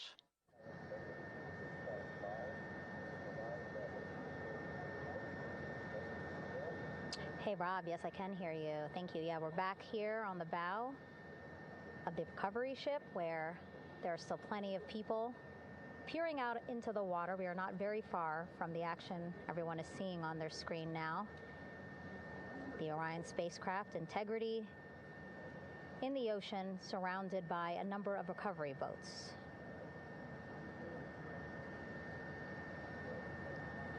As Rob has been saying, in those recovery boats, NASA and Navy personnel specifically trained to get the astronauts out of Orion.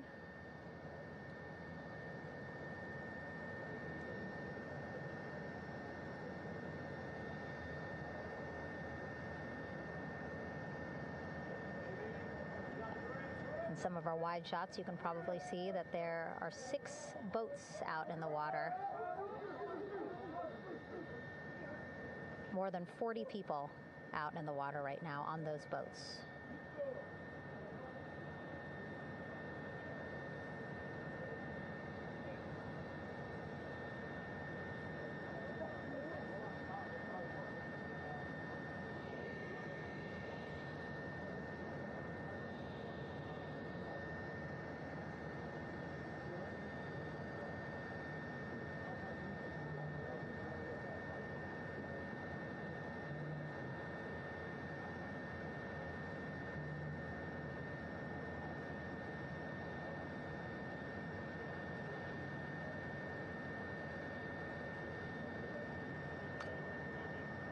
First order of business is to set up the front porch and the stabilization collar. You might also hear it referred to as a stab collar. Basically just to make sure that Orion stays upright, doesn't sway in the water too much, again, to make it easier for recovery forces to get the astronauts out.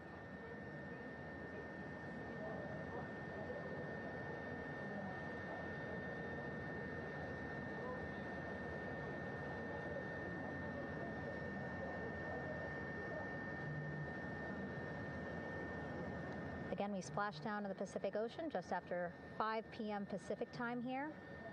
It's a requirement by NASA to be able to get the crew out of Orion within 2 hours of splashdown. So doing great on time so far. Plenty of time. No rush either.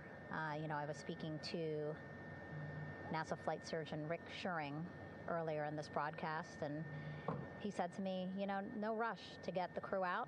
Just want to make sure that they're feeling good, and whenever they're ready to take their step out of Orion and onto that large raft, the front porch, folks will be ready.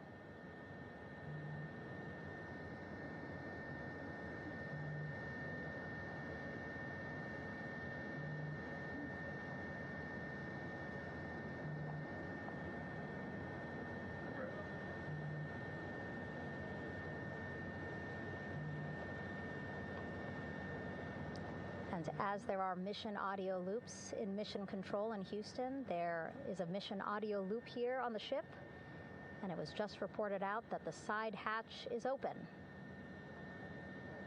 Side hatch of Integrity is open. You're getting these beautiful shots from our aerial assets. The ship itself, where I'm on, just 3,000 yards away. Again, plenty of people on the boat here, glued to the side closest to where they can see all this action. And again, with just 3,000 yards separating us, great views from the bow here. You can see now that side hatch is open. One of the Navy personnel is about to get inside there.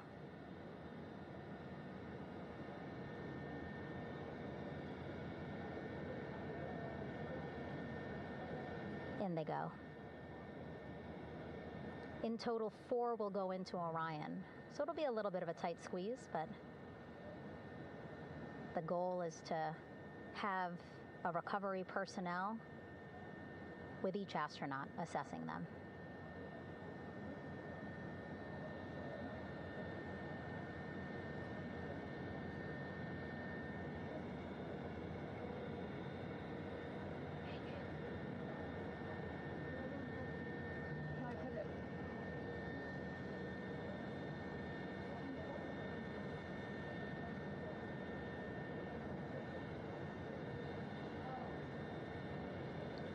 Boats getting closer now. Again, that one that's right up against Orion, those are the divers that will go in to the spacecraft to check on each of the astronauts. These other boats will begin doing a number of things, putting on that stabilization collar onto Orion, building that front porch. Eventually, they will retrieve the parachutes, as well as tow Orion back to the well deck of the recovery ship here.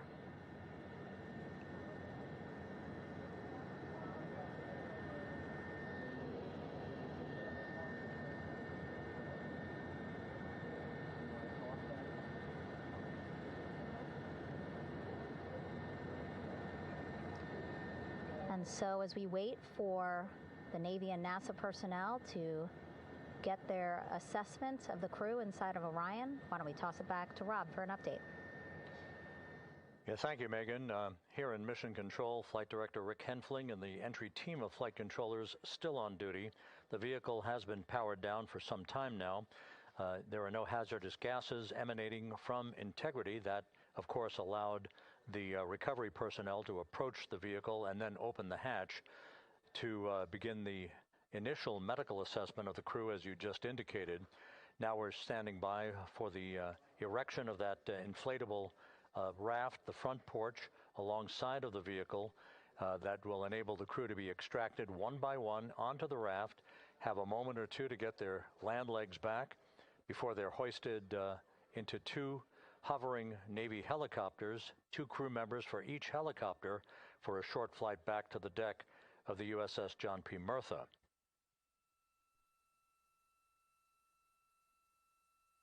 All of Integrity's systems operated flawlessly throughout the course of the approach to the Earth, the entry into the Earth's atmosphere, and all of the key milestones that followed in this high-speed return to Earth for integrity.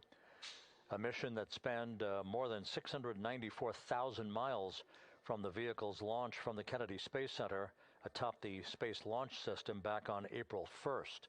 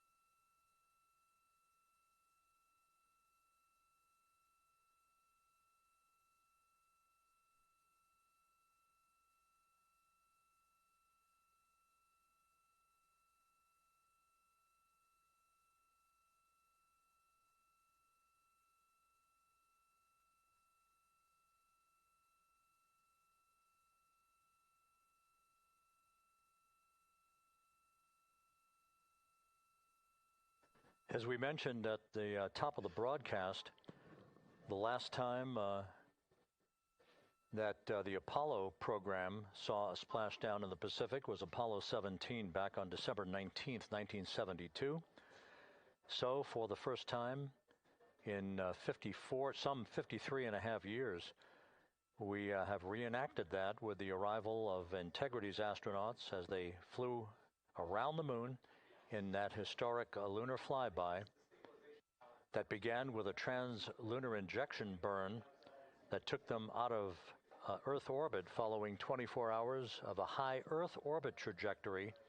The high Earth orbit trajectory enabled flight controllers here to have a full 24 hours to evaluate the systems on Integrity and the condition of the crew before they would commit to flying to the moon.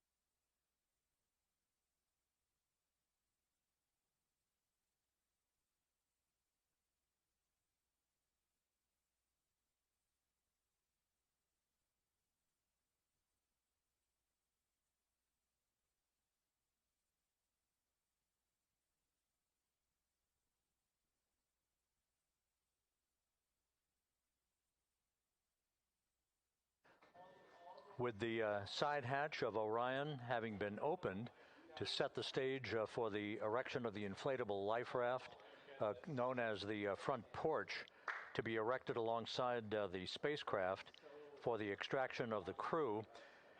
Let's play for you an interview that my colleague Megan Cruz conducted on the USS John P. Murtha with Navy diver First Class David McMahon that explains how this process is unfolding. Okay, Davey, so you and some of your team, one last look over of the stabilization collar, correct? Yes, ma'am. Okay, so what is this stabilization collar? This is what's going to stabilize the capsule out there in the ocean. We don't know how good the weather or the waves will be that day, so this will help prevent any unnecessary occurrences from happening, stabilizing the capsule and the astronauts inside. So basically this is a float that will go around Orion. I'm assuming that what they're doing right now, these are the lines that will attach the collar onto Orion? That is correct. And so what are they doing here? So we've got the lower line that will secure the inflation device before we inflate it. That gives us the go-ahead that it's secure in its space, and then we'll inflate it, and then once that is done, we'll undo all the carabiners and get this orange line on top tied in the same fashion, and then this will be secured to the capsule, and the astronauts can safely take their first steps out of the capsule onto the front porch. Okay, and how long will it take them to set up the stabilization collar? We should definitely be able to handle this in under 10 minutes. Okay, wow. And then you just mentioned the front porch. So basically after they set up the stabilization collar, then they set up what's called the front porch here. That's correct. Okay, and what's the front porch? Front porch is basically a bigger waiting room for the astronauts to sit in while we wait for the helicopters to show up and grab them. Okay, so the medical team that was inside with the crew, they're going to help them out and onto the front porch? That is correct. And then what happens here? We have higher trained medical personnel also on board the front porch that will give them lookovers and just make sure they're okay while we wait for the helicopters to show up. Okay. How does it feel, I mean, your team, you, to be part of a mission that's returning astronauts from the moon in more than 50 years? We all feel extremely honored to be a part of this, as well as a bigger mission for the Navy and joining up with NASA to do great things. Mm-hmm. And do you feel like you and your team are ready? Yes, very ready. Cool. All right, thank you so much. Thank you.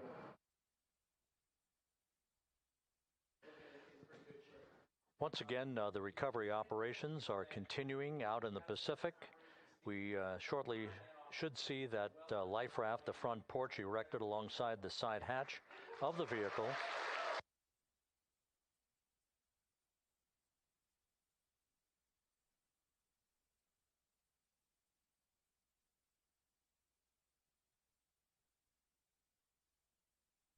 A number of flight controllers have come into the flight control room to receive congratulations from Entry Flight Director Rick Henfling. But we're going to stick with our operations out in the Pacific as we await the extraction of the 4 crew members who are reported to be in excellent condition.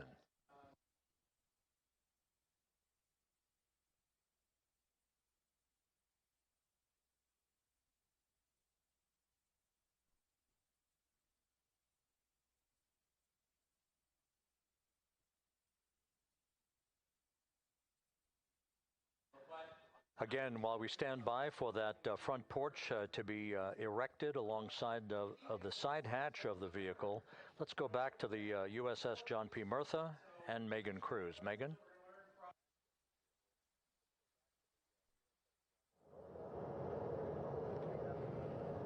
Hey, Rob. Pausing now to listen to some internal audio loops. Again, the operations team here on the ship communicating with everyone out on the water. It seems like currents are hindering them a little bit from unfurling and inflating the stabilization collar as well as the front porch. But again, the requirement to get the crew out within 2 hours of splashdown, plenty of time. So no concerns just yet. But as calm as the water looks, yeah, it looks like it's hindering the teams just a tad.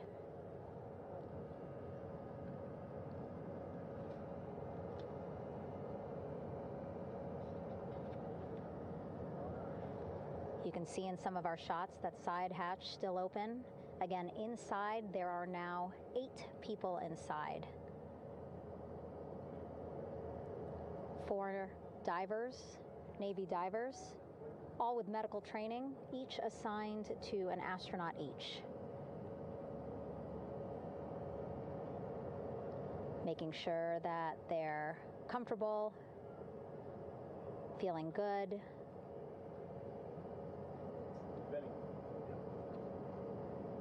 As you've heard us say in the broadcast, you know, they expect a little bit of discomfort. Again, these astronauts just traveled back to Earth at 25,000 miles an hour, a nearly 695,000 mile journey around the moon. If you think you get car sick.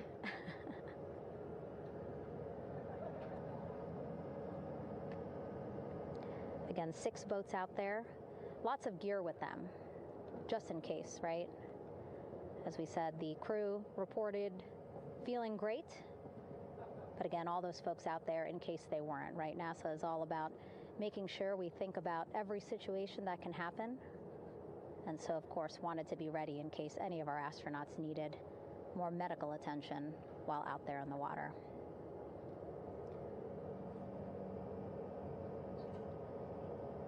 You see now teams again trying to set up the stabilization collar and front porch for the crew to get out of Orion. They need both, right? The stabilization collar will keep Orion from swaying as you see it is doing now.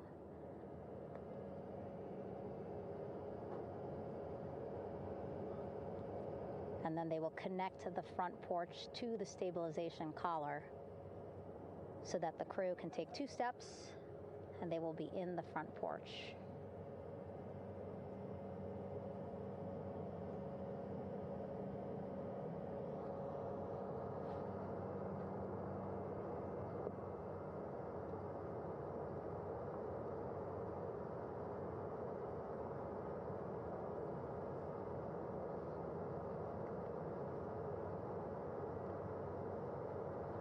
Not a lot of chatter on the mission audio loops. That's a good thing. Again, things proceeding pretty nominally, even if they're fighting some currents out there on the Pacific Ocean.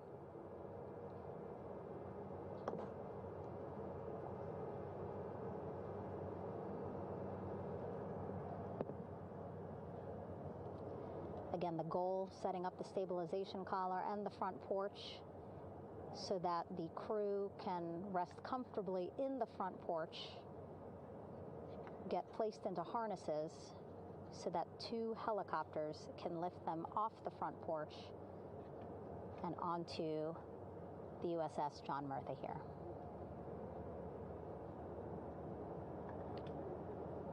The helicopters are going to take turns picking up an astronaut. So again, Helo 1 and Helo 2.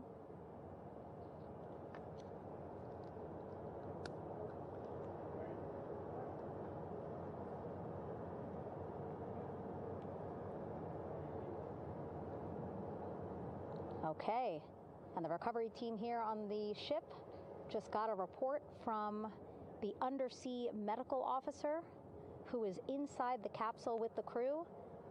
He is reporting all 4 members are green. All of our 4 astronauts, Reed, Victor, Christina, Jeremy, green, meaning they are feeling great, not the complexion of their skin. They are feeling great, happy to be home, and ready to be extracted as soon as possible.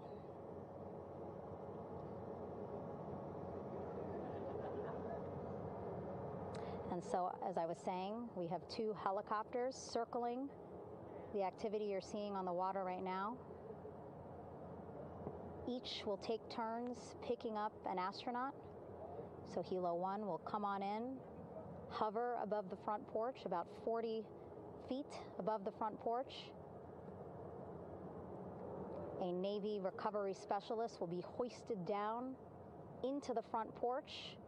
The restricted maneuvering doctrine is in effect. We'll connect to the first astronaut, which we're expecting to be Christina. And then Helo 2 comes around, picks up Jeremy, while Helo 1 stays above head, and then Helo 1 will come back in for another astronaut, and then Helo 2 for the last astronaut, and then back to the flight deck here on the recovery ship.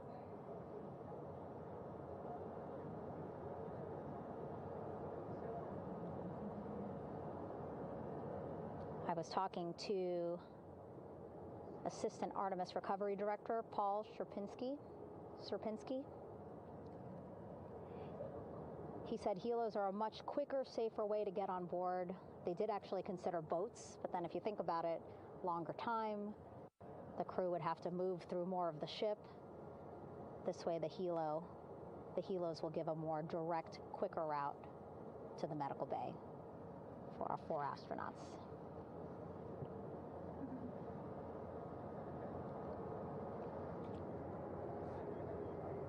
Beautiful shots from our aerial and imagery teams.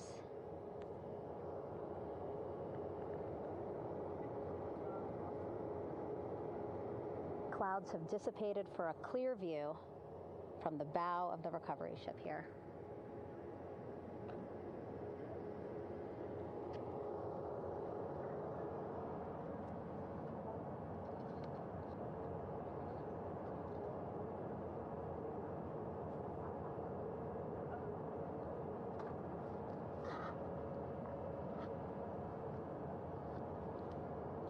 You can still see divers in the water there. Encircling Orion, that is that stabilization collar we've been telling you about. As you saw in that interview just a few minutes ago, they have to first connect it to Orion, and then once it's secured onto Orion, they can inflate it, and then they'll further secure it with other harnesses and lines.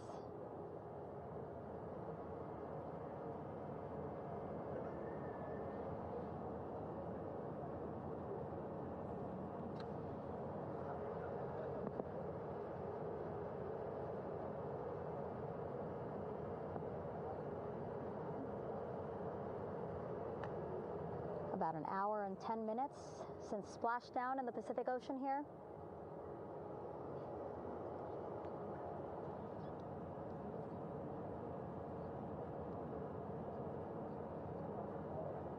Reed, Victor, Christina, and Jeremy back home after a history-making mission to the moon and back.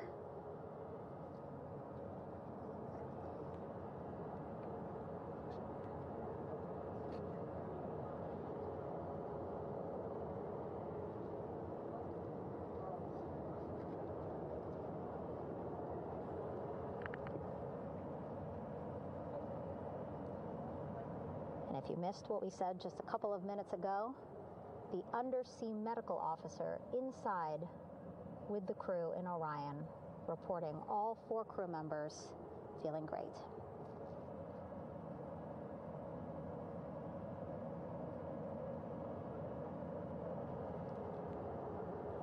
Progress being made there on the stabilization collar. It looks like they are beginning to inflate it.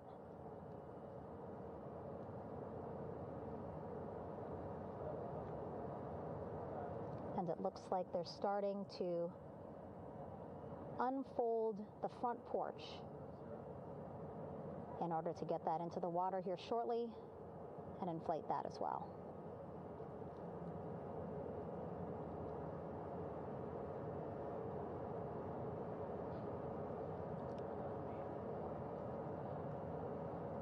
Again, more than 40 people out in the water right now. And those Navy and NASA personnel have been in the water for now about 4 hours.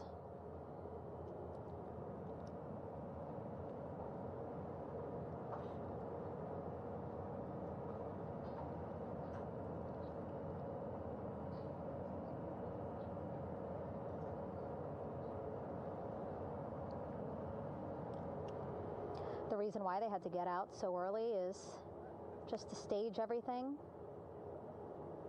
And actually here on the ship, when there are flight operations happening, you can't have anything else, right? Just because the flight deck can be a dangerous place, so they just want to focus on planes coming and going from the ship, so that's why they wanted to get the boats in the water to make sure that they have all the time they needed for the flight ops.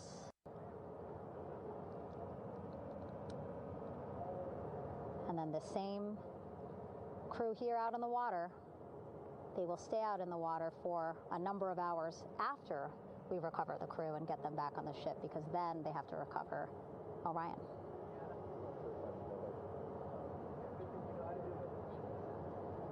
All right, that stabilization collar looking good around Orion.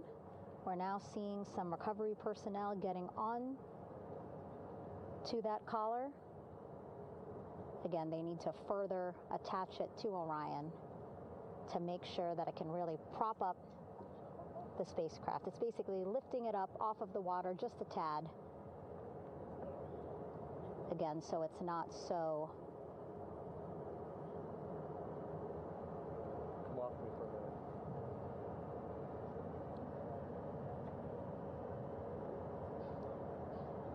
so it doesn't sway so much in the water there.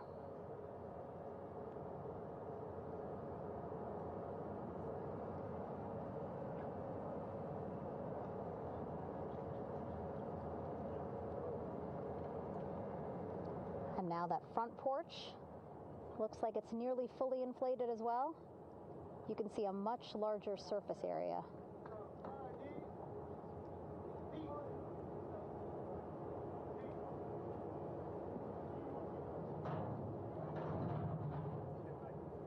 And so once the crew get out of Orion, they can stretch their legs a little bit on this front porch, get some fresh air.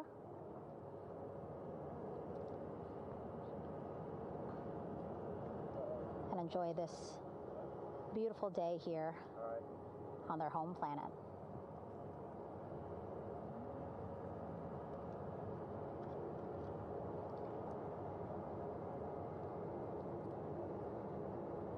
It appears teams now are about to connect the front porch to the stabilization collar.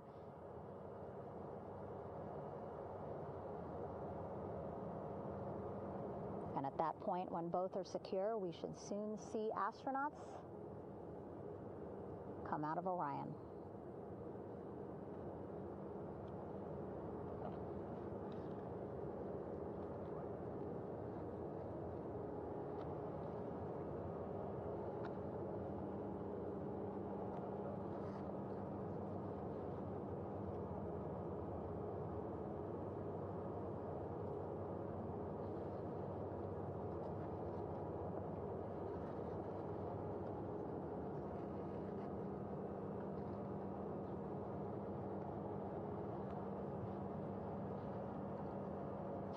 All these views you see also being fed to the Landing Force Operations Center here on the ship. Of course, it is very important for our recovery teams leading the mission to have all the views that you're seeing as well. Again, listening to their communication loop here on the ship. Very quiet, which is a good thing. It means things are going pretty nominally, meaning as expected.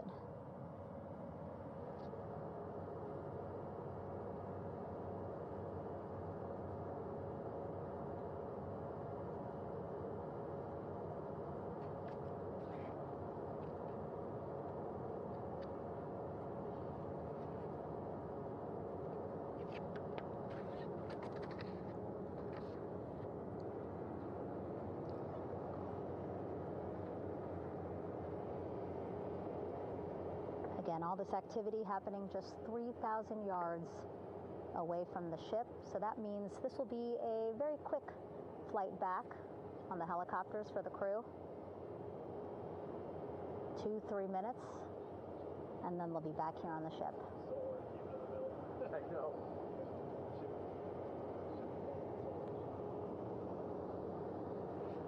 Okay, saw a thumbs up from one of the personnel on the front porch. It looks like they are now getting ready to deploy what they call the Air Rescue Vest, ARV. And so this is the harness that each crew member will get into in order to be hoisted into the helicopters. Again, those helicopters hovering just about 40 feet above the front porch when they're ready to pick up each crew member.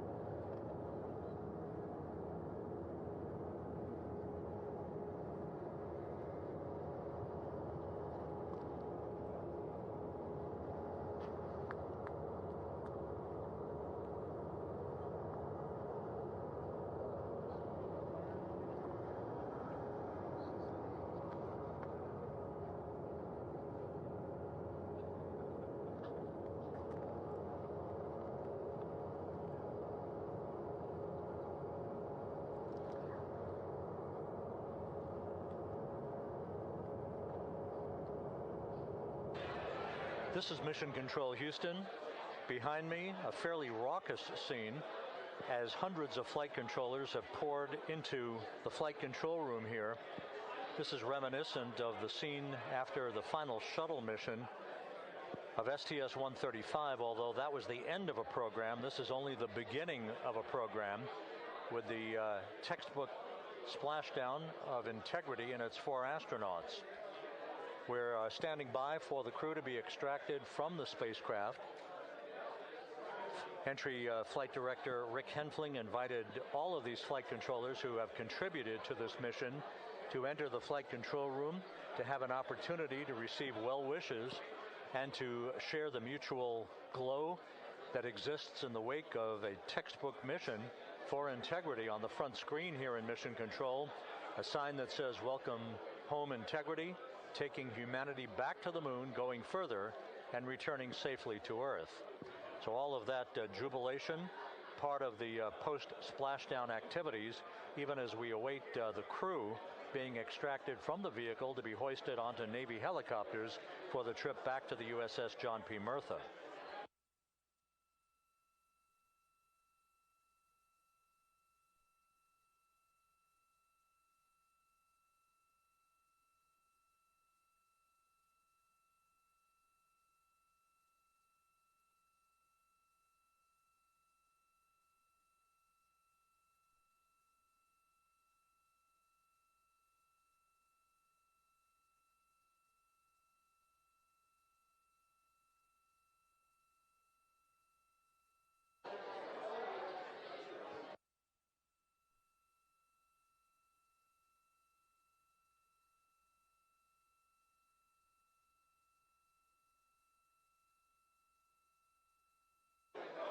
Once again here in Mission Control, this view of the Artemis Flight Control Room, known as the White Flight Control Room. This is the old shuttle flight control room, and now is the home of Artemis missions to the moon and beyond.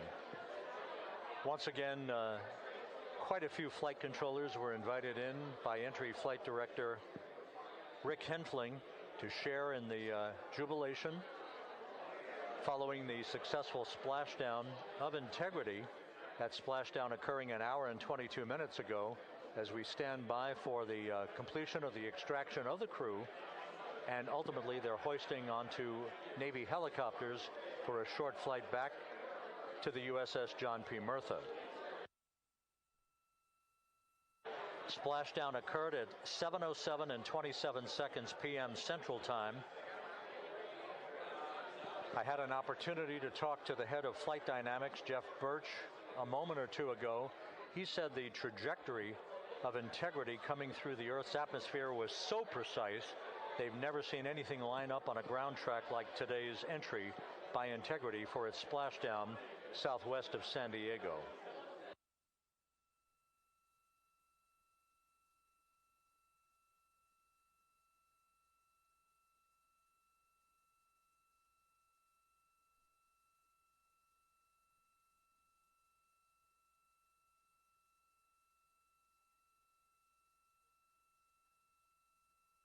And the initial, you can hear it.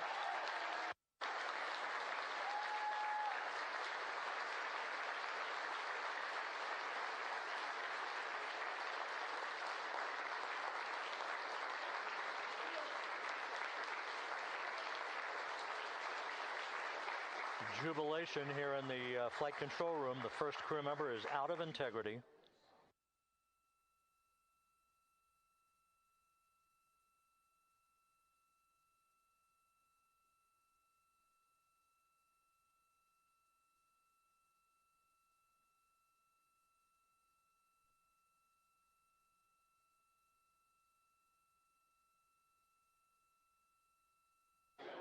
We are expecting the other crew members momentarily to be extracted.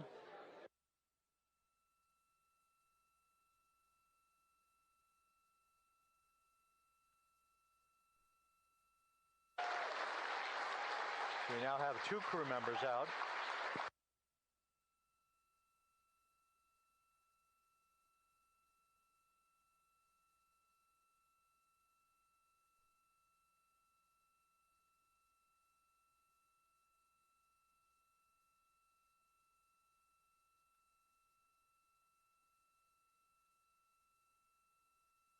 Two crew members out, 2 to go.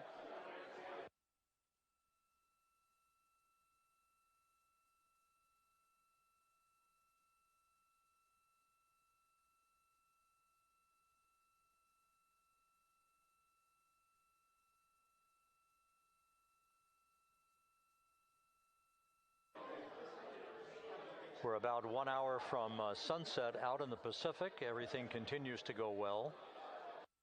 Integrity's systems function perfectly during its entry back to Earth. And Reed Wiseman, the commander who will be last out of the vehicle, reported that all the crew members were feeling very well.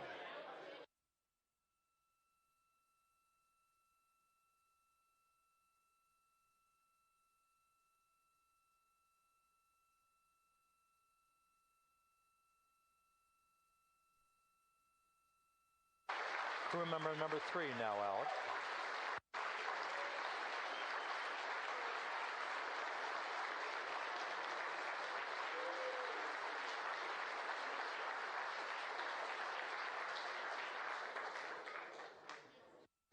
And now standing by for the commander, Reed Wiseman, who will be last out of his ship.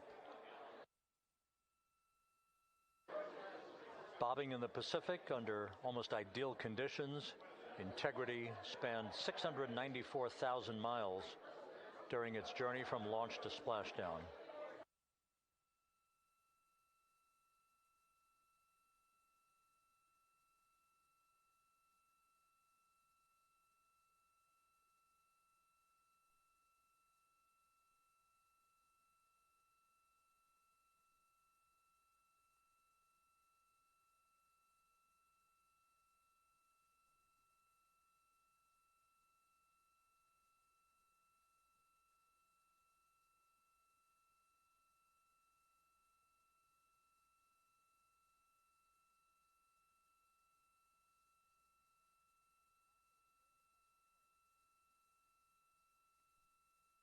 And we now have Reed Wiseman out of the vehicle, all 4 crew members now out of Integrity.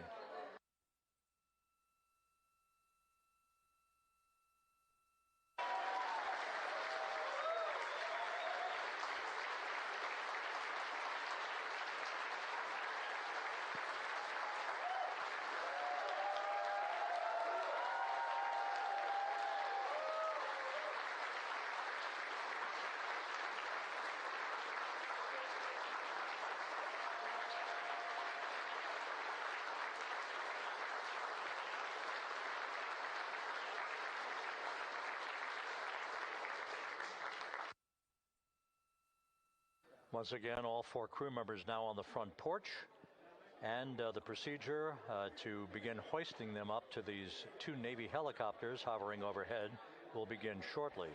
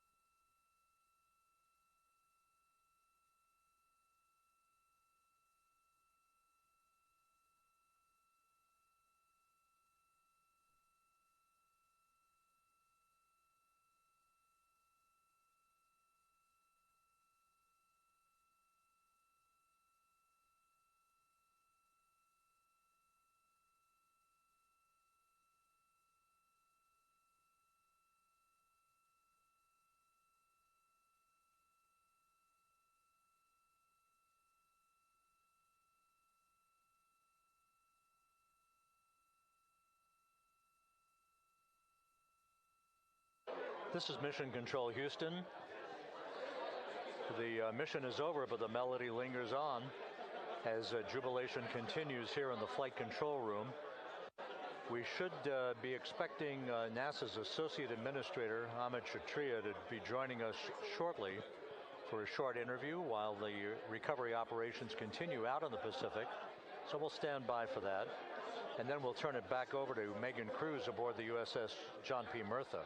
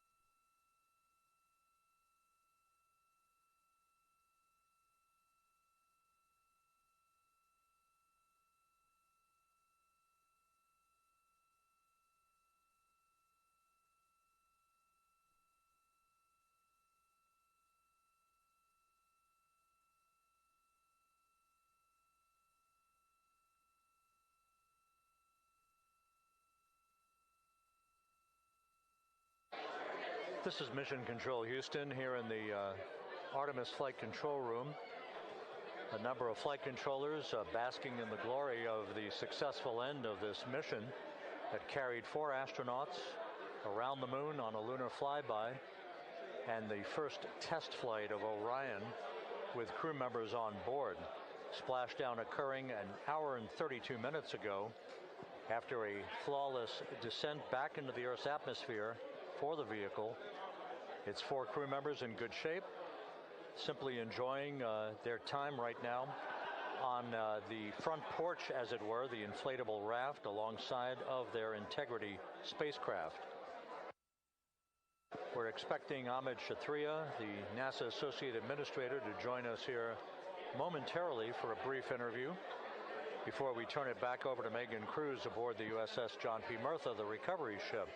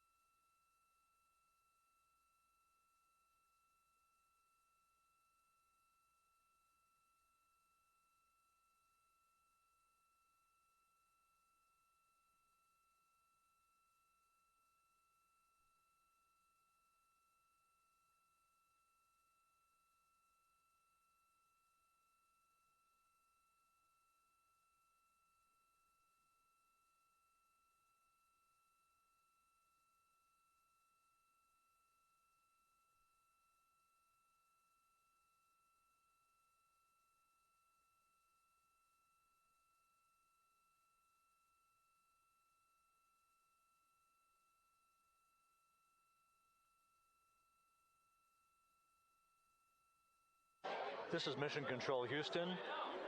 We're about an hour and 34 minutes since the textbook splashdown of integrity in the Pacific to bring home our astronauts. And with us now is Amit Kshatriya, the NASA Associate Administrator. Amit, a little bit of history made tonight, a little bit of history made over the past few weeks. Your thoughts as this team here basks in the glow of what they just accomplished. Yeah, Rob, we're here in the control center, and it's kind of overrun with jubilant folks from the Mission Control Houston, as well as engineering, and folks that just want to be here, part of it, as we watch our crew get extracted from the vehicle. And, you know, my thought is always about these teams, the team that's in the water right now, pulling the crew out, the team here in Houston that worked so hard over the last 10 days, no sleep to get this done. You know, we still have some work to do to get the crew to the med bay here on the ship. They all look great coming out, so hopefully that won't be too long. You know, I think we saw the administrator on the boat too, giving his thanks to the Navy team on the Mirtha, which they're just an incredible group of sailors. I was able to visit with them a couple weeks ago. And then if you pull it all the way back to the workers and the folks that joined the rocket at Michoud, that made the heat shield tiles that held together tonight, that stacked the vehicle in Florida, that integrated the vehicle in Denver, that fired the engines in Stennis, that fired the boosters in Promontory. I mean, this is the entire team, you know, coming together and being tested by the environment that this machine went through, and they did it right. The work was good. They did it right. You've said in a number of briefings, of course, and in other forums that this is just the first step. The cadence has to step up, as the administrator has indicated. Now, it's a little early for the full report card on how integrity did, but did this mission ultimately, from your eyes view, exceed expectations? It absolutely did. I mean, I was waiting to talk about this until we're in the water, and, you know, I think we still have, again, work to do to bring it in and really kind of go through it bolt by bolt and see what we learned. But, I mean, so far, given what we learned during the mission and given how we performed on ascent, on entry, you know, I always think about energy in terms of the states that you worry about the most, and every time we put these machines through these incredibly energetic states, they came through. So I'm fairly confident that we made a big step tonight to get us on the path towards the surface. I think the path to the surface is open now. You know, we do have to do all the work, and we'll make sure we talk about that as cleanly as we can. We learned a few things during the mission, but I have to tell you, this was an incredible test of an incredible machine. From an American psyche standpoint, the Empire State Building was lit up red, white, and blue tonight. Our coverage was seen on baseball stadiums around the major leagues. How captivating was this experience for the American people, for the world, in fact, as we returned to the moon?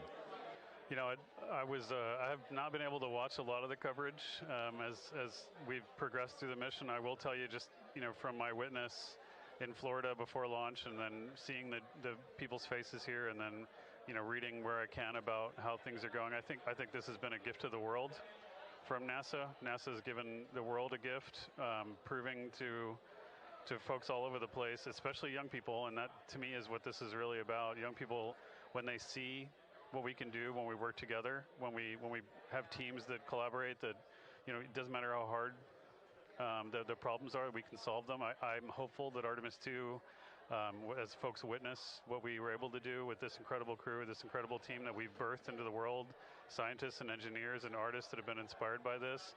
And even if they don't come work in the program, which separately they should come work in the program, because Lord knows we need the help, but even if they don't want to come work in the program, hopefully they grow up to recognize they can do amazing things when they work together and contribute to society and be good citizens and really change the way, you know, the challenges that are coming in the world are overcomable if we work together like this. And one final question. You know, flying to the moon, we did it. We've done it again this past week and a half or so. But the engineering that went behind the design of this mission and the precision, the pinpoint precision of this vehicle entering that entry corridor, it's almost mind-boggling. Yeah, it is incredible when you think about the energies involved and the uncertainties involved. That when we inserted the vehicle into orbit, it was 99.2% down the middle. When we dropped the vehicle right on top of the fleet here, you know, our guys knew exactly where to go, but the guidance was perfect. You know, and it's interesting. I've got this question a lot over the last few weeks about, you know, we did this before 53 years ago, and you know that. I think, I mean, it is a reasonable thing to contemplate, like what's gone on since then. And what I'd tell you is, you know, when we did Apollo, which again, the more we learn about what they did, the more magical it seems what they were able to accomplish given the technology and the learnings that they had. But when we did Apollo, the architects of Apollo, you know, Gilbert, Seaman, von Braun, Mueller, what they really, really wanted to do, you know, as they were contemplating what it meant to expand our range of action to the lunar surface, what they wanted to do was learn how to live and work in space for a long time.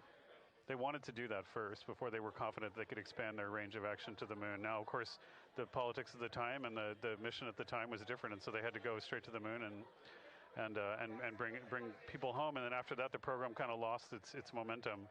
But you know, after that, NASA kept moving along those paths, right? So we recognized during Apollo that reusability was going to be important. We spent a lot of money on those machines, and you know, we spent a lot of money on these machines here. Even though, but we recognized that reusability was important, which is why we built a winged space plane called Space Shuttle, and then we used that reusable machine to build a space station. And we learned for 25 years how to live and work in space, and have been able to develop technologies that can enable exploration. So really, what I think is now, 53 years later, we're at the point where the architects of Apollo would have been pleased that we're now ready to actually go back to the moon and go back to stay, because we've learned all the things we needed to learn. There's a lot of people pleased here tonight, and we really thank you for joining us. Amit Kshatriya, NASA's Associate Administrator, as we begin to hoist the crew onto the helicopters to head back to the recovery ship. Thank you very much. Thank you, congratulations, Amit.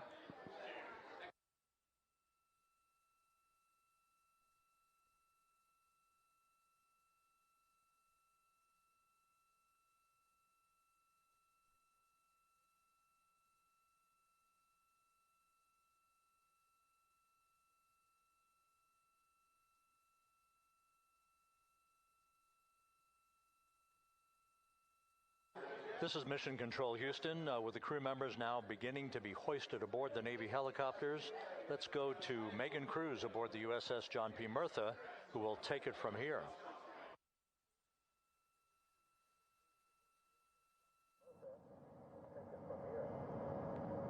Hey, Rob, yeah, back on the bow of the ship here, we are seeing the helicopters circling Orion, the first one there having just completed picking up the first astronaut. Helo 2 now, hovering just 40 feet above the front porch, lowering a recovery specialist out of the helicopter. That person will touch down in the front porch just there.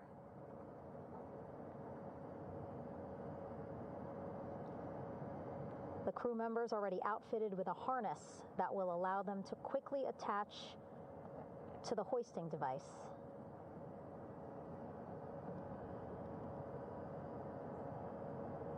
Look at the power of those blades throwing water out at the center there, the front porch, with now 3 astronauts and the recovery specialists. Again, crews already outfitted with a harness vest. And here we go. Second astronaut now off the front porch, getting hoisted into the second helicopter.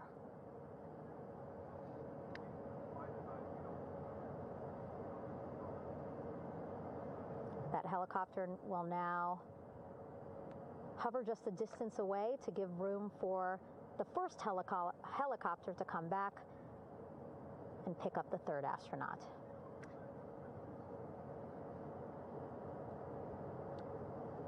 As we wait for that helicopter to come back, make its way back around, just want to mention that the President of the United States called our NASA administrator today while he was on the ship, just minutes after we interviewed him live on our coverage, and congratulated him and NASA on this history-making moment tonight. Helicopter 1 again hovering 40 feet over the front porch, We will soon see another recovery specialist getting lowered onto the front porch.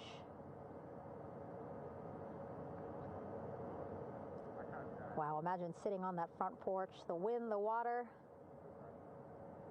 But again, the recovery team determined that a helicopter flight back to the ship here would be safer, faster, and more comfortable for our crew who just completed a 10-day mission around the moon.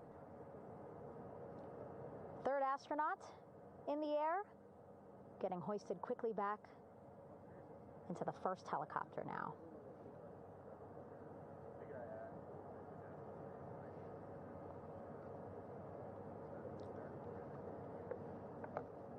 That first helicopter now on its way back to the ship here. We will soon see it land in just a few minutes. Again, all this action happening just 3,000 yards away from us, so a very quick flight back to the flight deck.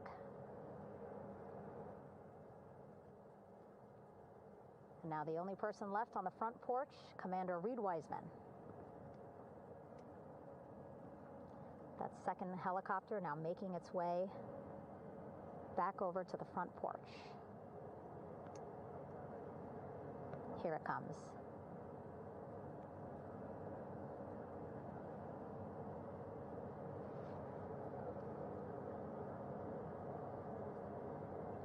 Making its final approach here.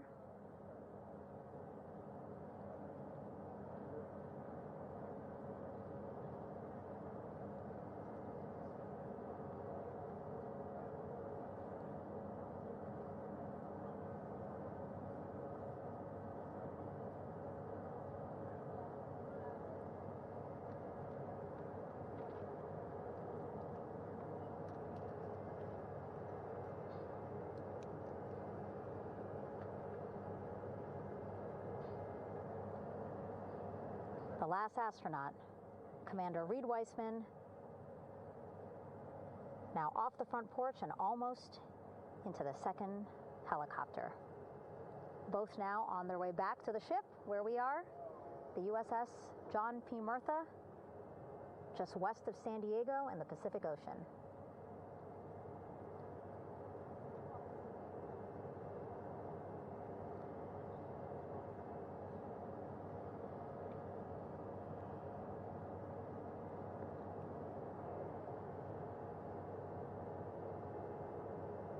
Exciting to see our 4 crew members minutes away from landing on the flight deck here on the recovery ship.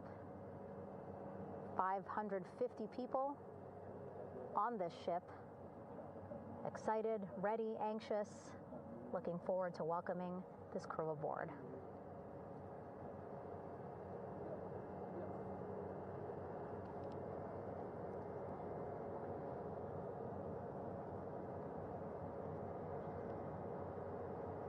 Watching them now with our own eyes. Close to the ship here. Hearing them begin to hover on the flight deck, which is just across from us, here on the bow.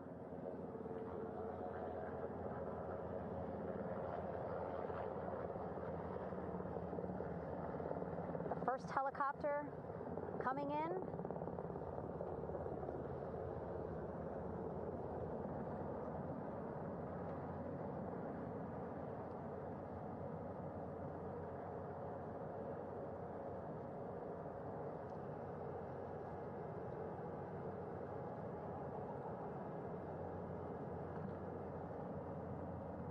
And wheels down. Wheels down of the first helicopter carrying 2 of our Artemis II crew. Pilot Victor Glover and mission specialist Christina Cook.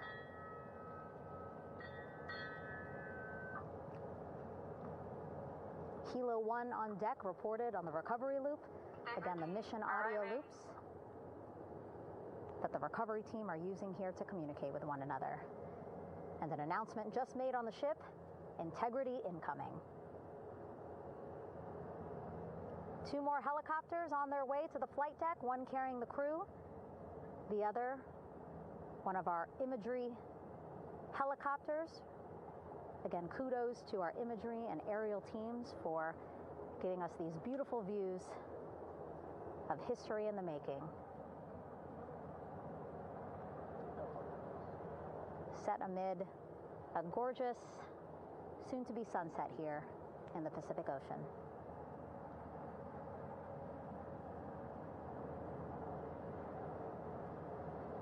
Second helicopter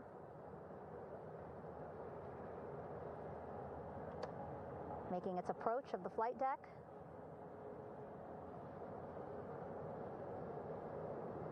Plenty of people here on the bow with their cell phones out, filming this moment.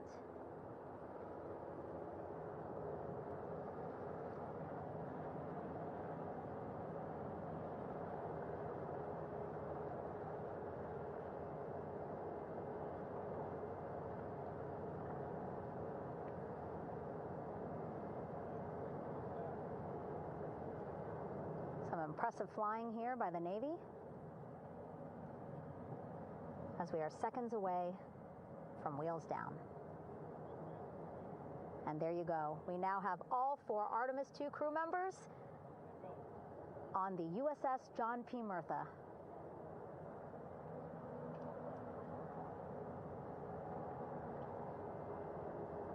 I'm sure they're happy to be out of the water and on this recovery ship with, again, 550 people on board, ready to welcome them home. But first, as we've been saying throughout the broadcast, just making sure the crew feel good. We reported that they were feeling good when they were in Orion, but those were just initial, quick, verbal assessments of how they're feeling. Their destination tonight, the medical bay here on the ship, right after we power down the helicopters here.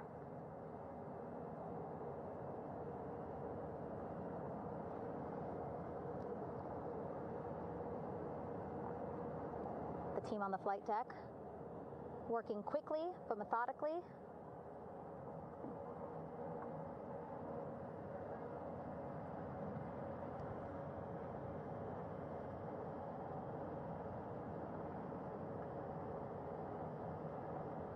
Waiting for just one more helicopter to touch down.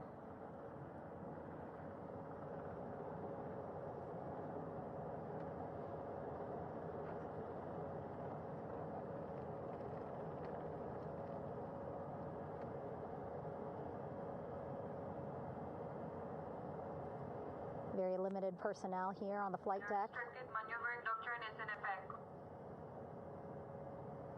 As that third helicopter touches down.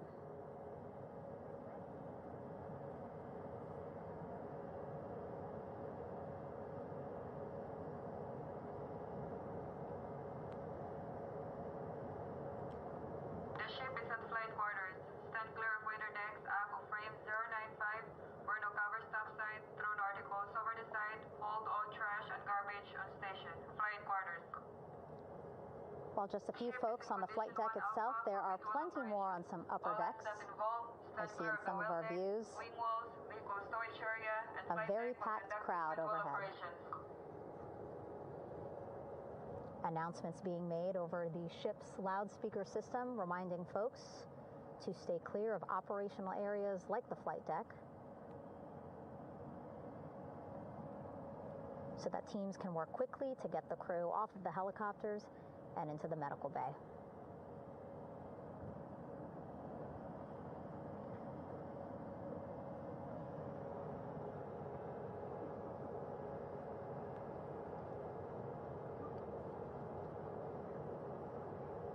Splashdown today, 5:06 p.m. Pacific time.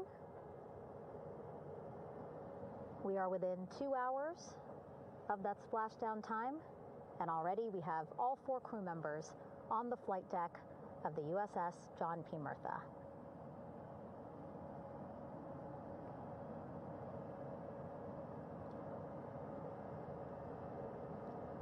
Again, crew waiting before getting out for the helicopters to completely shut down.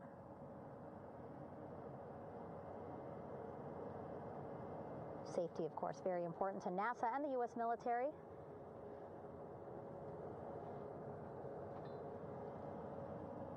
So we'll wait just a couple of minutes here before we start seeing crew members walk off the helicopters one by one.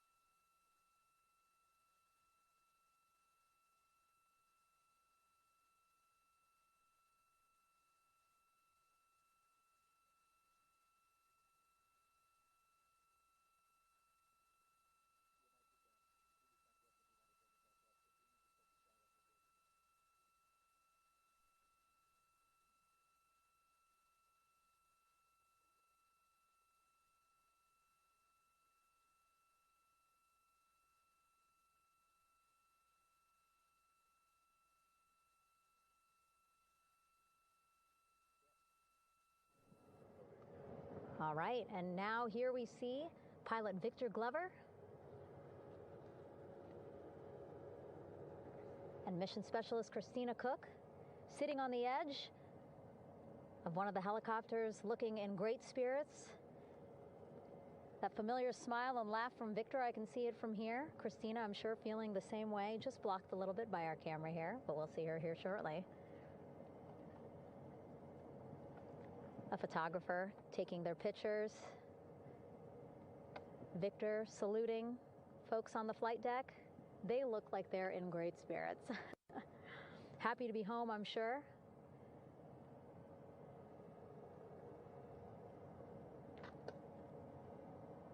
If you're sitting at home, I hope you too are wondering, what would you want to ask them if you got a chance to talk to them? Because that is what I'm thinking about.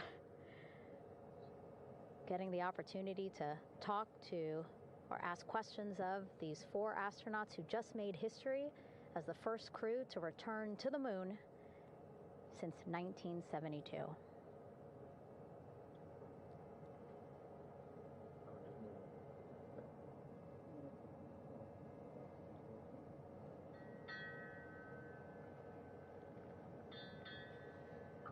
Oh, there we see Christina there, also smiling.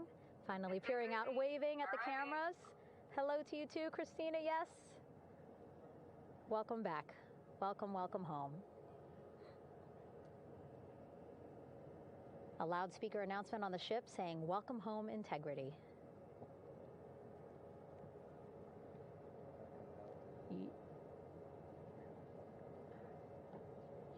Victor in great spirits. I can't see who he's talking to, but I kind of think that he might be talking to his other 2 crew members. Shouting from across the flight deck, congratulations to one another.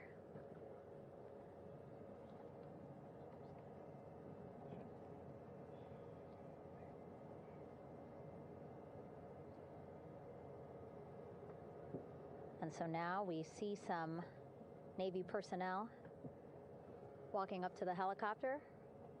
This is again the first helicopter carrying pilot Victor Glover and mission specialist Christina Cook. Both have taken off their helmets now.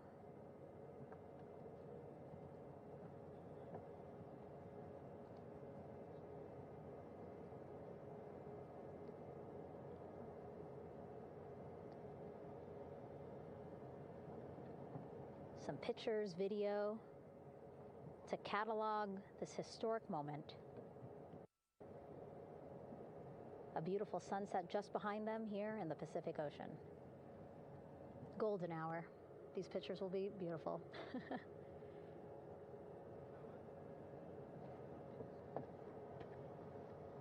Now we see NASA Administrator Jared Isaacman. He is on the flight deck, as well as Flight Surgeon Rick Schuring walking over to Victor and Christina first. We saw the administrator walk over to the other helicopter, which is carrying Commander Reed Weissman and Mission Specialist Jeremy Hansen. We heard from Rick earlier in the broadcast. Again, he said he's going to be out there on the flight deck to do another initial assessment of the crew, ask them how they're feeling, anything bothering them. But again, from what I'm seeing, they look like they're in great spirits and feeling pretty good for folks who just traveled 695,000 miles from Florida to the moon and now here to the Pacific Ocean.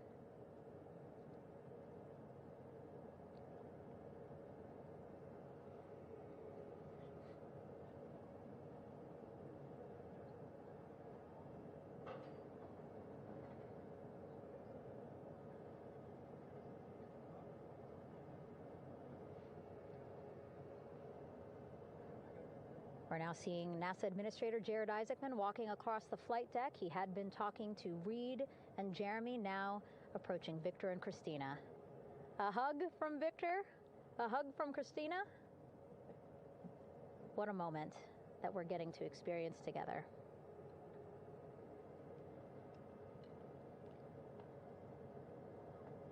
I'm sure congratulatory words. You know, we got to speak to the administrator live on this broadcast as well, and he said the kid in him right now, giddy, absolutely giddy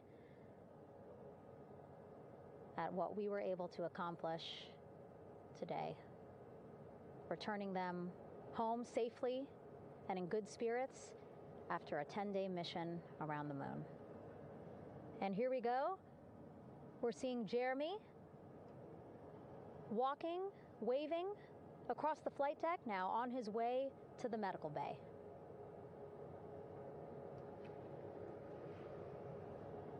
It's a short walk, less than a minute. Again, that's why the recovery team decided to use helicopters to get them on the flight deck for that short walk to medical bay. And now on the flight deck, we see the chief of the astronaut office, Scott Tingle. Rick Schuring switching places. He's going over to the other helicopter. Big hugs from Victor, Christina to Scott. Again, a gorgeous sunset setting the stage for this recovery tonight.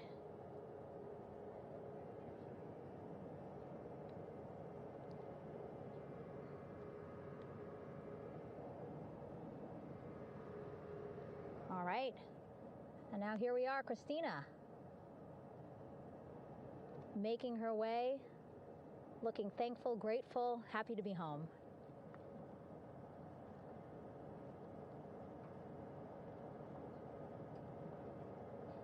You can see she's looking up. Again, lots of people, just a few levels up off the flight deck, welcoming her home.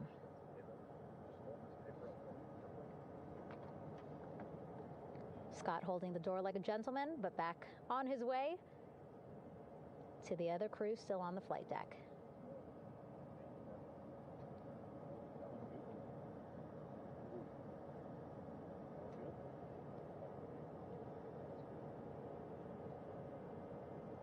So still on the flight deck, Victor Glover and Reed Weissman. It looks like Victor will be the next one headed to medical bay. More hugs, more hugs. He's a hugger.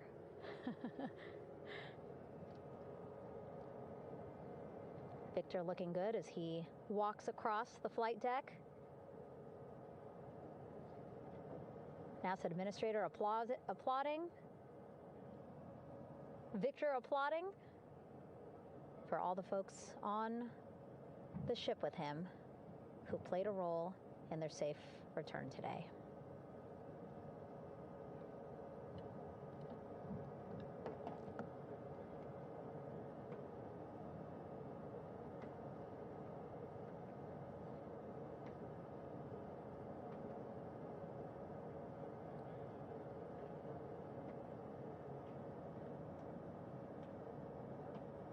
And finally, just one Artemis II crew member left on the flight deck, Commander Reed Weissman.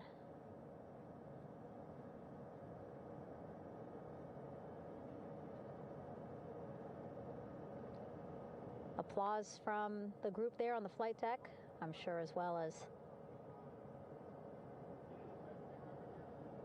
on the level just above them, packed with people.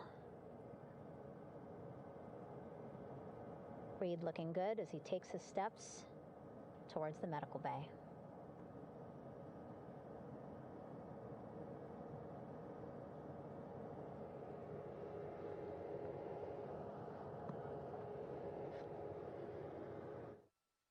See our 4 Artemis II crew members back on the ship. Again, now they will head into medical bay, where they will be assessed by flight surgeons from both NASA as well as the Canadian Space Agency. A more in-depth assessment. When they get to medical bay, they will each have their own nurse. They will be helped out of their suits. And then again, we'll check to see that they're feeling good. Make sure it's not just adrenaline, but that they are feeling good from their long journey back from the moon. Beautiful shot of that sunset,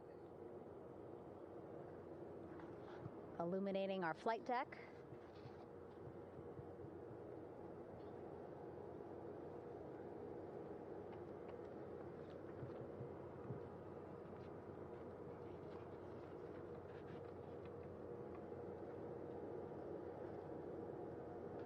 All right, and now with our astronauts safely on board, I want to welcome on Artemis Recovery Director Lily Villarreal.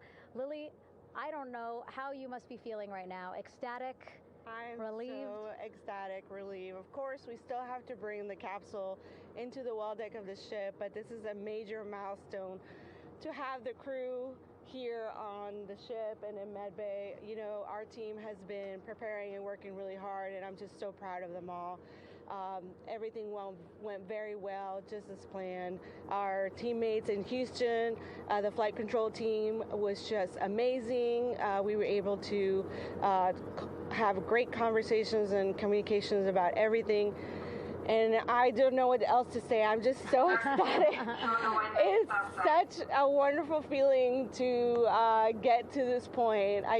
Again, we still have to get the capsule, but this is huge for all of us in landing recovery, and I couldn't do this without my team, and of course the full support of the U.S. military. There's going to be lots of, high fives when we get the capsule back in, and I'm so happy that the crew's doing well, Orion's doing well, and thank you for everybody watching. Yeah, it was great to watch the crew come back to the ship with you. How were you feeling when you were seeing them looking so happy to be home and feeling really good? The funny thing is that we had video of them from inside the Orion vehicle. They were like that from the beginning. When we opened the hatch, they were already out of their seats, having a good time, waiting for us to open the hatch. And they opened the hatch, and of course we did the first medical assessment. Everybody was doing very well, and they were just having such a great time with the medical team that was inside the capsule. I think they were all taking selfies with the phones that they have, probably talking about what they saw, and it was just smiles all around. They were having such a great time. And then we put them on the front porch when we were ready to put them on the front porch. And again, you could see they were just so ecstatic to be home and talking to everybody. So we were very happy to see all of that in the control room of the LFOC. How remarkable is that? Again, if we think about their journey, the 695,000-mile journey around the moon and back, coming back at 30 times faster than the speed of sound. I mean, how remarkable is that they are in such good spirits? I mean, this is an amazing crew. I think you guys have seen it for the past 10 days. They're wonderful people, and we're so happy that they brought us along on that ride. And I can't wait to see all the additional videos and pictures that they have that, we'll get a hold of now that they're back on the ground. And I can't wait to hear how, a little more than what we saw on the press briefings from the crew about what they saw. It's just fantastic. Some of my favorite people around this 10 days was the science team and how excited they were. And so this is exactly how we feel in the landing recovery team when the science team went, oh my goodness, when they heard all the discussions about the moon. This is exactly how we feel now in the landing recovery team. We're so ecstatic. Yeah. Again, we have to recover the capsule. I want to make sure we don't forget about our Orion. Lily's all about business. She's thinking about what's next. But yeah, speaking of these 10 days, I mean, we have been along for the journey with them, live with them 24/7 for 10 days, and just really seeing the engagement that we've gotten from around the world. What do you hope people take away from this mission? I think that's fantastic. So, my story was that I went to the Kennedy Space Center. I was born in Colombia. I was 10 years old when we moved to the United States, but when I was 7, my family took me to the visitor center, and that's when I learned about Apollo. And we went to the moon, and I learned about astronauts, and that story was what really fueled me to want to do STEM and want to be an astronaut. And I think that this Artemis program is going to do exactly what what girls, my age back then is 7, young people right now, girls and even like young men, obviously. But we want to empower people to know that you can do this, right? If you want to come and work for NASA, if I did it, they can do it. And Artemis program is just going to inspire everybody. And I'm so happy about that. Yeah. Like Apollo inspired me. Thank you so much, Lily. Really appreciate you being here. As you said, still a lot of work to do. 5 to 6 more hours to recover Orion that's still out in the water. So I'll let you get back to it. But you had beautiful words to say again. We hope that this inspires people. We hope that you come and join us at NASA and accomplish great things with us in the future. Yeah. Back to you, Rob. Thank you, Megan, and safe sailing out there in the Pacific. Here in Mission Control, it is now all quiet. The team of flight controllers and all their support personnel have left the room to enjoy the aftermath of a textbook touchdown by Integrity that splashed down in the Pacific right on target to complete this historic flyby of the moon, the Artemis II mission.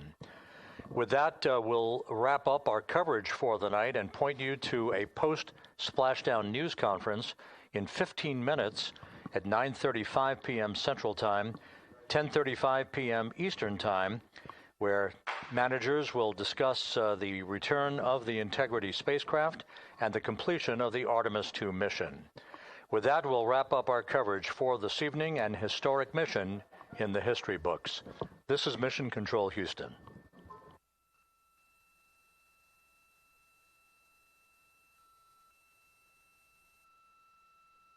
Main chute deploy. And we have 3 good main chutes. Houston Integrity, splashdown, sending post-landing command now. Splashdown confirmed. Copy splashdown, waiting on VLDR. Splashdown confirmed at 7:07 p.m. Central Time, 5:07 p.m. Pacific Time.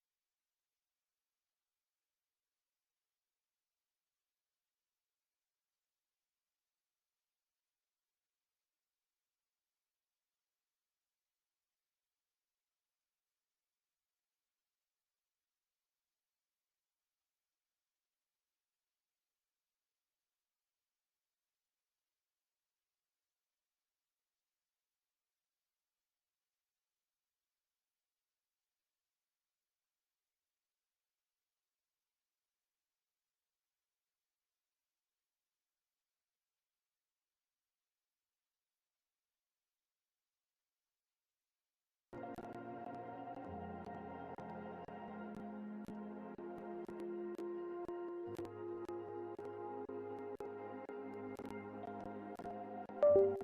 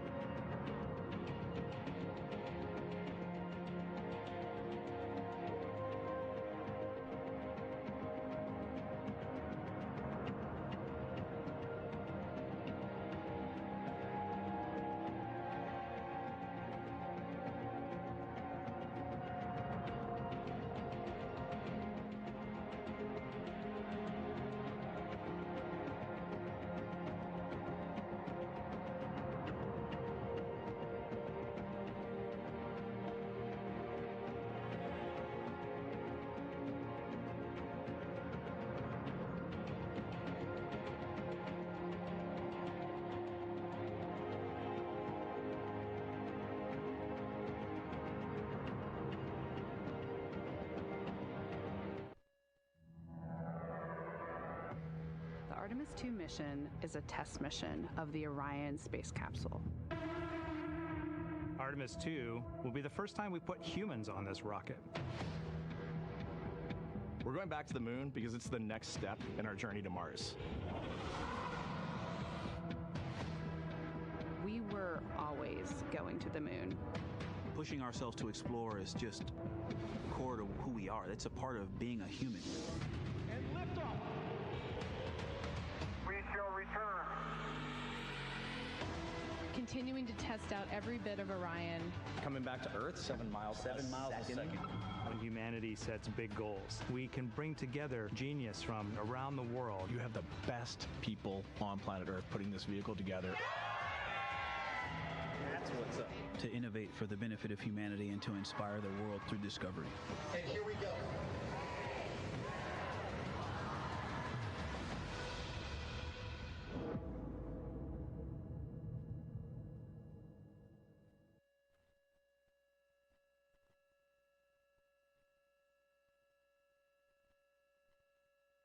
Main chute deploy. And we have 3 good main chutes. Houston Integrity, splashdown, sending post-landing command now. Splashdown confirmed. Copy splashdown, waiting on VLDR. Splashdown confirmed at 7:07 p.m. Central Time, 5:07 p.m. Pacific Time.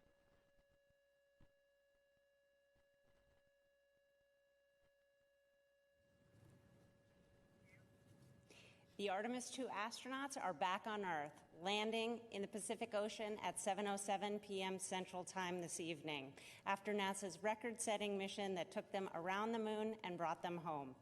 Good evening and welcome to NASA's Johnson Space Center in Houston. I'm Rachel Kraft with NASA Communications. Several leaders to talk about the successful mission. They are Amit Kshatriya, Associate Administrator, Dr. Lori Glaze, Head of the Artemis programs, Rick Henfling, Entry Flight Director, Howard Hugh, Orion Program Manager, and Sean Quinn, Exploration Ground Systems Program Manager. We'll hear briefly from them and then take questions from here in the room and on the phone. And with that, we'll start with Amit. Good evening. Yesterday when we were in this room, we told you that the crew would put their lives behind our confidence, and they did. Yesterday in this room, we told you that today belongs to the engineers and technicians who touched this machine, and it does, and their work was good. Welders at Michoud shaped the heat shield and joined the rocket. Technicians at Kennedy packed parachutes, stacked the vehicle, stacked Orion, stacked SLS. Engineers in Bremen, Torino, and across the Alliance built a service module. Workers at Utah cast the boosters. Teams at Stennis fired the engines. Flight controllers in this building in Houston sat console for 10 days straight. It sat silent in the night for 6 minutes while plasma took the signal. Navy divers pulled the crew out of the Pacific in an incredible way. The vehicle spoke for all of them. And at 25,000 feet per second, it said the work was good. As we say in our business, physics votes last. The families of the crew said this week there had been happiness and joy, but also anxiety, wanting to get their loved ones home safely. I was with them tonight. 4 families sat through those 6 minutes, and their courage is the same as the crew that just came home. Yesterday, Flight Director Jeff Radigan said we had less than a degree of an angle to hit after 250,000 miles to the moon. And their team hit it. That is not luck. That is 1,000 people doing their jobs. You all heard the crew's words during the mission. They were incredibly inspirational. They carried the torch from Apollo through station and around the far side of the moon. Their words belong to them. We'll get to hear from them as soon as they're back here. But tonight belongs to the team that built the machine that they rode. We talk a lot about what gets in our way. The impediment to action is where we find the way to get to action. What stands in the way becomes the way. This program faced every obstacle an institution could face. The team met each one with work, and tonight is the proof. But that work needs to continue. The path to the lunar surface is open, but the work ahead is greater than the work behind us. It always will be. 53 years ago, humanity left the moon. This time we return to stay. Let us finish what they started. Let us focus on what was left undone. Let us not go to plant flags and leave, but to stay. With firmness in our purpose, with gratitude for the hands who built the machines, and with love for the ones that we carry with us. Welcome home, integrity. I'll hand it over to Dr. Glaze. Thank you so much, Amit. So y'all, we did it. We sent 4 amazing people to the moon and safely returned them to Earth for the first time in more than 50 years. To the generation that now knows what we're capable of, welcome to our moonshot. I want to thank our entire team across this nation and around the world who gave every ounce of ingenuity and effort to make. I am so proud of each and every one of you, what you have achieved over the last 10 days. NASA has shown that ambitious goals are worth pursuing and can inspire the world. We are so thrilled to have Reed, Victor, Christina, and Jeremy back here on Earth and safely aboard the USS John P. Murtha. Our team is fired up, and this mission, as we've been talking about, is just the beginning. To all of our new followers out there, please stay tuned. This is the first mission, our first mission to the moon, of many more to come. And we can't wait. Our teams are so ready to get to work on the next missions and explore the lunar surface and bring the world along with us. I'll pass it over to Rick. Thank you, Lori. Thank you all for your continued interest in this mission. What a truly spectacular day it was for NASA and all of our international partners. This crew has said time and again that they were going for all of humanity, and today we fulfilled that objective by completing their journey and returning them safely to Earth.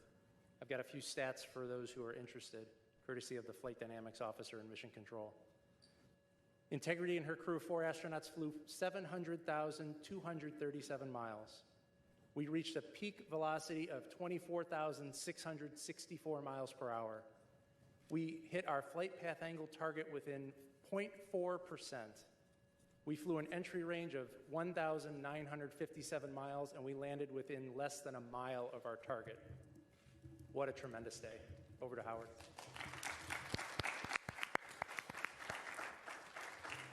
Thank you, Rick, and thank you to the flight control team. What an outstanding job. Wow, what a fantastic day. I mean, we've dreamed as a team of reaching this day, and appreciate Amit's comments. I mean, so many people have worked very hard, tirelessly to get this day. I think this mission has been historic and has demonstrated new capabilities for Orion spacecraft, has taken our crew farther than any crews that have ever gone to the moon and back safely. 252,756 miles. And that is a fantastic feat. We got a lot more to do. And I'm so happy that we get to have this moment, but we're going to have a lot of these moments coming up. And I want to thank the entire Orion team. They have worked tirelessly. They've dedicated many hours. They've committed to excellence and innovated and attacked challenges that we've come up with for both our NASA team, our industry partners, and our European team as well. We did it together. We brought the crew home safely. They did deserve a round of applause. It was a terrific day for them as well. And I want to thank the crew. They have been a fantastic inspiration to our teams as well. You've heard their messages. We are so happy they're back on the ground. We can't wait to see them as well. And finally, we've learned a lot from this mission. Number one was bringing the crews home safely, but it's also a test flight. And like Amit said, we have work ahead of us to be done. We're going to learn from this mission. We're going to look at the data, and we're going to move forward. This is the start of a new era of human space exploration. Thank you. Well, thank you, Howard. What an incredible end to an incredible mission. I got to tell you, I think I'm trying to pick out the best thing that happened today, and I'll just say that we were sitting in the back room getting ready for this press conference, and Howard gets a call from Reed Weissman, the commander of Integrity, and it was so great to hear his voice and tell us that all the crew is okay, and we can say that we did our mission. We accomplished what we set out to do. I'm very proud of the efforts of the Exploration Ground Systems team that supported both the launch and recovery operations alongside our Navy partners. All the hard work and dedication over the last couple years paid off today, and the team did a great job. Our recovery teams are currently in the process of bringing Orion back on the well deck of the ship, and hopefully within about 4 or 5 hours it'll be hard down in the back end of the USS Martha. It's good to be NASA. It's good to be an American today. Thank you.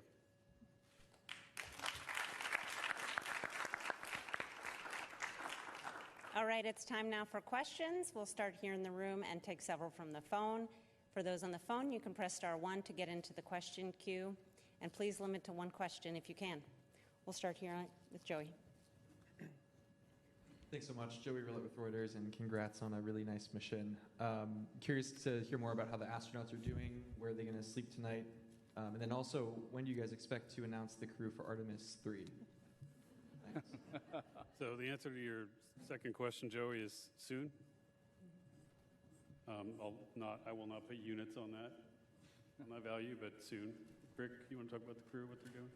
Yeah, we saw the crew a number of times after they got out of the spacecraft. We saw them on the front porch. Everybody was happy and healthy. I saw Victor as he was sitting on the edge of the helicopter on the flight deck of the ship, and he was smiling and in good spirits. And everything we've been hearing from the surgeons is the flight crew is happy and healthy and ready to come home to Houston.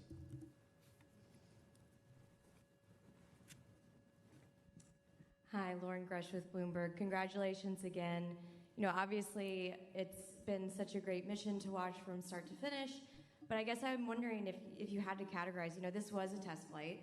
What would you say is the issue that you feel maybe the most grateful arose during this mission so that you can apply that lesson learned to the next? Maybe Like me, Howard, why don't you take that one? Yeah, I think, we're taking a lot of lessons learned. Certainly learning about how the crew operates a spaceship has been a really great learning experience, and flying and ability for them to test drive for our spacecraft has been good. I think, as we mentioned previously, our pressure control assembly, where we discovered a leakage through the system, I think we learned a lot about that. That is a new finding. Certainly, we're going to go investigate that. We're going to look at that and move forward to make sure that we make some changes if necessary, but we'll get all the data and we'll go forward from there. Marsha. Associated Press, Marcia Dunn.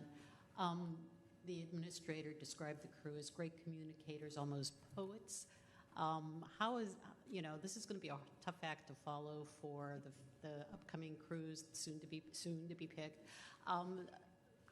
Talk about this crew in particular and what they brought to this. that went beyond the scientific and the research and the engineering, please? I'll just say that this particular crew, they've gotten to know each other so well. So each of them individually are just absolutely amazing individuals. But they, as a group, you could watch them and what they brought as you watch them in Orion over the last 10 days, operating just seamlessly between the four of them, just the teamwork, the camaraderie, I think they really brought an amazing sense of what we're trying to achieve with this mission. It's the mission for all humanity, a mission for all, and they really did represent that and tried to communicate that. I do know that our entire astronaut corps is spectacular, and so I have no doubt that the next teams will also rise to that level. Jackie. Hi, all. Jackie Waddle, CNN. Congratulations. Question for Rick. I'm really anxious to hear what that blackout during reentry was like for you. And also just wanted to ask, that splashdown target being less than a mile off is incredible. Can you walk us through if anything, was outside of ordinary? I know we heard on comms there were some sensor issues just before entry interface. Just curious to hear more about that. Thanks. Sure. So, blackout, there's really no beating around the bush with that. It's a difficult time because the flight control team wants to see data. We want to look at the data. We want to be able to provide input to the flight crew on how to fly their spaceship. And when we don't have data, we're trying to figure out what to do with ourselves. But we knew when blackout was going to start. It started when we expected. We knew when it was going to end. It ended when we expected. And so that gave us the trust that the spaceship was flying itself correctly. As far as some of the cautions and things that came up on the way down, the prop cautions, they were, we think that, again, that was learning of the spacecraft. Some of the limits are set a little bit tighter than we probably should have had them set, and we dispositioned those and moved on. As far as the comms post-landing, we don't quite know what was going on there, but we worked around it.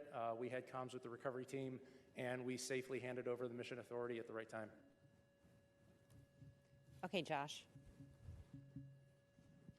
Hi, Josh Denner, Space.com. Really excited to hear that the crew is doing well. I'm interested, we saw Victor sitting on the edge of that helicopter once they landed on the ship, and it was great to see them all, walk across the deck. They were set to do an emergency egress test with a ladder, a backpack, I'm wondering if they've performed that yet, how soon they will be performing it, if they have, how it went.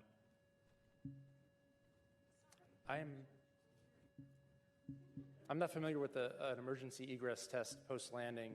Given that this was a test mission, the number one goal was to get the flight crew out of the spaceship as fast as we could, and we weren't looking at any post-landing objectives. Yeah, we did do, I think, back when we were back on the launch pad, we did, during the CDDT, we did an emergency egress, but that's the only one I'm aware of that is that test. Yeah, but we'll check on it for you. Eric. Eric Berger, Ars Technica. Congratulations on making what I know is really hard look easy. It was a beautiful mission. Amit, you said the work ahead is greater than the work behind us. Can you talk about as sort of NASA rises to these far greater challenges in Artemis III, Artemis IV, and building the moon base, how important it is for you and the agency to be flying humans in deep space again and sort of to be at an operational cadence? This has to be pretty uplifting to the workforce to put the 50 years of not being back to the moon behind us. Yeah, it's huge. I mean, flight cadence and iteration is the key to reliability and safety. We were waiting to fly this mission for several years. A lot of that was because of the issues we saw during Artemis I and making sure we did that the right way, and we tried to make sure the machine was perfect before we flew it. But the real way to do that is to keep iterating, to keep flying, keep learning, keep getting data in the flight environment. So that piece of how we've changed the architecture and demanding that higher cadence is going to be, I would say, mandatory for us to be successful. We need that muscle memory to exist. We need the data to keep coming in, and we need to be able to quickly iterate and change the machine as we learn from it. Everything we learned from Artemis II, we're going to get right after, but I would say it's essential. Okay, Irene. Irene Klotz with Aviation Week and Space Technology for Amit. What do you think will be your biggest challenge to ensure that this mantle and responsibility of inheriting what Apollo did does not end like Apollo? I think we've talked about this a little bit before. You know, what the architects of Apollo, Gilruth, von Braun, Siemens, Mueller, what they really wanted to do when they were given the challenge of expanding the range of action to the moon was to learn to live and work in space for a long time. They wanted to do that first. I talked a little bit about this with Rob earlier. I think, you know, and of course, because of the nature of the environment they were in, you know, they were in a race. They achieved their objectives, their geopolitical as well as technological. But once it was done, it was done. And I think the foundation they wanted to build on is what we went to afterwards. So we wanted to, you know, investigate reusability with shuttle. We did that. We wanted to learn to live in space for a long time with station. We've got to that point now, 25 years of occupation. And now it's interesting. I think where we are with the program is kind of where they wanted us to be before they decided to go do that, to actually enable a sustainable presence, to learn how to live and work there for a long time. So, you know, it's a weird irony of history that, you know, it took that long for us to do that, but we weren't sitting idle while that happened. We developed the capability to have an enduring presence, you know, in space, and now we're going to take advantage of that now that we've reached back to the moon. Okay, we'll take one more in the room from Ken Chang, and then we'll go take several from the phone. Ken Chang from New York Times, I guess for Rick and everybody else. Can you talk about what the last 13 minutes were like? There had to have been some anxiety, and what was the moment where you could finally relax, and when did you start celebrating in Mission Control? Certainly there's anxiety. If you didn't have anxiety bringing this spacecraft home, you probably didn't have a pulse. You know, I have a lot of trust in my team. We've got all flight controllers in the room on entry day went through a rigorous training process, and they are the system experts on their respective part of the spacecraft. And so while there's anxiety, there's a lot of confidence because the team is there to do a job, and we've trained well, and we executed well. We all breathed a sigh of relief once the side hatch opened up. That's when we brought the team in. We said a few words with the flight controllers. And then we turned around to the families and waved to the families and gave them a thumbs up. And we all watched as a flight control team as each of the 4 astronauts got out of the spaceship and were hoisted up onto the helicopters. It was a great day. Okay, we'll take several questions from the phone now. The first one is from Micah Maidenberg with the Wall Street Journal. Hey, good evening. Question for Lori or Howard. I know it's very, very early here, but any initial thinking about the heat shield performance relative to Artemis I? And could you walk through how the heat shield will be assessed in the coming weeks and months? Thanks so much. So I'll just start, and then I'll hand it over to Howard. How's that? So, you know, initially we gathered a lot of data already. Certainly you saw there were aircraft that were positioned in order to do some imagery and collect data. So we've got some of those data that can be analyzed in the coming days and weeks. We also had divers below the surface that took imaging of the heat shield before it was brought onto the Mertha, so that we could understand exactly what state it's in after it landed. And so I think we've already begun the data gathering piece of it. I'm sure there'll be more assessments once we get on the ship. And then Howard, why don't you talk kind of what the next steps are? Yeah, we already have 2 of our heat shield experts on board the ship. And so when we get the crew module into the well deck, and we'll do some inspections right off the bat. Like Lori said, we've got underwater divers that are taking pictures. And then after that, once we've inspected that on the ship, we'll transfer back to Kennedy Space Center. We'll have opportunity to look in detail and do scans of the heat shield, and we'll have a lot of good data from that. We also captured a lot of great imagery. Obviously, we haven't had time to digest all that data, but we will in the next several days and make sure we understand if there's anything that happened that was anomalous. But we're very excited. The team is very excited to get that data from both the imagery and seeing it live in person. Next up is Jackie Mogensen with Scientific American. Hi, thanks for this. I wanted to follow up on one of the earlier questions about the astronauts. I was curious if it might be possible to tell us a little bit more, if we know, about what the astronauts will be doing in their first days back on Earth, you know, what their first meal might be or activities with their families. Thanks so much. Well, the top priority is going to be to get them promptly back to their families here in Houston. As far as the specifics, I'm sure each of the crew members has something special planned with their families, and that'll be the priority, is for them to take some time and spend with their loved ones.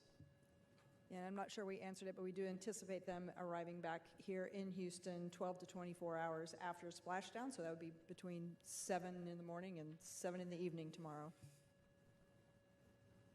Next on the phone is Jeff Faust with Space News. Good evening. I wonder if you can talk through what the processing of the Orion spacecraft is going to be now that it's back. What point do you sort of extract all of the lessons learned from the mission and start applying them to Artemis II in order to have that mission ready to go launch in about a year's time? Thanks. Yeah, we will have what we call quick initial 30-day report that we will put together. Every team will be doing their due diligence and analyzing all the data we have. The crew module will get transported back to Kennedy Space Center. Sean's team, Exploration Ground Systems, is going to decontaminate the vehicle in terms of the propulsion system has hydrazine, and so we'll be working through that. In the meantime, we'll be pulling hardware off the boat in parallel with other activities, and when we get back to Kennedy Space Center, we've got about 286 components we're going to reuse in future missions already, and then we're going to look at other components and determine if we can reuse those as well. A lot of work, not only on the hardware flow, but also all the analysis of the data we're going to need going forward to learn from this mission and carry forward for Artemis III and beyond. Okay, we'll take one more from the phone and then come back here into the room. The next question is from Richard Trudeau with Orlando Sentinel. Hi, thanks again for taking the time. This is another question for Howard. For Artemis III, is the docking system that you have to do with Blue Origin and/or SpaceX, is that at what point would that system be sort of in place on the new capsule? And I guess for Amit, how are your two contractors progressing toward having something that can actually go up there on your timeline? Thanks. Okay, I'll start with our docking system. Our docking system is ready to go. It's already been qualified. We've already got the flight unit at Kennedy Space Center. Later this summer, we'll integrate it on top of the crew module. And we've done a lot of testing already, so the final part is actually the mechanical mating of the docking hatch and the docking mechanism itself. And so we have a standard way of doing dockings in space that we expect Blue Origin and SpaceX to work with us on and accomplish that mission. Yeah, and as far as the other part, I think, we're in a massive test campaign. We've got a huge test coming up of the Blue Origin Mark I lander, which will be the kind of smaller version of the lander they want to use to attempt the landing missions. There's going to be a test flight of that this year.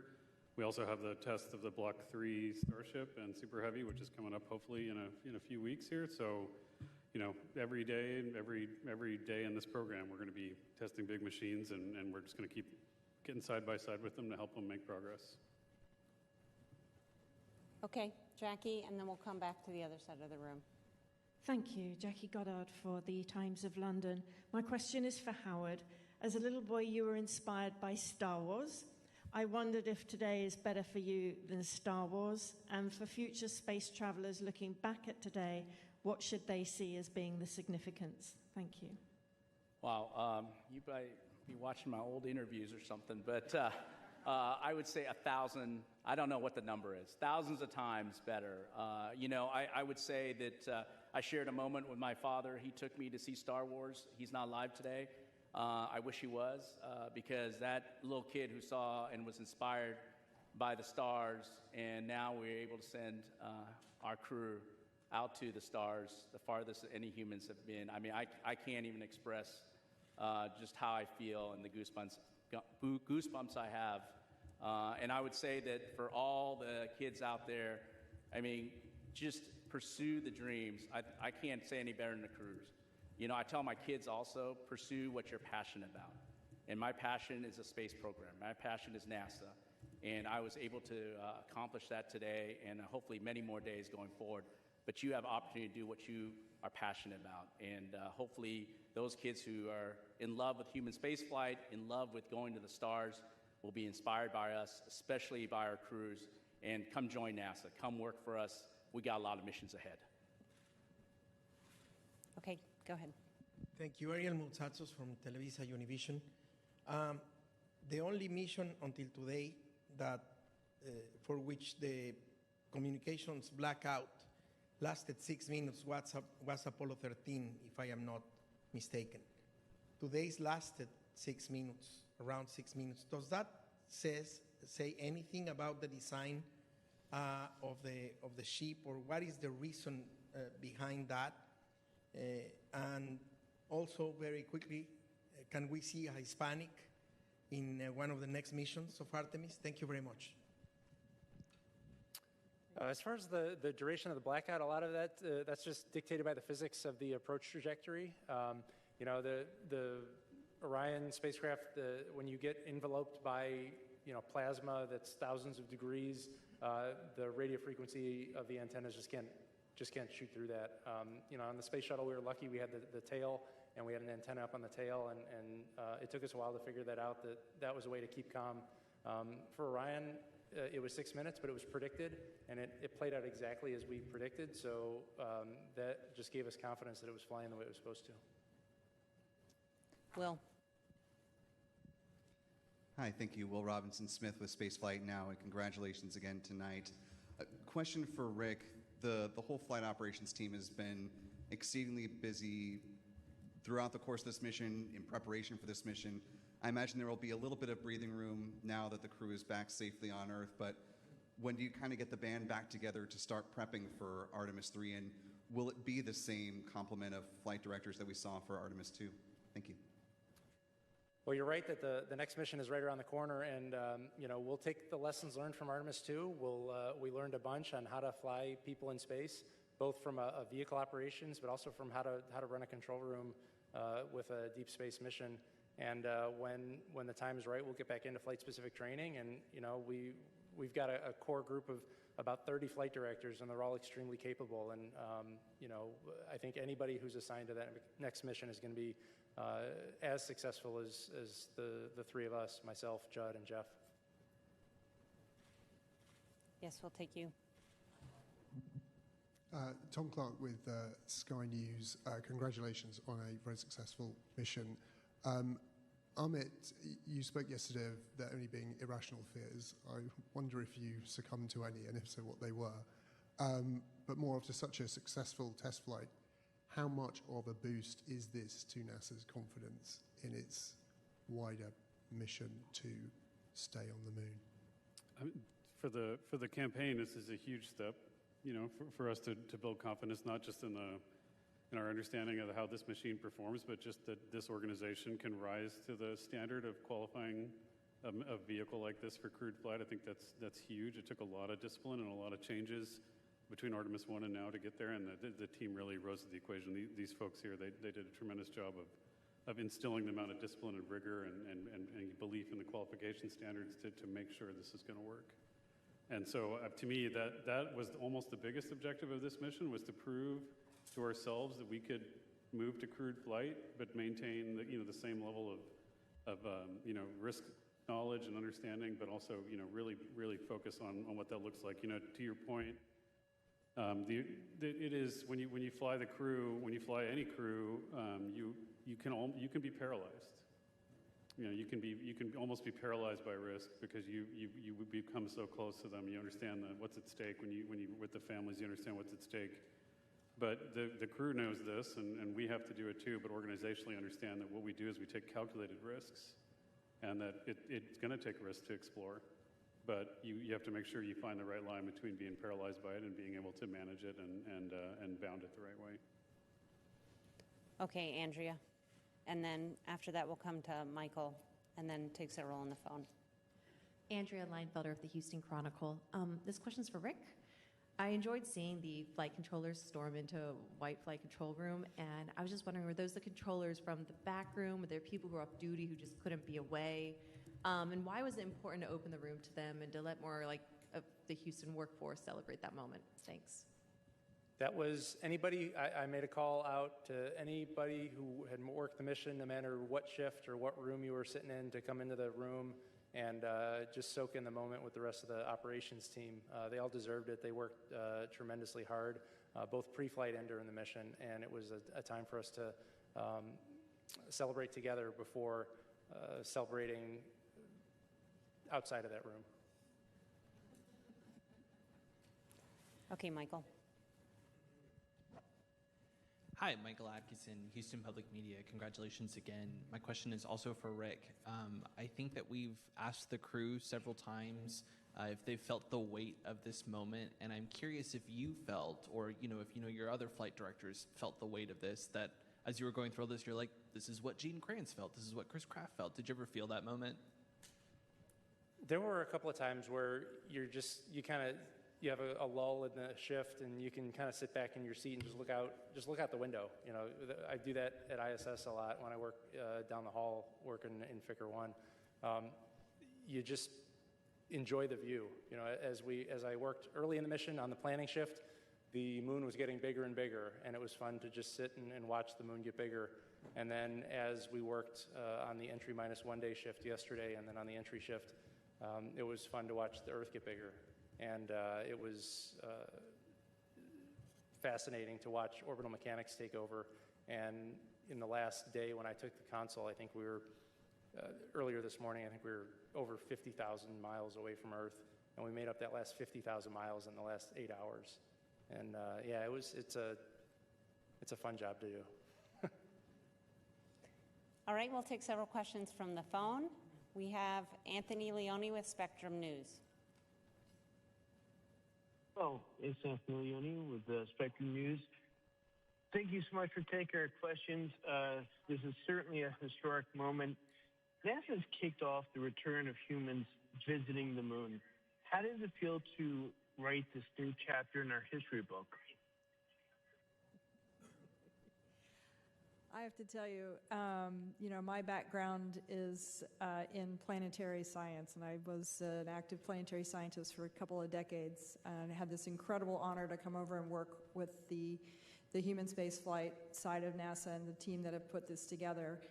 But as someone who has been interested in what we can do in exploring the moon and going beyond low Earth orbit, I think the weight of this mission and just how incredibly impactful it is that we have actually achieved this. During our lifetimes here, we have done this, right? When Apollo was when I was a child, and to be here now and say we actually did this, we've gone back and we're going to go build a moon base. We are going to have an enduring presence on the moon. Just incredibly powerful. The next question is from Manuel Masanti with Exploración Espacial. Thank you so much. Congratulations to everyone. Manuel Masanti with Exploración Espacial. NASA showed one more time that space is a unifying force around the world, with a crew that connected so well with people that doesn't matter which country. How important was, for anyone in the panel, how important was this mission for the agency and for the future of the Artemis program? It's the most important human spaceflight mission I think we've done in many decades, in terms of what it meant historically, but also what it means for the future of the agency. We talked before about, for many folks, this is the end of a long journey working on these machines, and for a lot of our workforce, it's just the beginning. But it is definitely an inflection point for all of us. So it's hard to understate, just how incredibly valuable it is to the entire team. Let's go here to Zach. Yes, thank you. Congratulations. Zachary Albert with the Launchpad from Canada. Ahmed, if you could send a message to NASA in 50 years. We've taken a lot looking back at the last 50. What would you say to the administration and the NASA then, when hopefully we've become a multiplanetary species? And for each of you, is there a word or a quick phrase on how you hope the history books classify this mission that started us going back? It's a couple weeks ago, I was with the administrator. We were doing a different event, and we were talking about how we were really going to make choices and and and change our focus towards the moon, towards building a moon base, towards doing incredible things again. And right before he and I walked up on stage, he turned to me and he said, at some point, people are going to look back at what we were doing, and we're going to be like those guys that were hogging out logs to cross lakes just to see if we could do it. And then, in the future, people are going to look back at us and go, wasn't that quaint, and isn't that interesting how they did that? But I mean, that's kind of where I think this is going to land in the grand scheme of things. We of course, Apollo achieved amazing things. We've done amazing things since then, but this, I think, is going to be an important step, and hopefully history is kind to us as a result. Okay, Stephen, did you have one? TJ?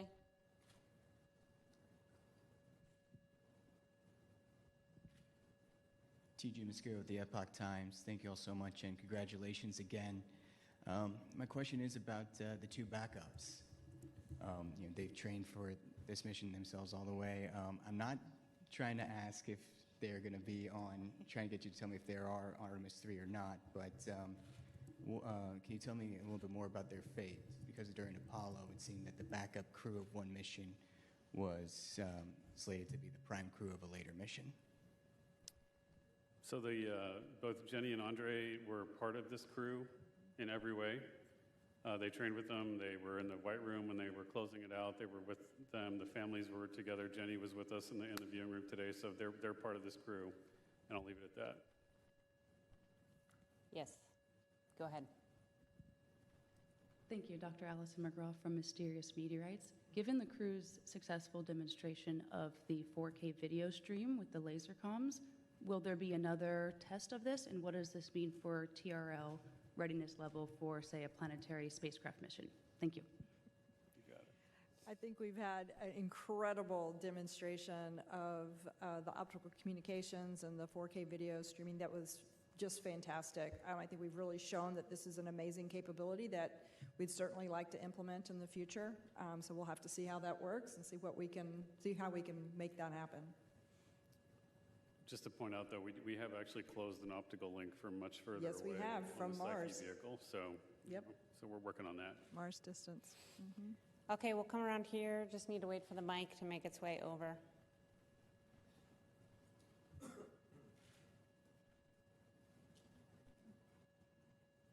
thank you again for doing this, and again, congrats on just such an amazing mission. Beverly Casillas for Space Scout here, and I just had a quick question.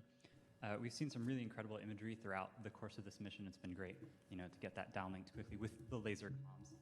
And I'm curious how much of that imagery that was taken during the mission on board has been downlinked, and how much of that still remains on the spacecraft to be recovered later. Thank you. I don't happen to know the official stats, but we can certainly follow up with you at a later date. I do know that Reed had made the comment that even though they sent back quite a bit, that the stuff they have with them is pretty amazing. So once we get it off the physical media on the vehicle, hopefully we'll be able to get it to you guys soon. Yeah, we'll get all those SD cards. We'll get them all downloaded. And of course, all of the imaging that was required on Monday, that was the science imaging, all of that will be made available through the planetary data system and archived. Okay, we'll take a few more from the phone. Next is Alejandro Turnbull with Space Scout. Hi, congratulations everyone on a fantastic mission. Question for Rick. As the spacecraft was descending under parachute, we saw on the infrared camera some plumes emanating from the vehicle that looked like either venting or thruster firing. Just wondering if you could speak a little to what the spacecraft was doing then, what exactly caused those plumes. Thank you. Yeah, not knowing the video that you're referring to, I would imagine that's probably the spacecraft reorienting itself.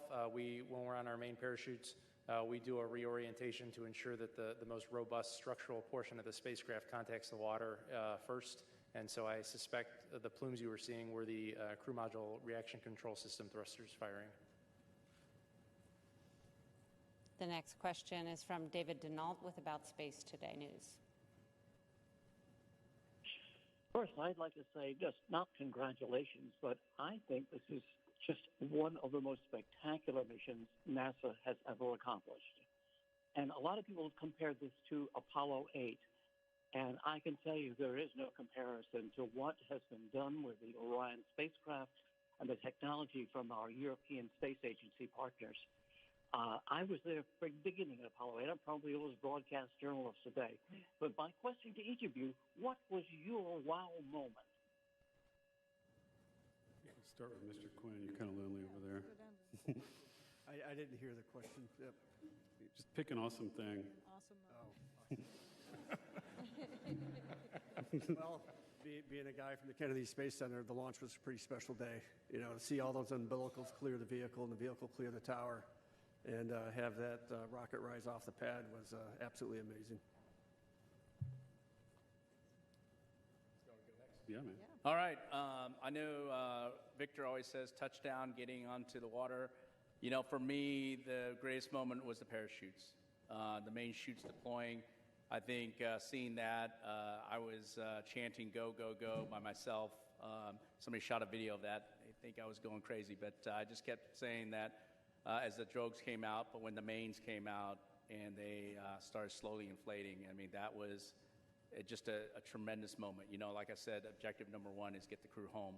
And I know there's all kinds of things that can happen after that, but having those mains and getting the vehicle to 16 miles per hour from 24,600 miles per hour is pretty amazing. And getting those chutes down was a great moment. I'm going to vote for the naming of the two craters as my top moment. I know it's all still fresh, so for me, I'm probably going to say two things. When the crew, you know, when Reed reported back, you know, 4 crew green after splashdown, that's what we hope for, right? So that was pretty awesome. And then when they started, we saw Christina come out of the capsule, then I was like, okay, we're here. Okay, we'll take, oh, sorry, Emmett. No, it's okay. Mine's easy. It'll be tomorrow when I see my friends again. All right, one more from the phone and then back into the room. So the phone question will come from Russell Pounds from Pacific Rim Media. Hi, this is Russell calling from Alaska today.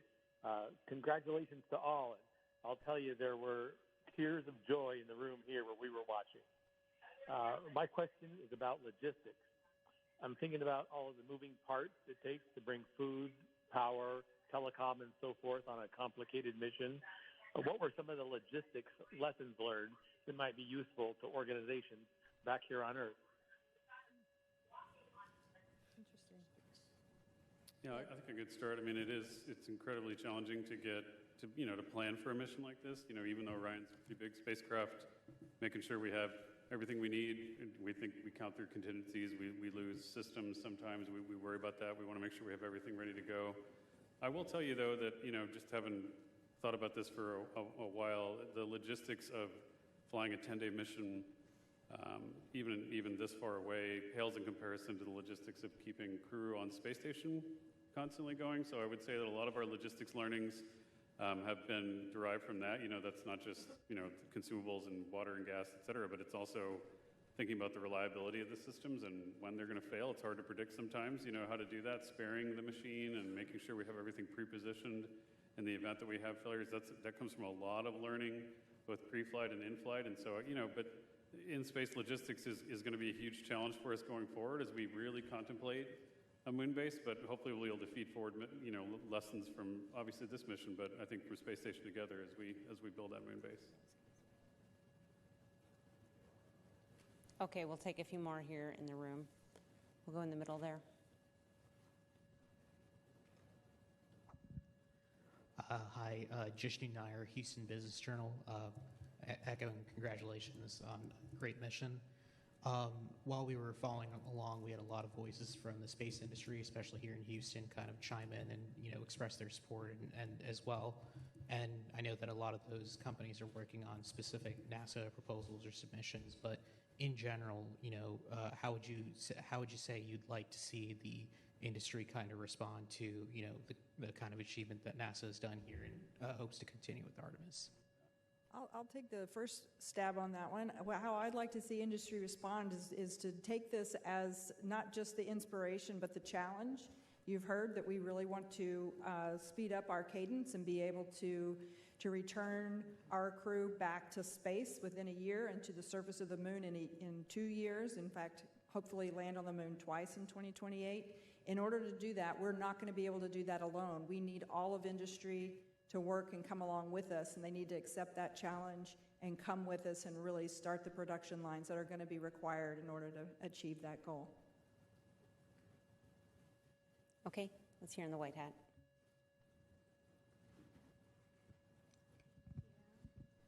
Hi, JJ Love with Tech Talk Media. I just have some words of recognition for you all and the entire Artemis team. What you have done this week is remind the people of Earth that wonder is worth chasing, that curiosity is not a luxury, it is the most human thing we have.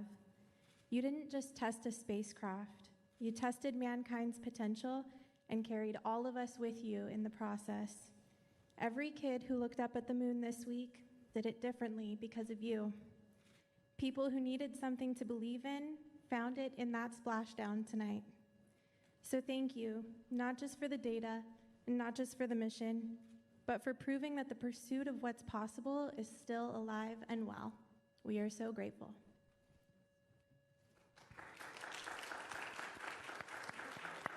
Thank you for that.